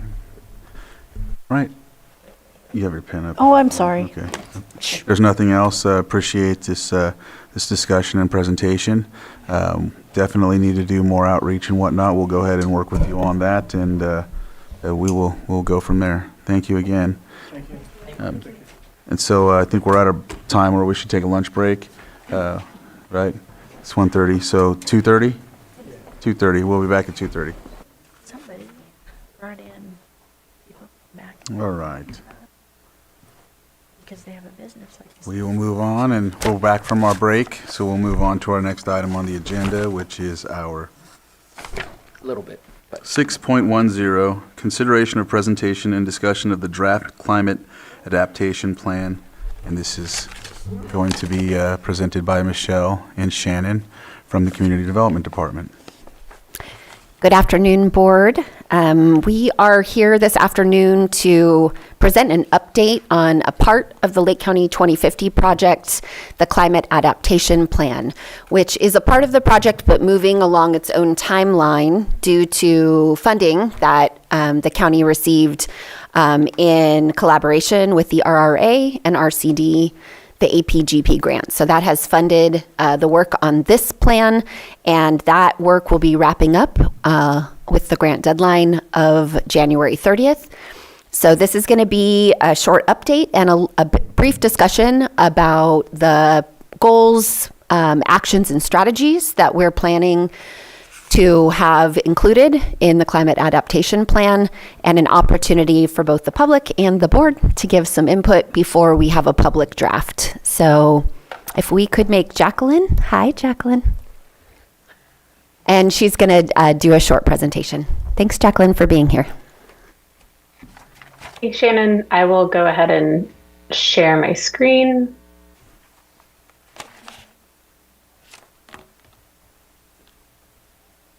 And just want to confirm, is everyone able to see my screen? We can. Thank you for confirming. Good afternoon, supervisors. So let me just advance to the next slide. So this is the agenda for this presentation. We'll start with introductions to the project team, provide an overview of the climate adaptation plan, summarize the process and the results of the climate vulnerability analysis, go over the pillars of landscape resilience, provide an overview of what is going into the climate adaptation plan document, and then go over next steps in the process. So this project is being led by county staff through the Community Development Department and the Office of Climate Resilience in partnership with the cities of Clear Lake and Lakeport and the Lake County Resource Conservation District. On this slide, we've also listed several of the county departments that have participated in reviewing and providing feedback on project materials throughout the process. My name is Jacqueline Protzman-Rohr with Placeworks. I'm the project manager on the consultant team, and I'm joined today by Tammy Seal, principal in charge on the consultant team. So to start off with a bit of project background, this effort began with the establishment of the Community Risk Reduction Authority in 2018, and then the formation of the Lake County Office of Climate Resiliency in 2022. The Community Risk Reduction Authority, in coordination with the Office of Climate Resilience, adopted the pillars of landscape resilience in 2023. And then later that same year, the county, in partnership with the Resource Conservation District and the cities, were awarded the California Adaptation Planning Grant for the Equitable Climate Safe Project. In 2024, the project team began developing the climate vulnerability analysis, the county-wide evacuation study, and the climate adaptation plan concurrent with the Lake County 2050 general plan update. So I'll now provide an overview of the adaptation plan. The goal of the climate adaptation plan is to develop a roadmap for building climate resilience across Lake County, including the cities of Lakeport and Clear Lake. In the context of this plan, adaptation means making changes in response to current or future conditions, usually to reduce harm and to take advantage of new opportunities. And resilience means the ability of communities to withstand, recover, and learn from past disasters to strengthen future response and recovery efforts.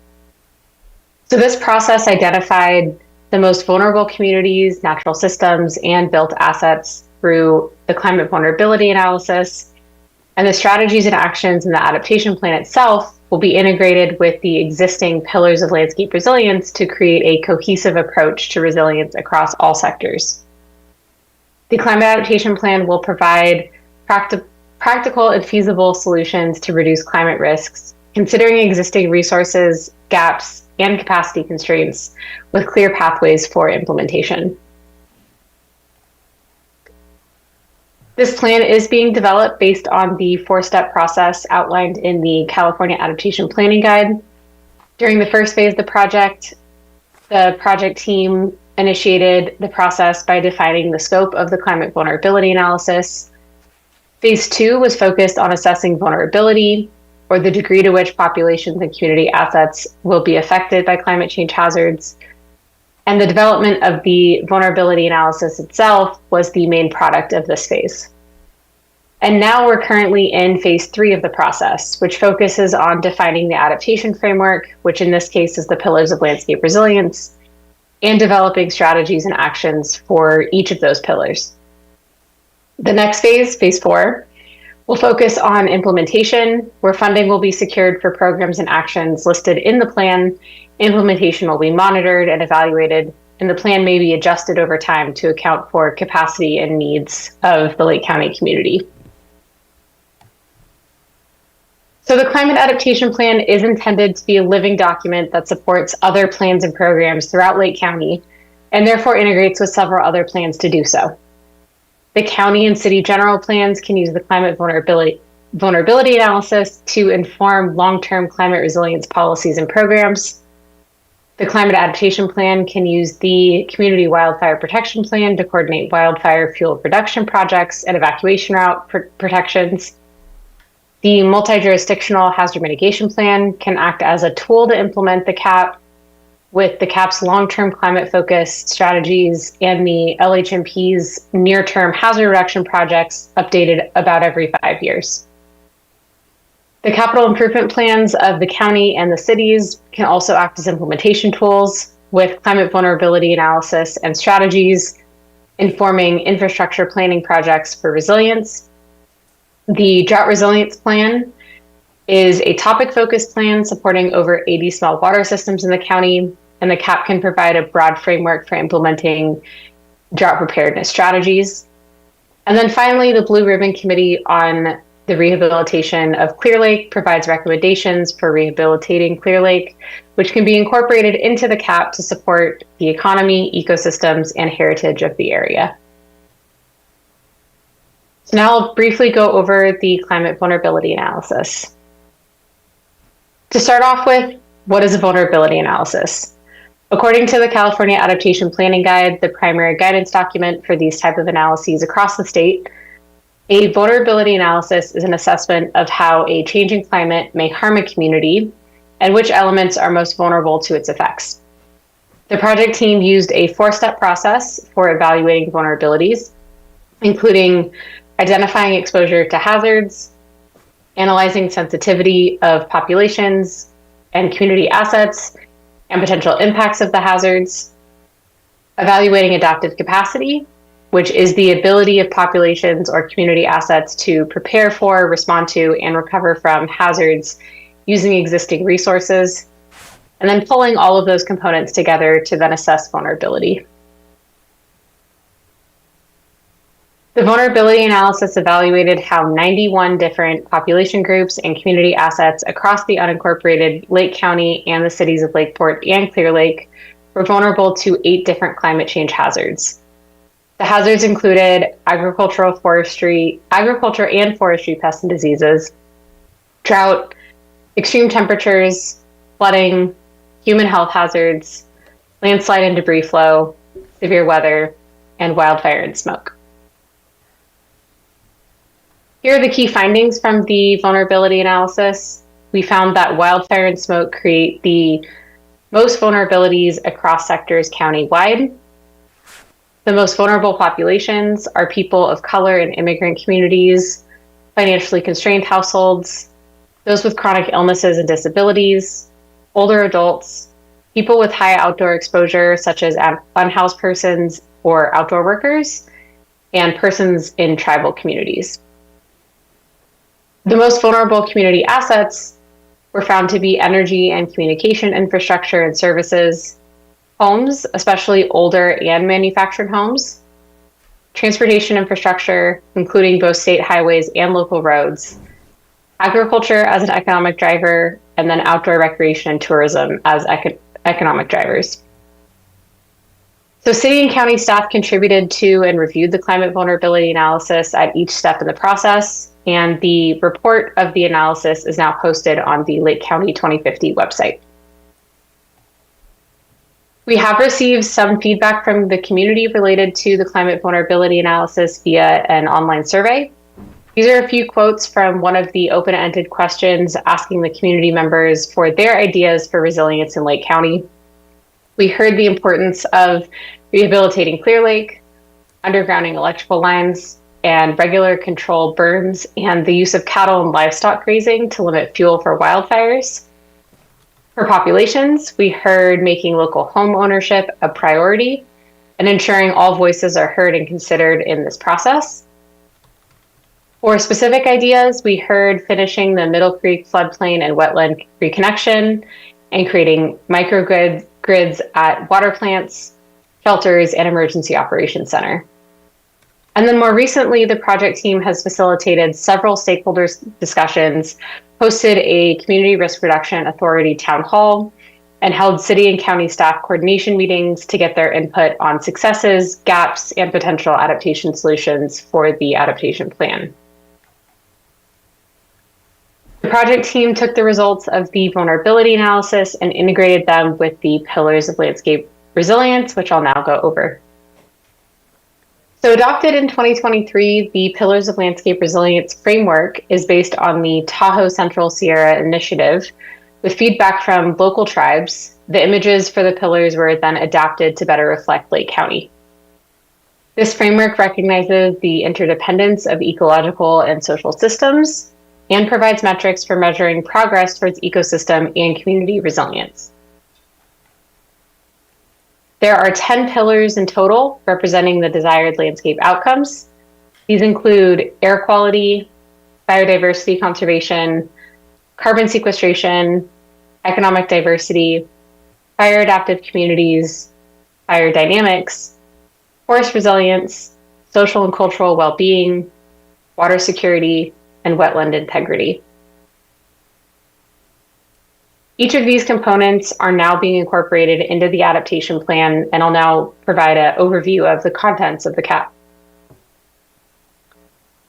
So the plan itself covers the unincorporated areas of Lake County, along with the two cities, and will be organized by the Pillars of Landscape Resilience and has a long-term planning horizon similar to that of a general plan. The plan will contain background sections summarizing the climate vulnerability analysis and local knowledge and lived experiences from community engagement across the county. And the resilience strategies and actions will be based on the Pillars of Landscape Resilience, identifying feasible solutions and providing multiple benefits where possible. And the project team does recognize the great work that is already happening across the county, and therefore the plan will highlight existing partnerships and programs wherever possible. The resilience strategies are organized by goal, strategy, and action. The goals are broad outcomes or end states describing desired future conditions. The strategies are policies, programs, and approaches to achieving the goal. And the actions are the implementation steps for each strategy. And each action contains a bit more detailed information for implementation, including responsible and supporting agencies, implementation timeframe, general cost estimates, and potential funding sources. The adaptation plan will contain one goal per pillar, including the following. For air quality, advancing community resilience to smoke and poor air quality events.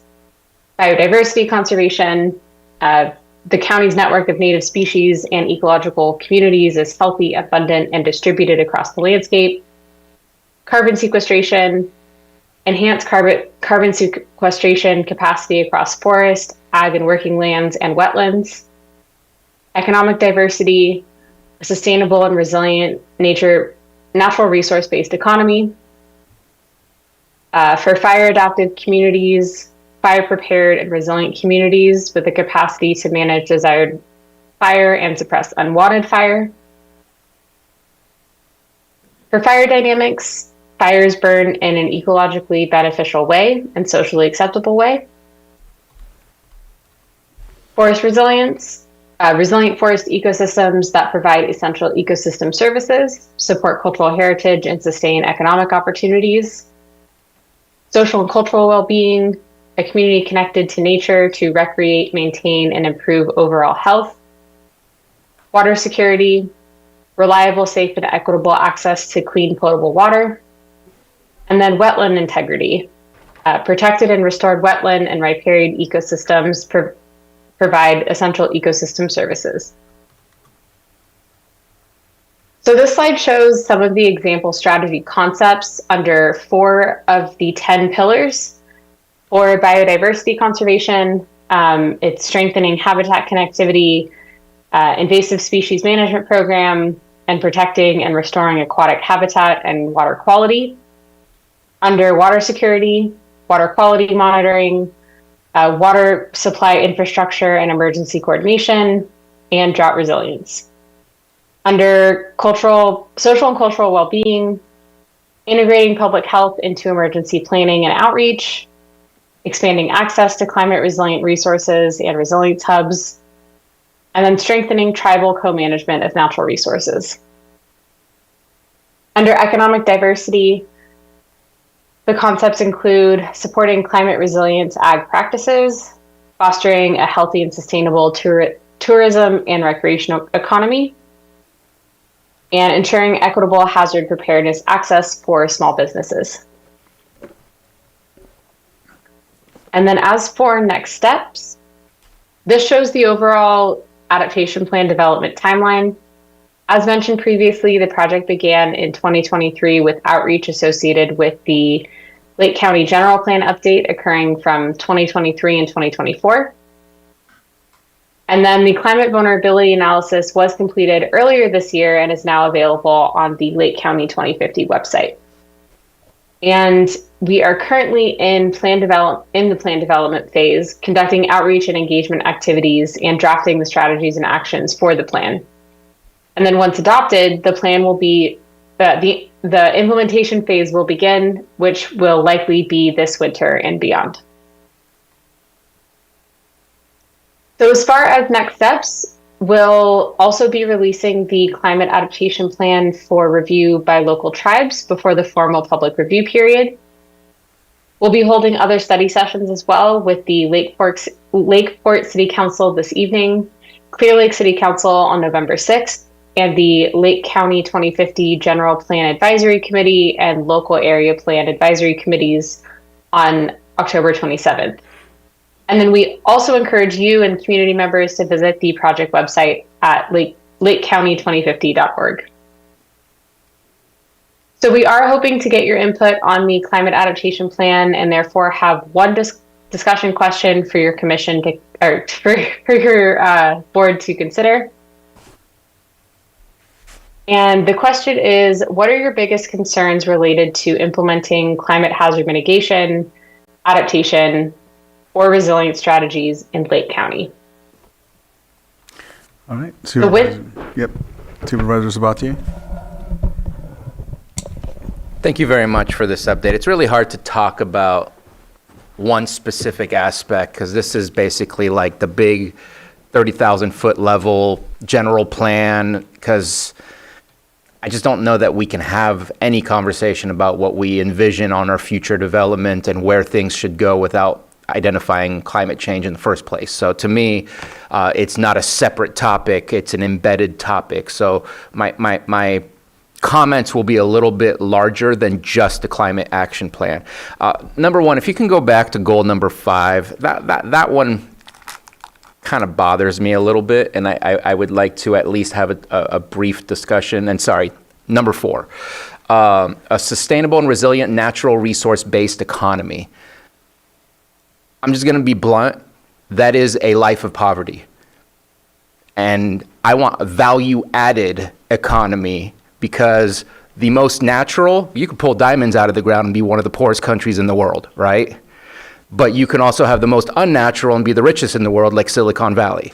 Like, I want something more than just pulling natural resources from our ground and selling that at the lowest price possible and calling that an economy. And I really want to push us, as we discuss these things, to go a little further where there's value added to things either we bring in or maybe resources we pull from the ground.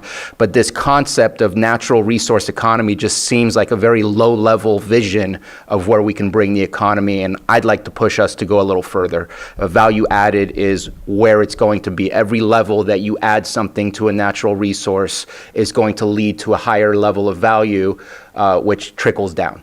And so I just, that to me is part of the example of why Lake County is what Lake County is.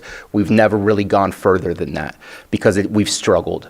And so I just want to kind of highlight that I wish it was differently phrased to really push us to the next level of what an economy could really look like, because that's economic mobility rather than what we already have currently. But so to me, my biggest concern overall is, what is this going to do to a development? I mean, are we going to add more layers of burdens and barriers and obstacles? We want housing, we want commercial development, whether that's manufacturing, retail, whatever the future holds for us. And I get concerned about that. And so to me, I kind of really, I almost want to dwindle it down in my mind to what makes a safe environment for me to be able to develop and make sure that whatever I develop, we don't have to necessarily be so afraid about it. And it's how do we reduce the wooey all around us? And we came and talked about the general plan and where we were, and I was a little frustrated that there was so little amount of parcels that seem to be looked at for changing the zoning. I think zoning is one of the most important parts of building a climate resilient area. And I was a little bummed that there was only very few parcels being changed. In my mind, you have our community growth boundaries, which can have a whole bunch of different types of zones. Around there, with a nice buffer, you surround that by agriculture, and hopefully we can create incentives so that infrastructure can occur around those community growth boundaries. And then in between agriculture and the rest is the WUI. And agriculture can help protect from these climate change issues. Granted, it's maybe still going to be difficult for drought and other things, but we just said fire and smoke are our biggest issues.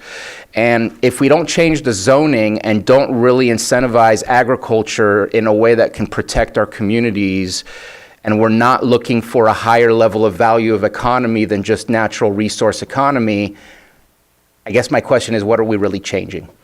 And so that is my concern for this whole project is we can't keep doing, I'm almost certain if we look at the way, at least what I last saw in the last update of the general plan that was brought to us, I bet you I could look at a 1990 or early 2000 and it's probably not all that different, except we're using new words because of how we've evolved in what we say. So that's my personal opinion. I don't know if there's support for that, but I really want to push for, I don't want to ask if I develop this, is it safe? No, I want to create those safe situations so that a lot of good development can happen in the right way.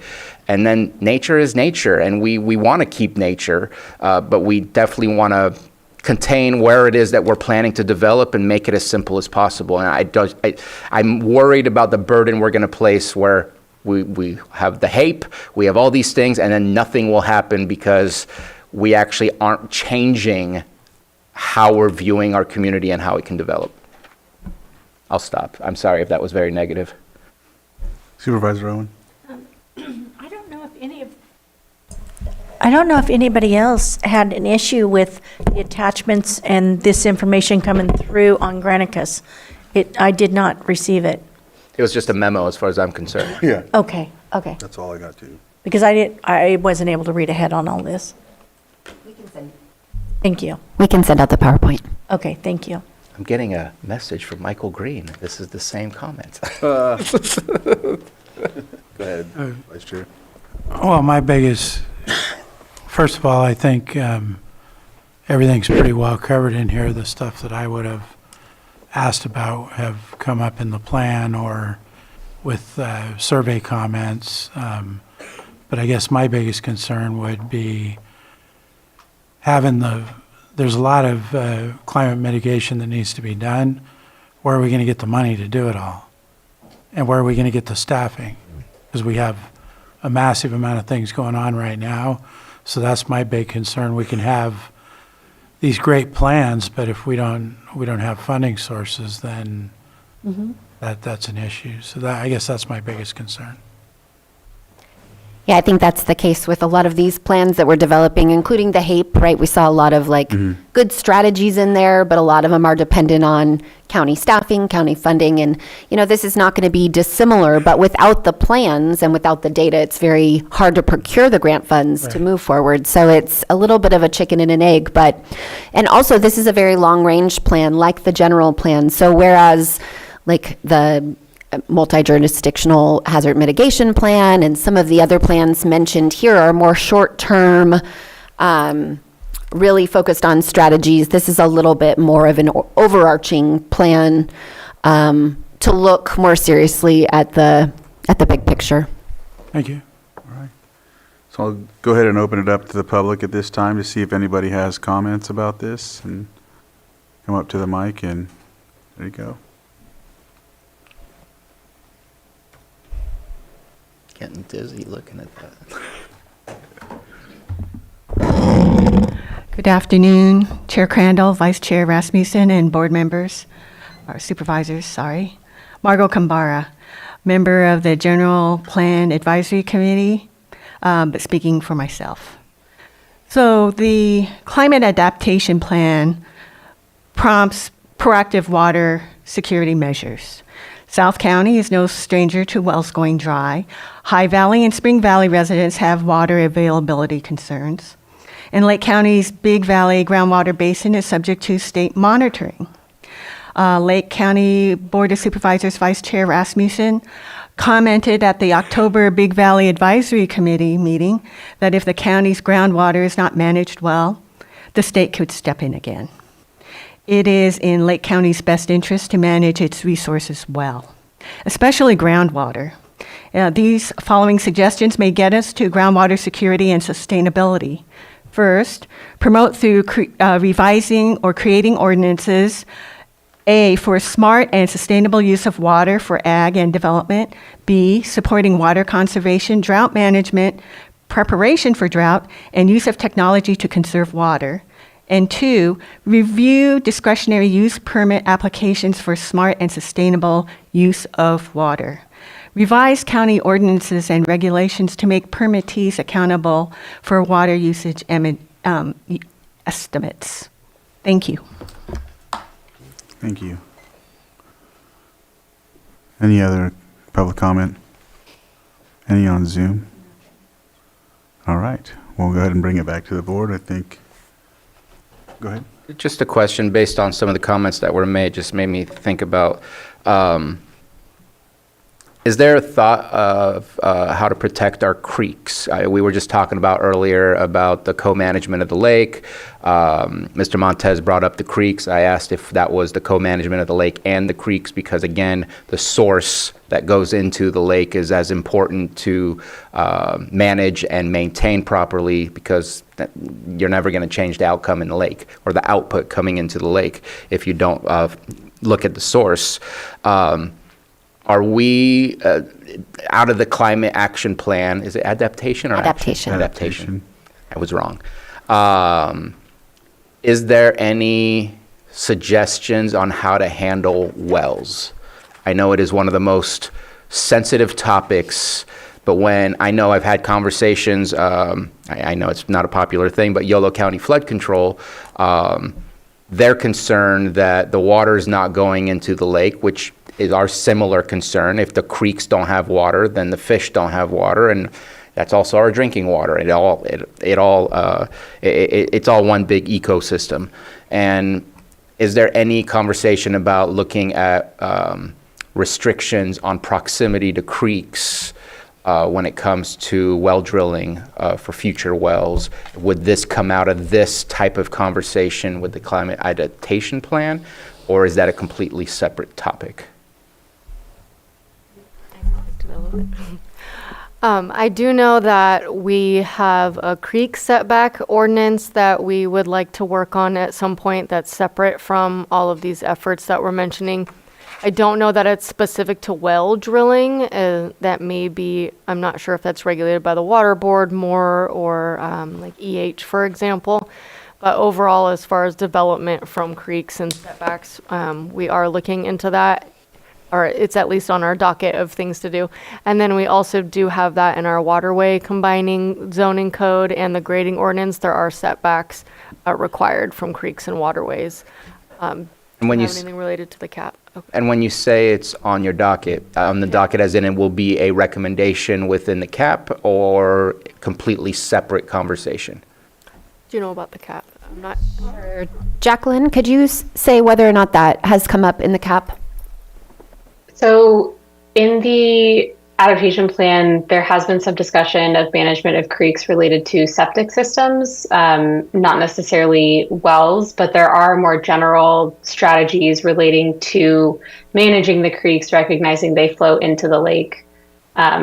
So we have a couple of draft actions that are related to that. We could take a closer look at specifically groundwater and wells if the board would like. Because I know I've had that conversation with EH, and you're correct that it would be going through EH. I'm sure the State Water Board would be involved, but it's a conversation I think that's really sensitive, difficult, but absolutely critical that we have that conversation at one point very soon. If not already, should have. Thank you. We'll take that into consideration. I think with regard to creeks in, waterways that lead into the lake, whatever it may be, I don't see it necessarily as a climate issue. It's more of a man-made issue. We aren't clearing the vegetation. We aren't removing sediment. We're not, well, the state puts restrictions to getting licenses for this as well. There is a way to do it, but so I just see it as it's a man-made issue, but if there's a way we can tie it in so that if our plan's in place and we can use that to inspire the state to give us permits to do some of the work, that would be great too. So I just bring that up because you brought up creeks. And I appreciate that, and I think that you're not incorrect in what you've seen and what you've experienced and what we've already been presented on here as well. But I think during droughts, it exacerbates the problem, and hence being a climate change issue simultaneously. So I think that it kind of touches on both. Right. So I don't know. I wanted to highlight that. In regards to creeks, we also, there's a aggregate resources management plan that's part of the general plan, but we held on it for this round, and it's something that we intend to address once we have completed the work that we're currently doing. So that's another opportunity for us to look at strategies around creeks when we get to that point. Thank you. Any other comment from the board? If not, I think we are to approve no, that's the wrong one. I'm sorry. I don't know why I had that. No action. I think it's just, I think it's no action, right? Yeah, no action. I did just want to add that we also have been out at the community, the Municipal Advisory Council meetings. I think by the end of the month, we will have hit all of them, but CERT, who They've had they've had some issues getting scheduled and all of that. So if you are part of a community but you haven't had a chance to participate in one of those meetings and would like to make input, certainly you're always welcome to submit a comment card on lakecounty2050.org regarding any parts of the project. But if you have comments specific to the CAP that you would like to see included before we issue the public draft, then now would be a good time to watch one of these presentations and take a look at the climate vulnerability analysis, and then you could give us feedback online as well as through any of these meetings that we'll be holding over the next couple of weeks still. It'll be available on the 10th. I don't know, we'll set that up or however, the 10th of November. Their meetings fall on the second Monday, and for the past two, even this, luckily the holiday falls on a Tuesday, and I guess we're celebrating it on a Tuesday rather, and taking the day. So the 10th still falls in line with the every second Monday. So I don't know if I need to connect you, or if you're already set to meet with somebody, we can work that out. Okay, yeah, we'll work on that. Go ahead, Supervisor. Yeah, just a quick question. I appreciate that the CAP is being looked at kind of more globally, where different jurisdictions are involved with this. And if you don't mind just talking about the general plan, since the general plan does bump up against city jurisdictions, will there ever be a presentation to say, here's what your neighboring zoning will look like and things like that? Or is there not that conversation happening? I haven't heard of that conversation yet, but I'll be at Lakeport City Council tonight and Clear Lake City Council in November. So we'd be happy to have those discussions with the cities if they'd like us to make a presentation on the general plan. Just because, knowing how their zone versus your zones align, I think matters. So that's why I bring it up. Thank you. Thank you. All right. Thank you for the presentation. Thank you very much. Nothing else, Thank you. we appreciate it, and for all your work. All right. Thanks. We'll now move on to our next item, which is 6.11, consideration of resolution adopting the Lake County Multi-Jurisdictional Hazard Mitigation Plan, and B, consideration to accept and adopt the Lake County Multi-Jurisdictional Hazard Mitigation Plan, MJHMP. CAO Parker. Thank you, Chair. Sheriff Bingham has offered to move this item to a date to be determined. All right. I'm happy to approve right here, right now. All right, we approve. I still have to open it up for public, right? If there's anyone from the public that would like to comment on the pulling and moving of this item. Not hearing or seeing any, we'll bring it back to the board, and we will close this item and see it on a date to be determined. All right. Let's see.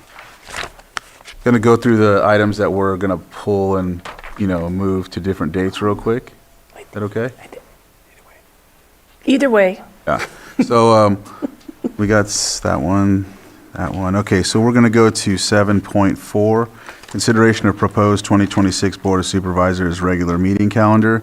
That will be moved to a different date to be determined as well. Yes, since Supervisor Pyska had to leave early, I thought it might be wise to move it to a future date when she's here. Okay, and that has to do with the calendars. Mhm. And so I did read it, right? Yeah, 7.4. All right, so I'll open it up for the public.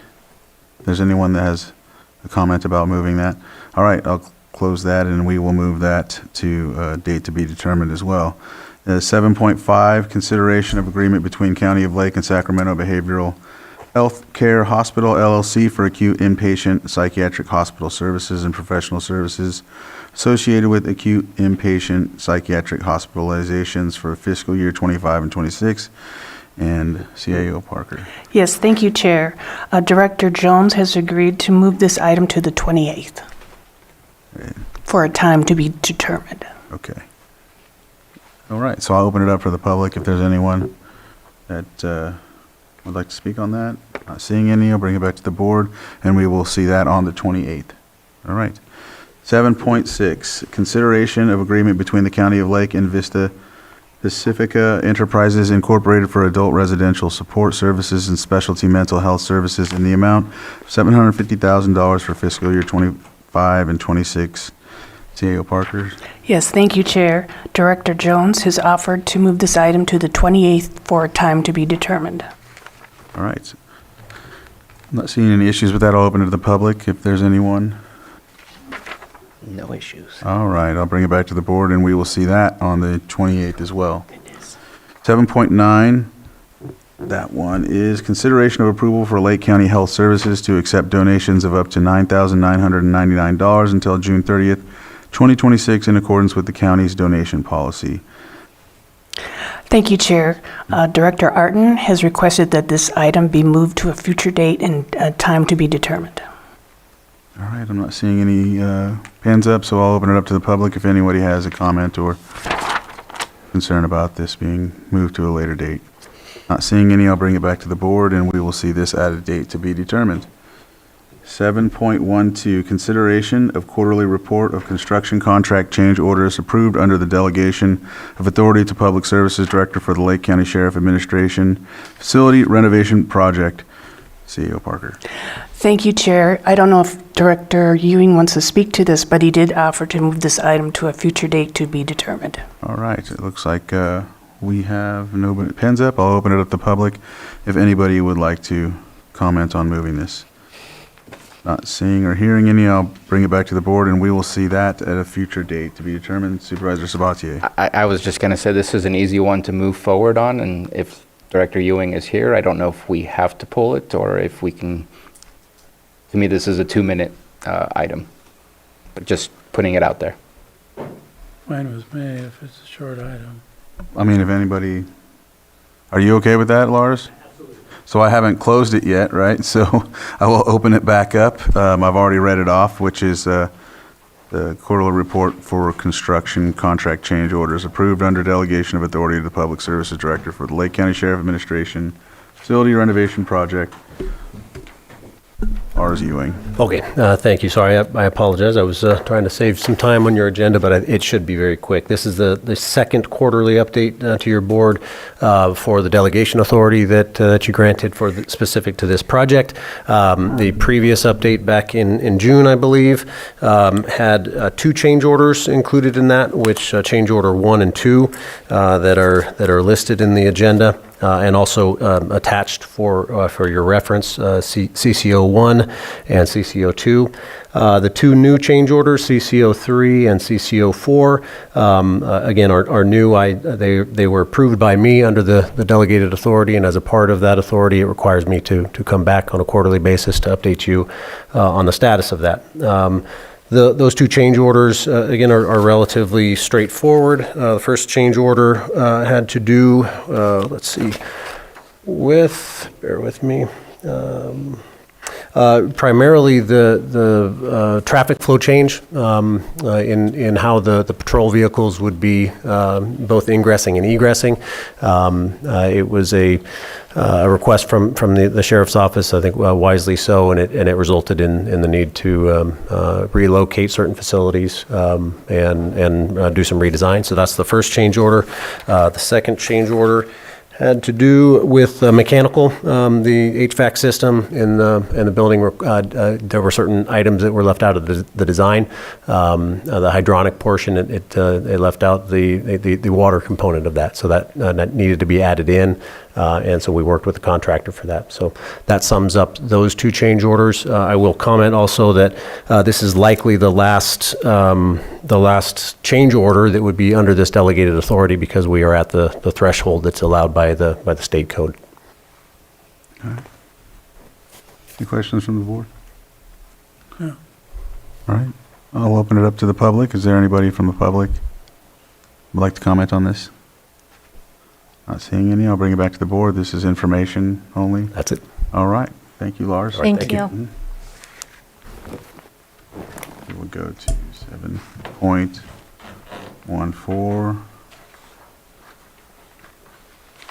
One second.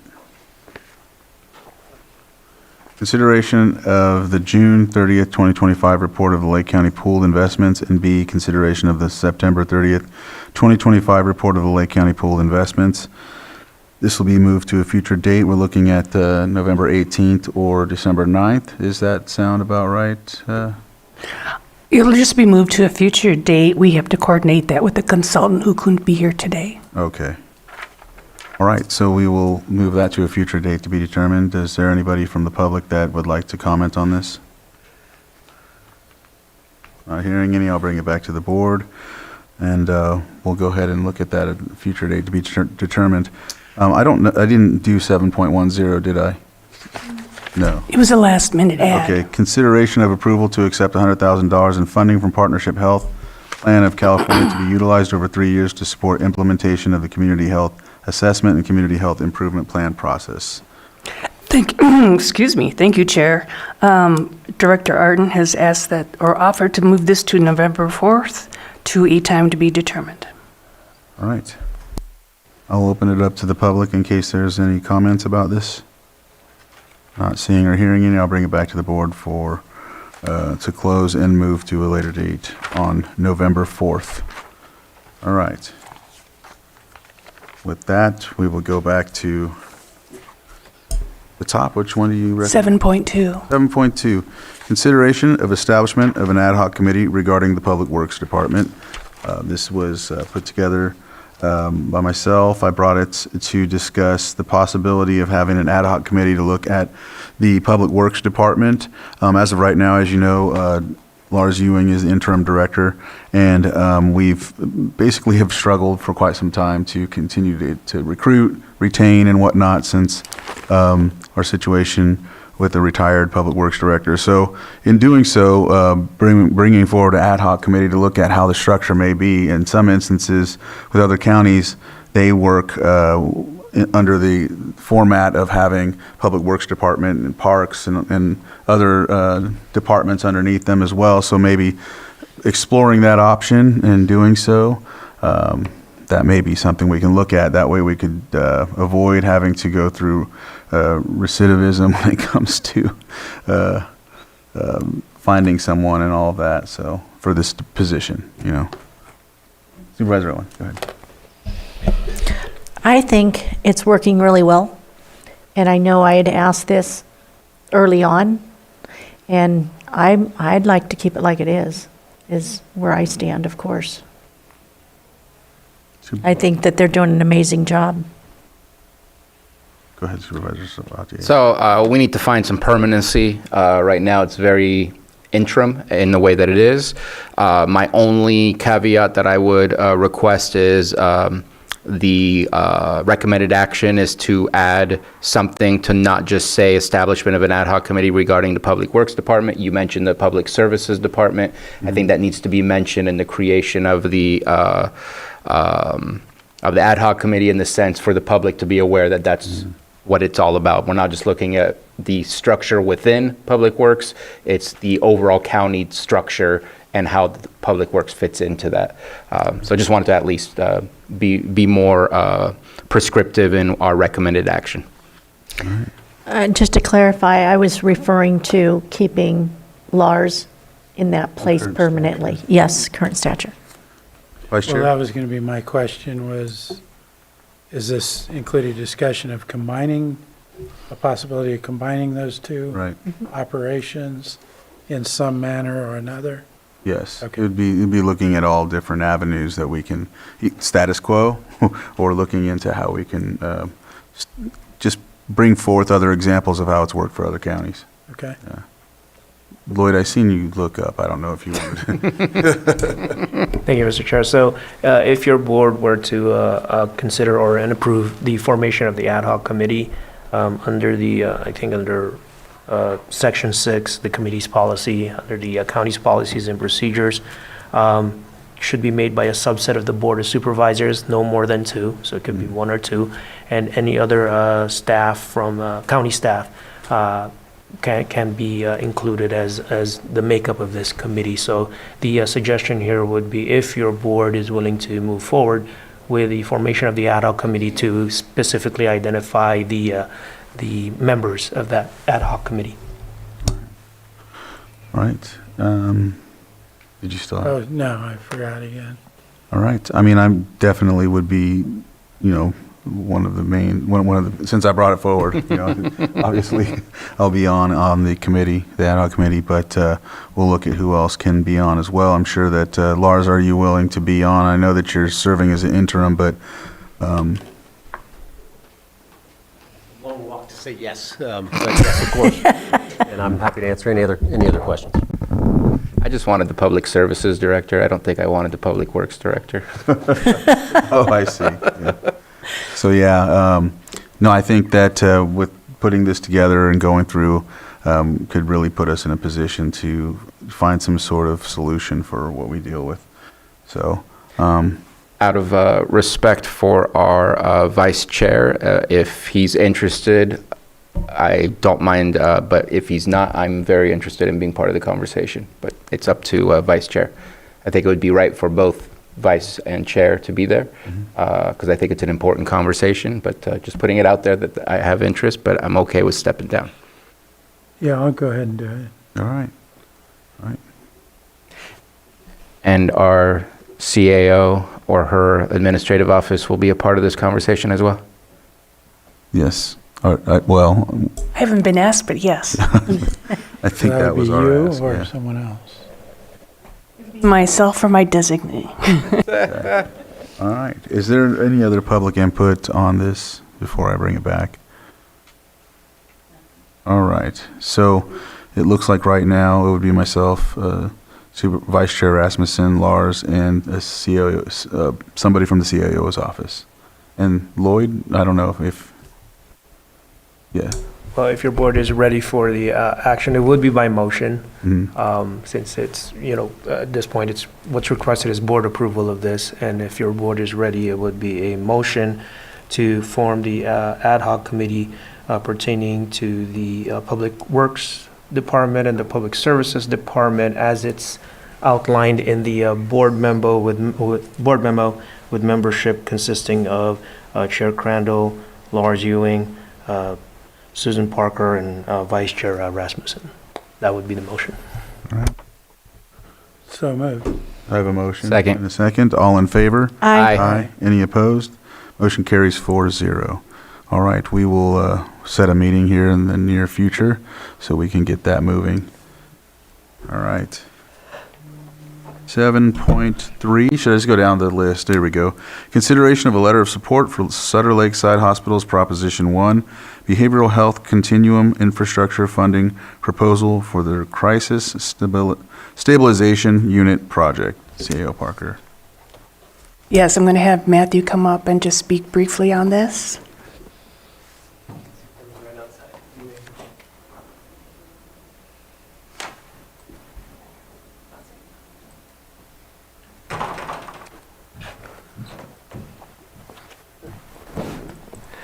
Good afternoon, Board. Matthew Rothstein, Chief Deputy County Administrative Officer.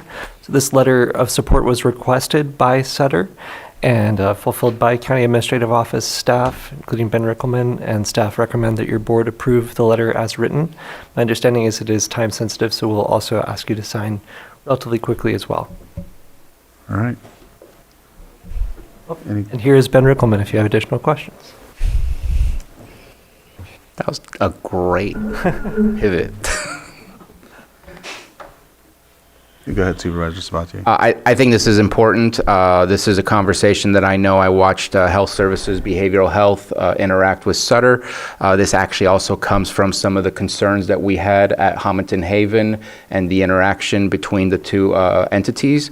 And I think this is a great path forward for solutions and greater access to health care that we should never not support.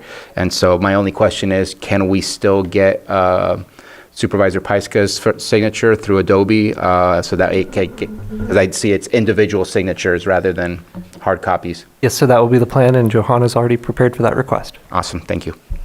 All right. And is there anyone from the public that would like to speak on this? All right, not hearing or seeing any, I'll bring it back to the board for action.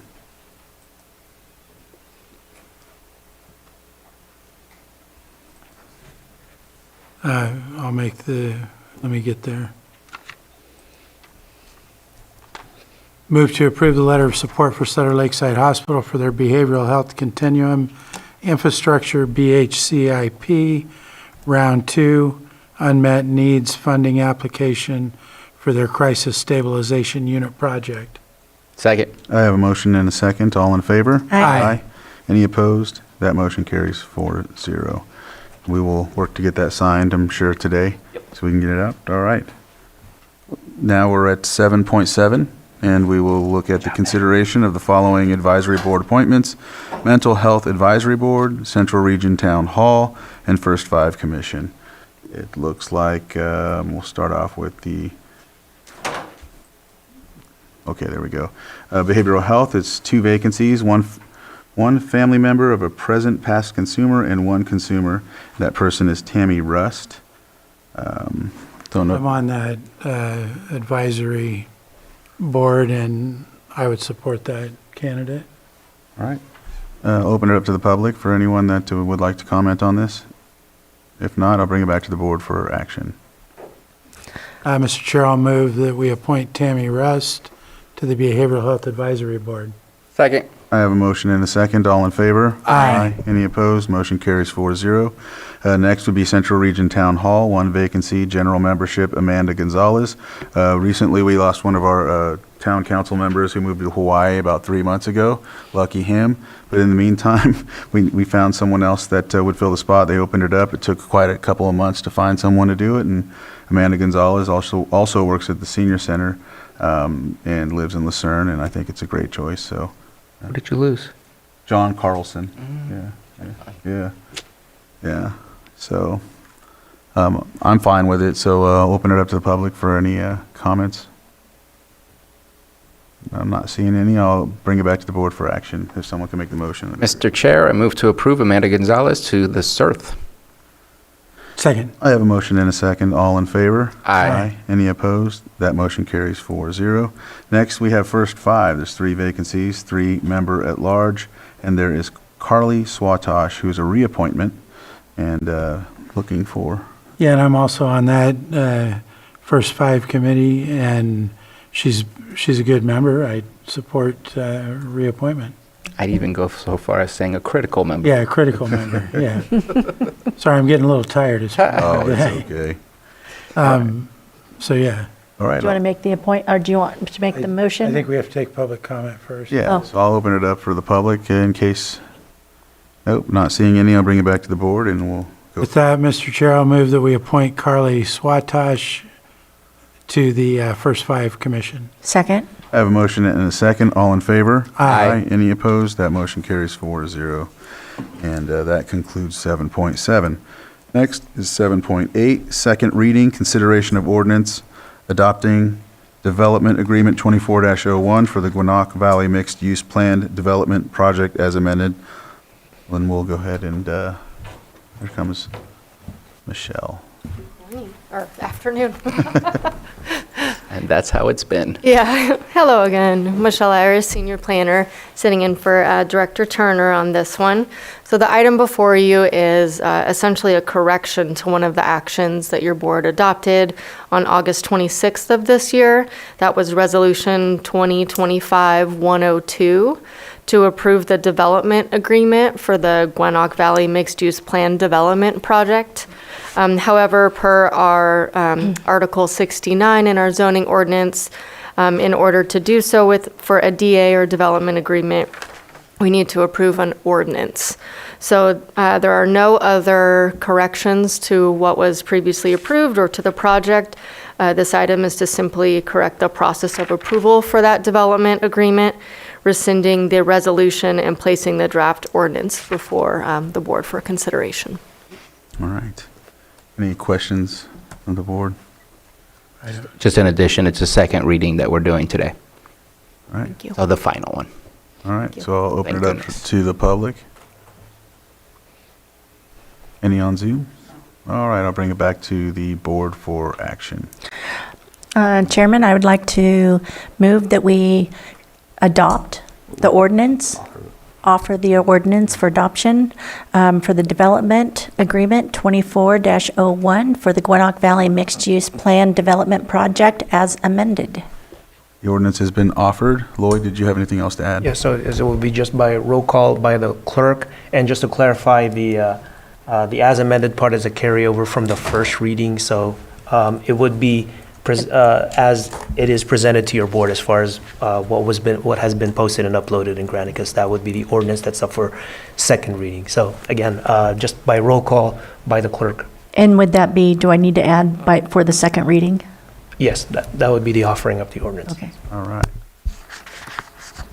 Supervisor Owen? Aye. Supervisor Spatier? Aye. Supervisor Rasmussen? Aye. And Supervisor Crandall? Aye. Thank you. And the ordinance passes 4-0. Thank you. All right, thank you.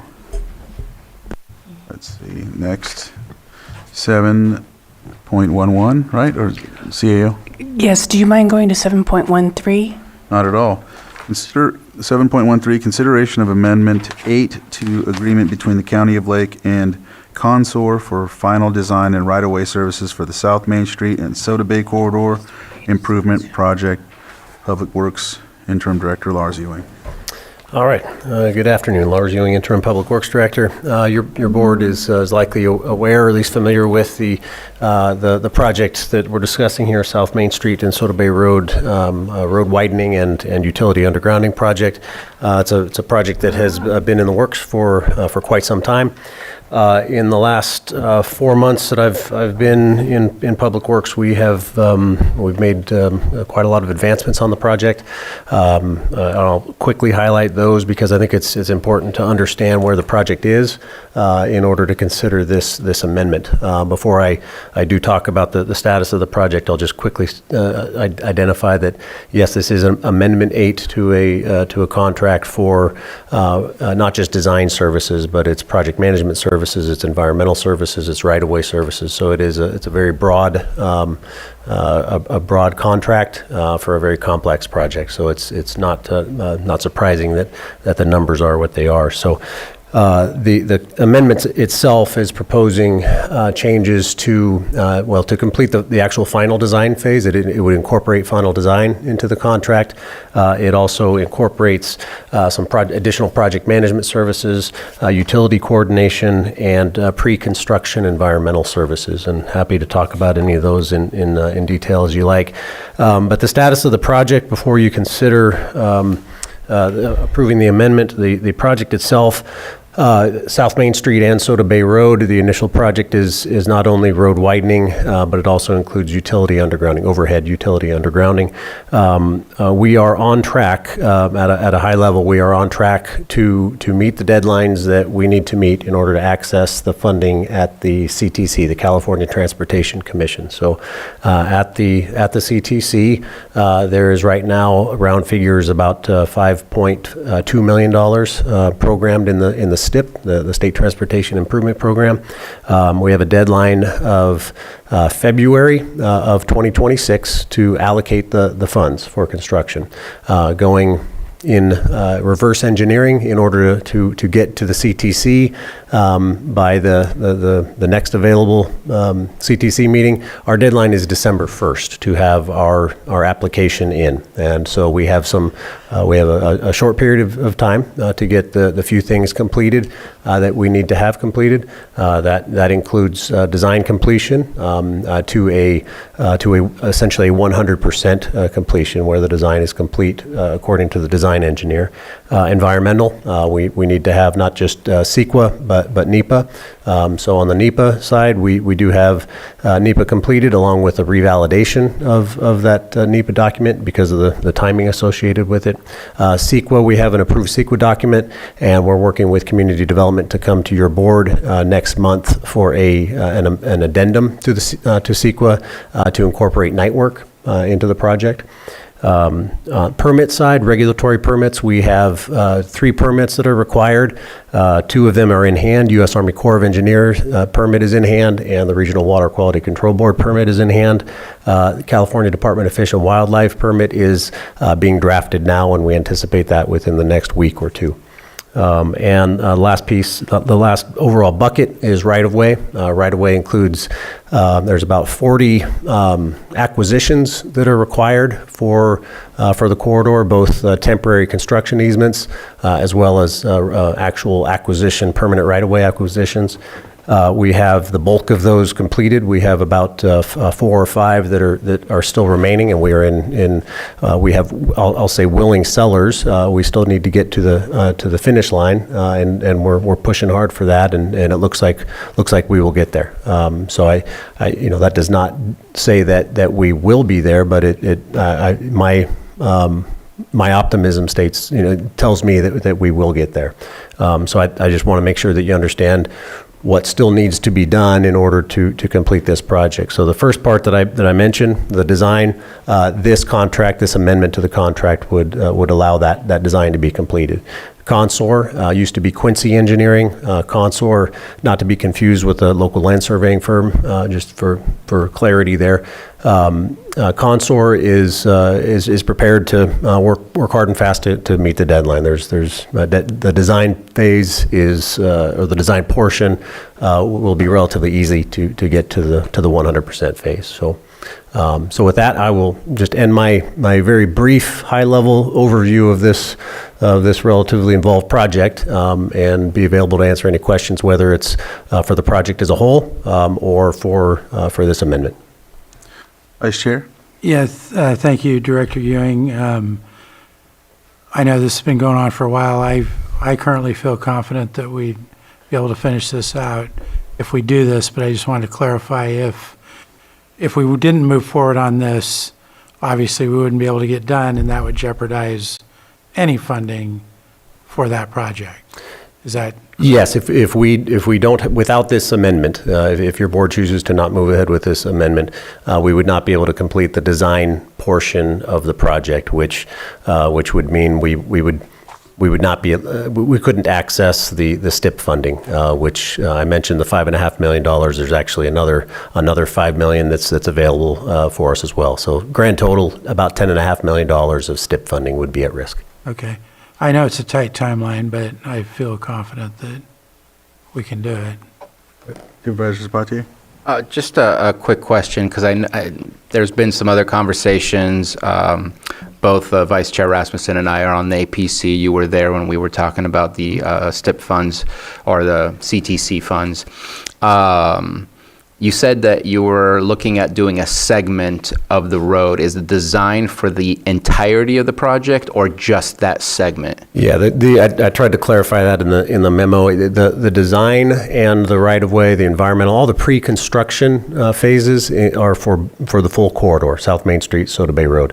The construction, based on funding available and cost estimates, we're going to propose to phase the project, with South Main Street being the first phase, and that's the construction funding that we have available. So pre-construction, full corridor, construction, phased approach with South Main Street being the first phase. Okay.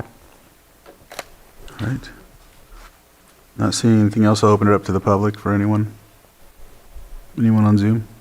Yes, Betsy. Betsy, if you can unmute. Thank you, Mr. Chair. Thank you, Lars. Thank you, everybody, for this. I just have one question. Will this include the ability for the city of Lakeport to insert a water line so that we can have fire suppression water flows and hydrants at the same time? I can answer that if you'd like. Yes. So the county and the city are working right now to that end. The short answer is we sure hope so. That is a project that is the city's. It's not in city jurisdiction, but the city certainly has an interest in that. They have a looped water line project that they have envisioned, and so we're working with them to make that happen. The construction timing on this project is such that we would be looking at 2027 for actual road construction on South Main Street, so there is some time. The city has preliminary design plans, in fact, near final design plans for their project, so they do have some headway, and we have an internal meeting, internal to city and county. We're having some staff is meeting tomorrow, if not the next day, as a continuation of that. So there is work toward that end, and I think there's a likelihood that it would happen. Funding needs to come through for construction, certainly, but I can verify that confirm that the environmental document does include the provision for water lines to go into the ground. Thank you so much. Crossing fingers. Thank you, Betsy. Any other on Zoom? All right, we'll close public comment. Supervisor Sabatier. Just wanted to clarify, because I was looking back a little bit, trying to remember Amendment 7. If I'm correct, because there was a large number in Amendment 7, and that happened maybe less than 6 months ago. I think it was in April, if I'm correct, if I remember the memo correctly. And I think we added something like $600,000, if not more.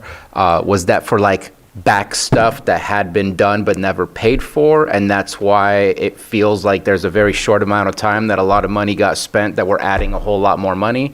Wondering if you might be able to clarify that, just to help me and maybe help the public as well. Sure. Yeah, the piece that was missing in Amendment 7, as I understand it, is the actual design. That was primarily right-of-way, was Amendment 7. I'd have to look back at the exact breakdown, but I'm looking at it here.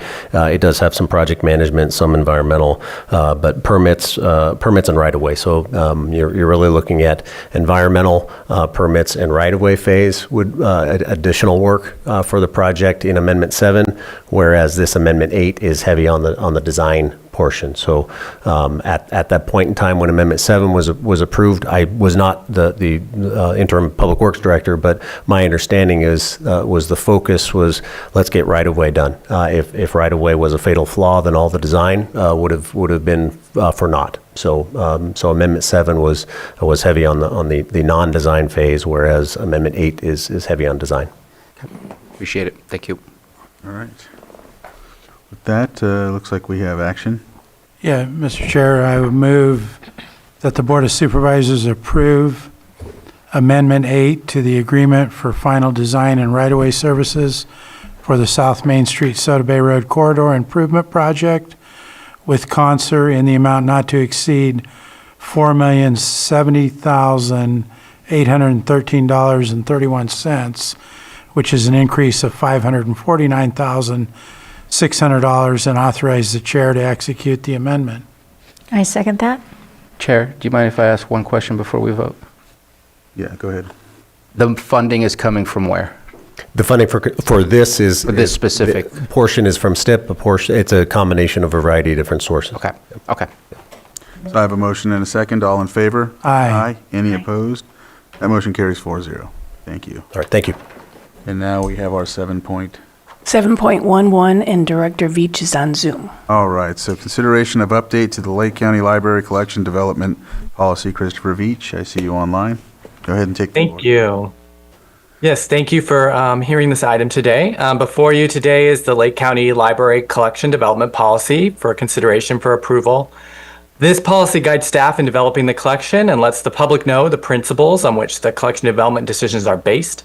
Its purpose is to serve as a guide to build a balanced and high-quality collection that represents a multiplicity of viewpoints. On February 27th, 2024, your board approved the current library collection development policy, and the changes before your board today are to affirm that this policy complies with the California Freedom to Read Act, AB 1825, which was signed into law on September 29th. 2024. So the California State Library has advised that we should add the language highlighted in blue in the attached document to our collection development policy to positively affirm that it complies with the Freedom to Read Act. Complying with this state law by January 1st, 2026 is important to continue being eligible for state funding for our library. So I want to thank you for your consideration of this update, and I'm happy to have any questions and answer them. And my recommended action is that you approve the update to the library collection development policy. Any questions? No questions. I'll open it up to the public for any questions about this update. None on Zoom, so I'll bring it back to the board for action. Mr. Chair, I move to approve the update to the Lake County Library Collection Development Policy. Second. I have a motion and a second. All in favor? Aye. Any opposed? That motion carries 4-0. Thank you, Christopher. All right. Thank you. Calendars. All right, so next is our calendars. Who would like to go first? I'll go first. Go ahead, Vice Chair. So going back, since we haven't had a meeting for 2 weeks, I attended the Big Valley Groundwater Committee meeting and also the Big Valley Advisory Committee meeting. Attended a Space Committee meeting. A meeting with a constituent about a project he has going on. I did some trash cleanups on State Highway. Attended Tango Mike fundraiser. Attended the Land Trust dinner. Did some follow-up to get more information on the biochar project. Working with some community groups on a Christmas dinner project. Went to a Space Committee meeting again yesterday with the other members on a review of the status of the new sheriff headquarters. Had a Scotts Valley Advisory Council meeting last night. I'm going to try to attend the Lakeport City Council meeting tonight. Looks like we will be done on time. And then, as was just mentioned, we have the county has a meeting with the city of Lakeport tomorrow regarding the South Main water line, fire suppression, et cetera, et cetera. Then we have a First Five meeting tomorrow, which I will make. I'm going to try to also attend the APC Active Transportation Plan meeting at Lakeport City Hall tomorrow. And hoping to have some meeting with Flock Safety and the admin office by the end of this week regarding some new cameras. Yeah.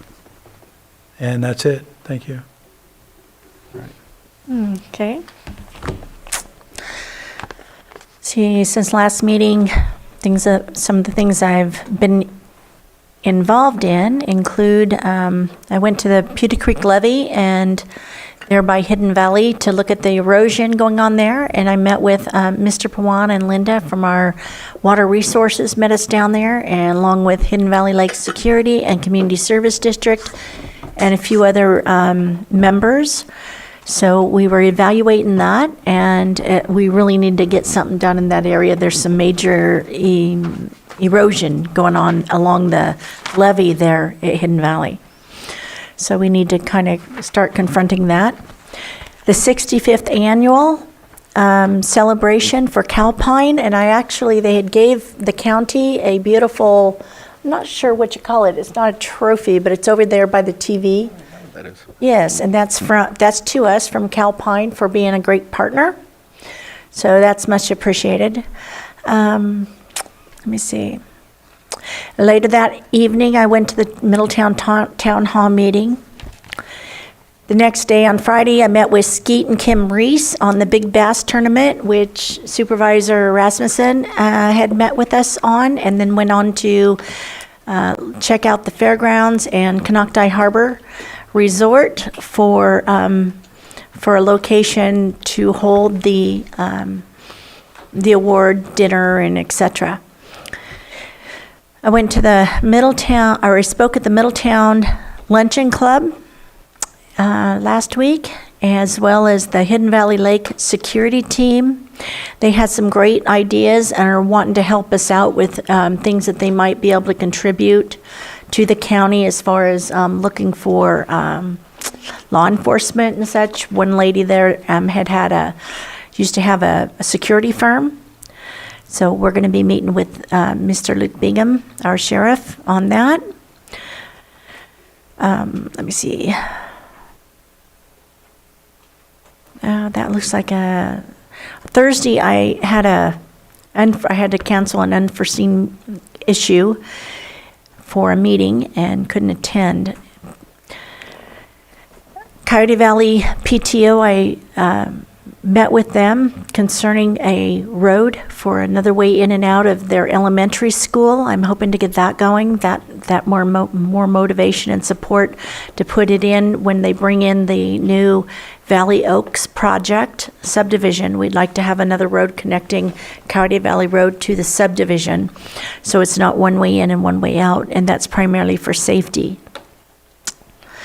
I've reached out to a number of primarily NCPA and Calpine pertaining to today's earlier agenda item with the Snow Clean Power, and been doing some research in that area, as well as the open loop and closed loop system. I have a meeting tomorrow morning with Paul Kelly with the Community Service District, CSD. There's a meeting in Potter Valley with the Potter Valley Alliance coming up. I don't have the date here, but I know it's this week. I don't know, are either of you planning on going to that? Which one is it? It's in Potter Valley. I'd have to look it up on my calendar, but I was wondering if you can't make it, or if Bruno can't make it, I will attend it. I just need to know when it is, yeah. Okay, Yeah. I'll get it to you then. And I'll be working on some other issues as well this week. I have a pretty full agenda. Thank you. Supervisor Sabatier? I'll be brief. Tomorrow, meeting with some folks who have interest in geothermal development in the District 2, and I think a little north of that, possibly District 3. Not there to say yes, just there to listen, and I'll pass on any information that I learn.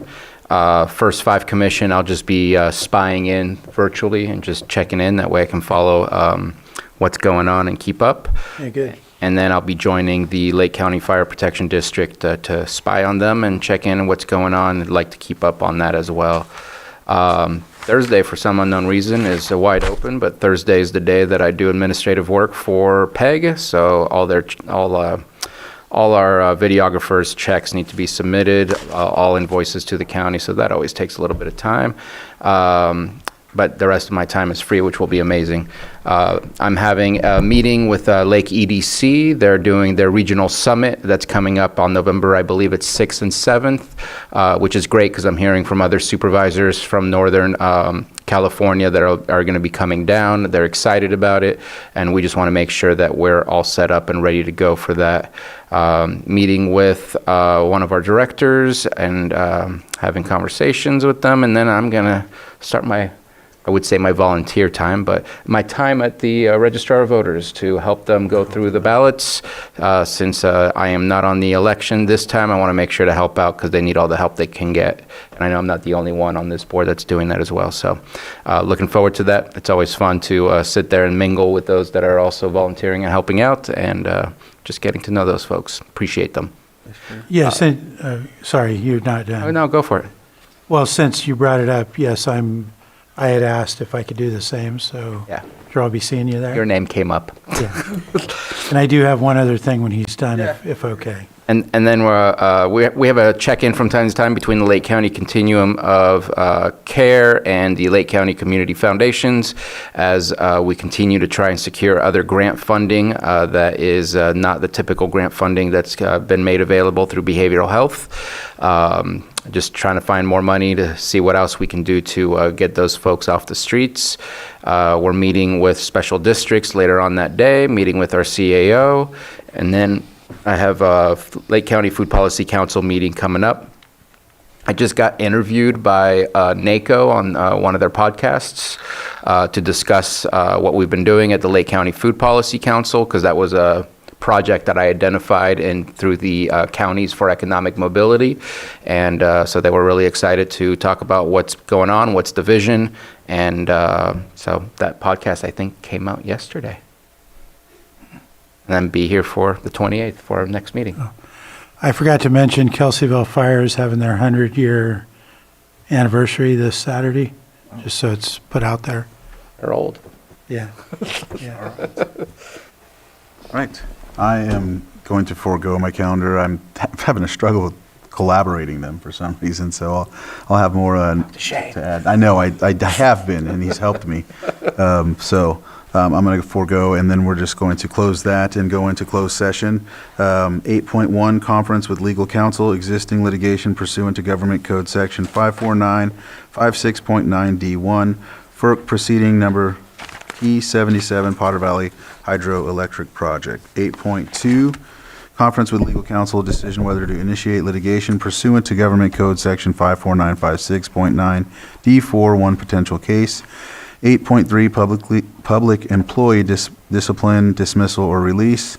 8.4, sitting as the Board of Directors of Lake County IHSS Public Authority Conference with the A, Chief Negotiator M. Long, County Negotiator R. Dillman Parsons, A. Shemansky, K. Kelly Page, and Employee Organization Service Employees International Union, SEIU, Local 2015. With that, we'll go into closed session. Thank you. The Potter Valley Alliance is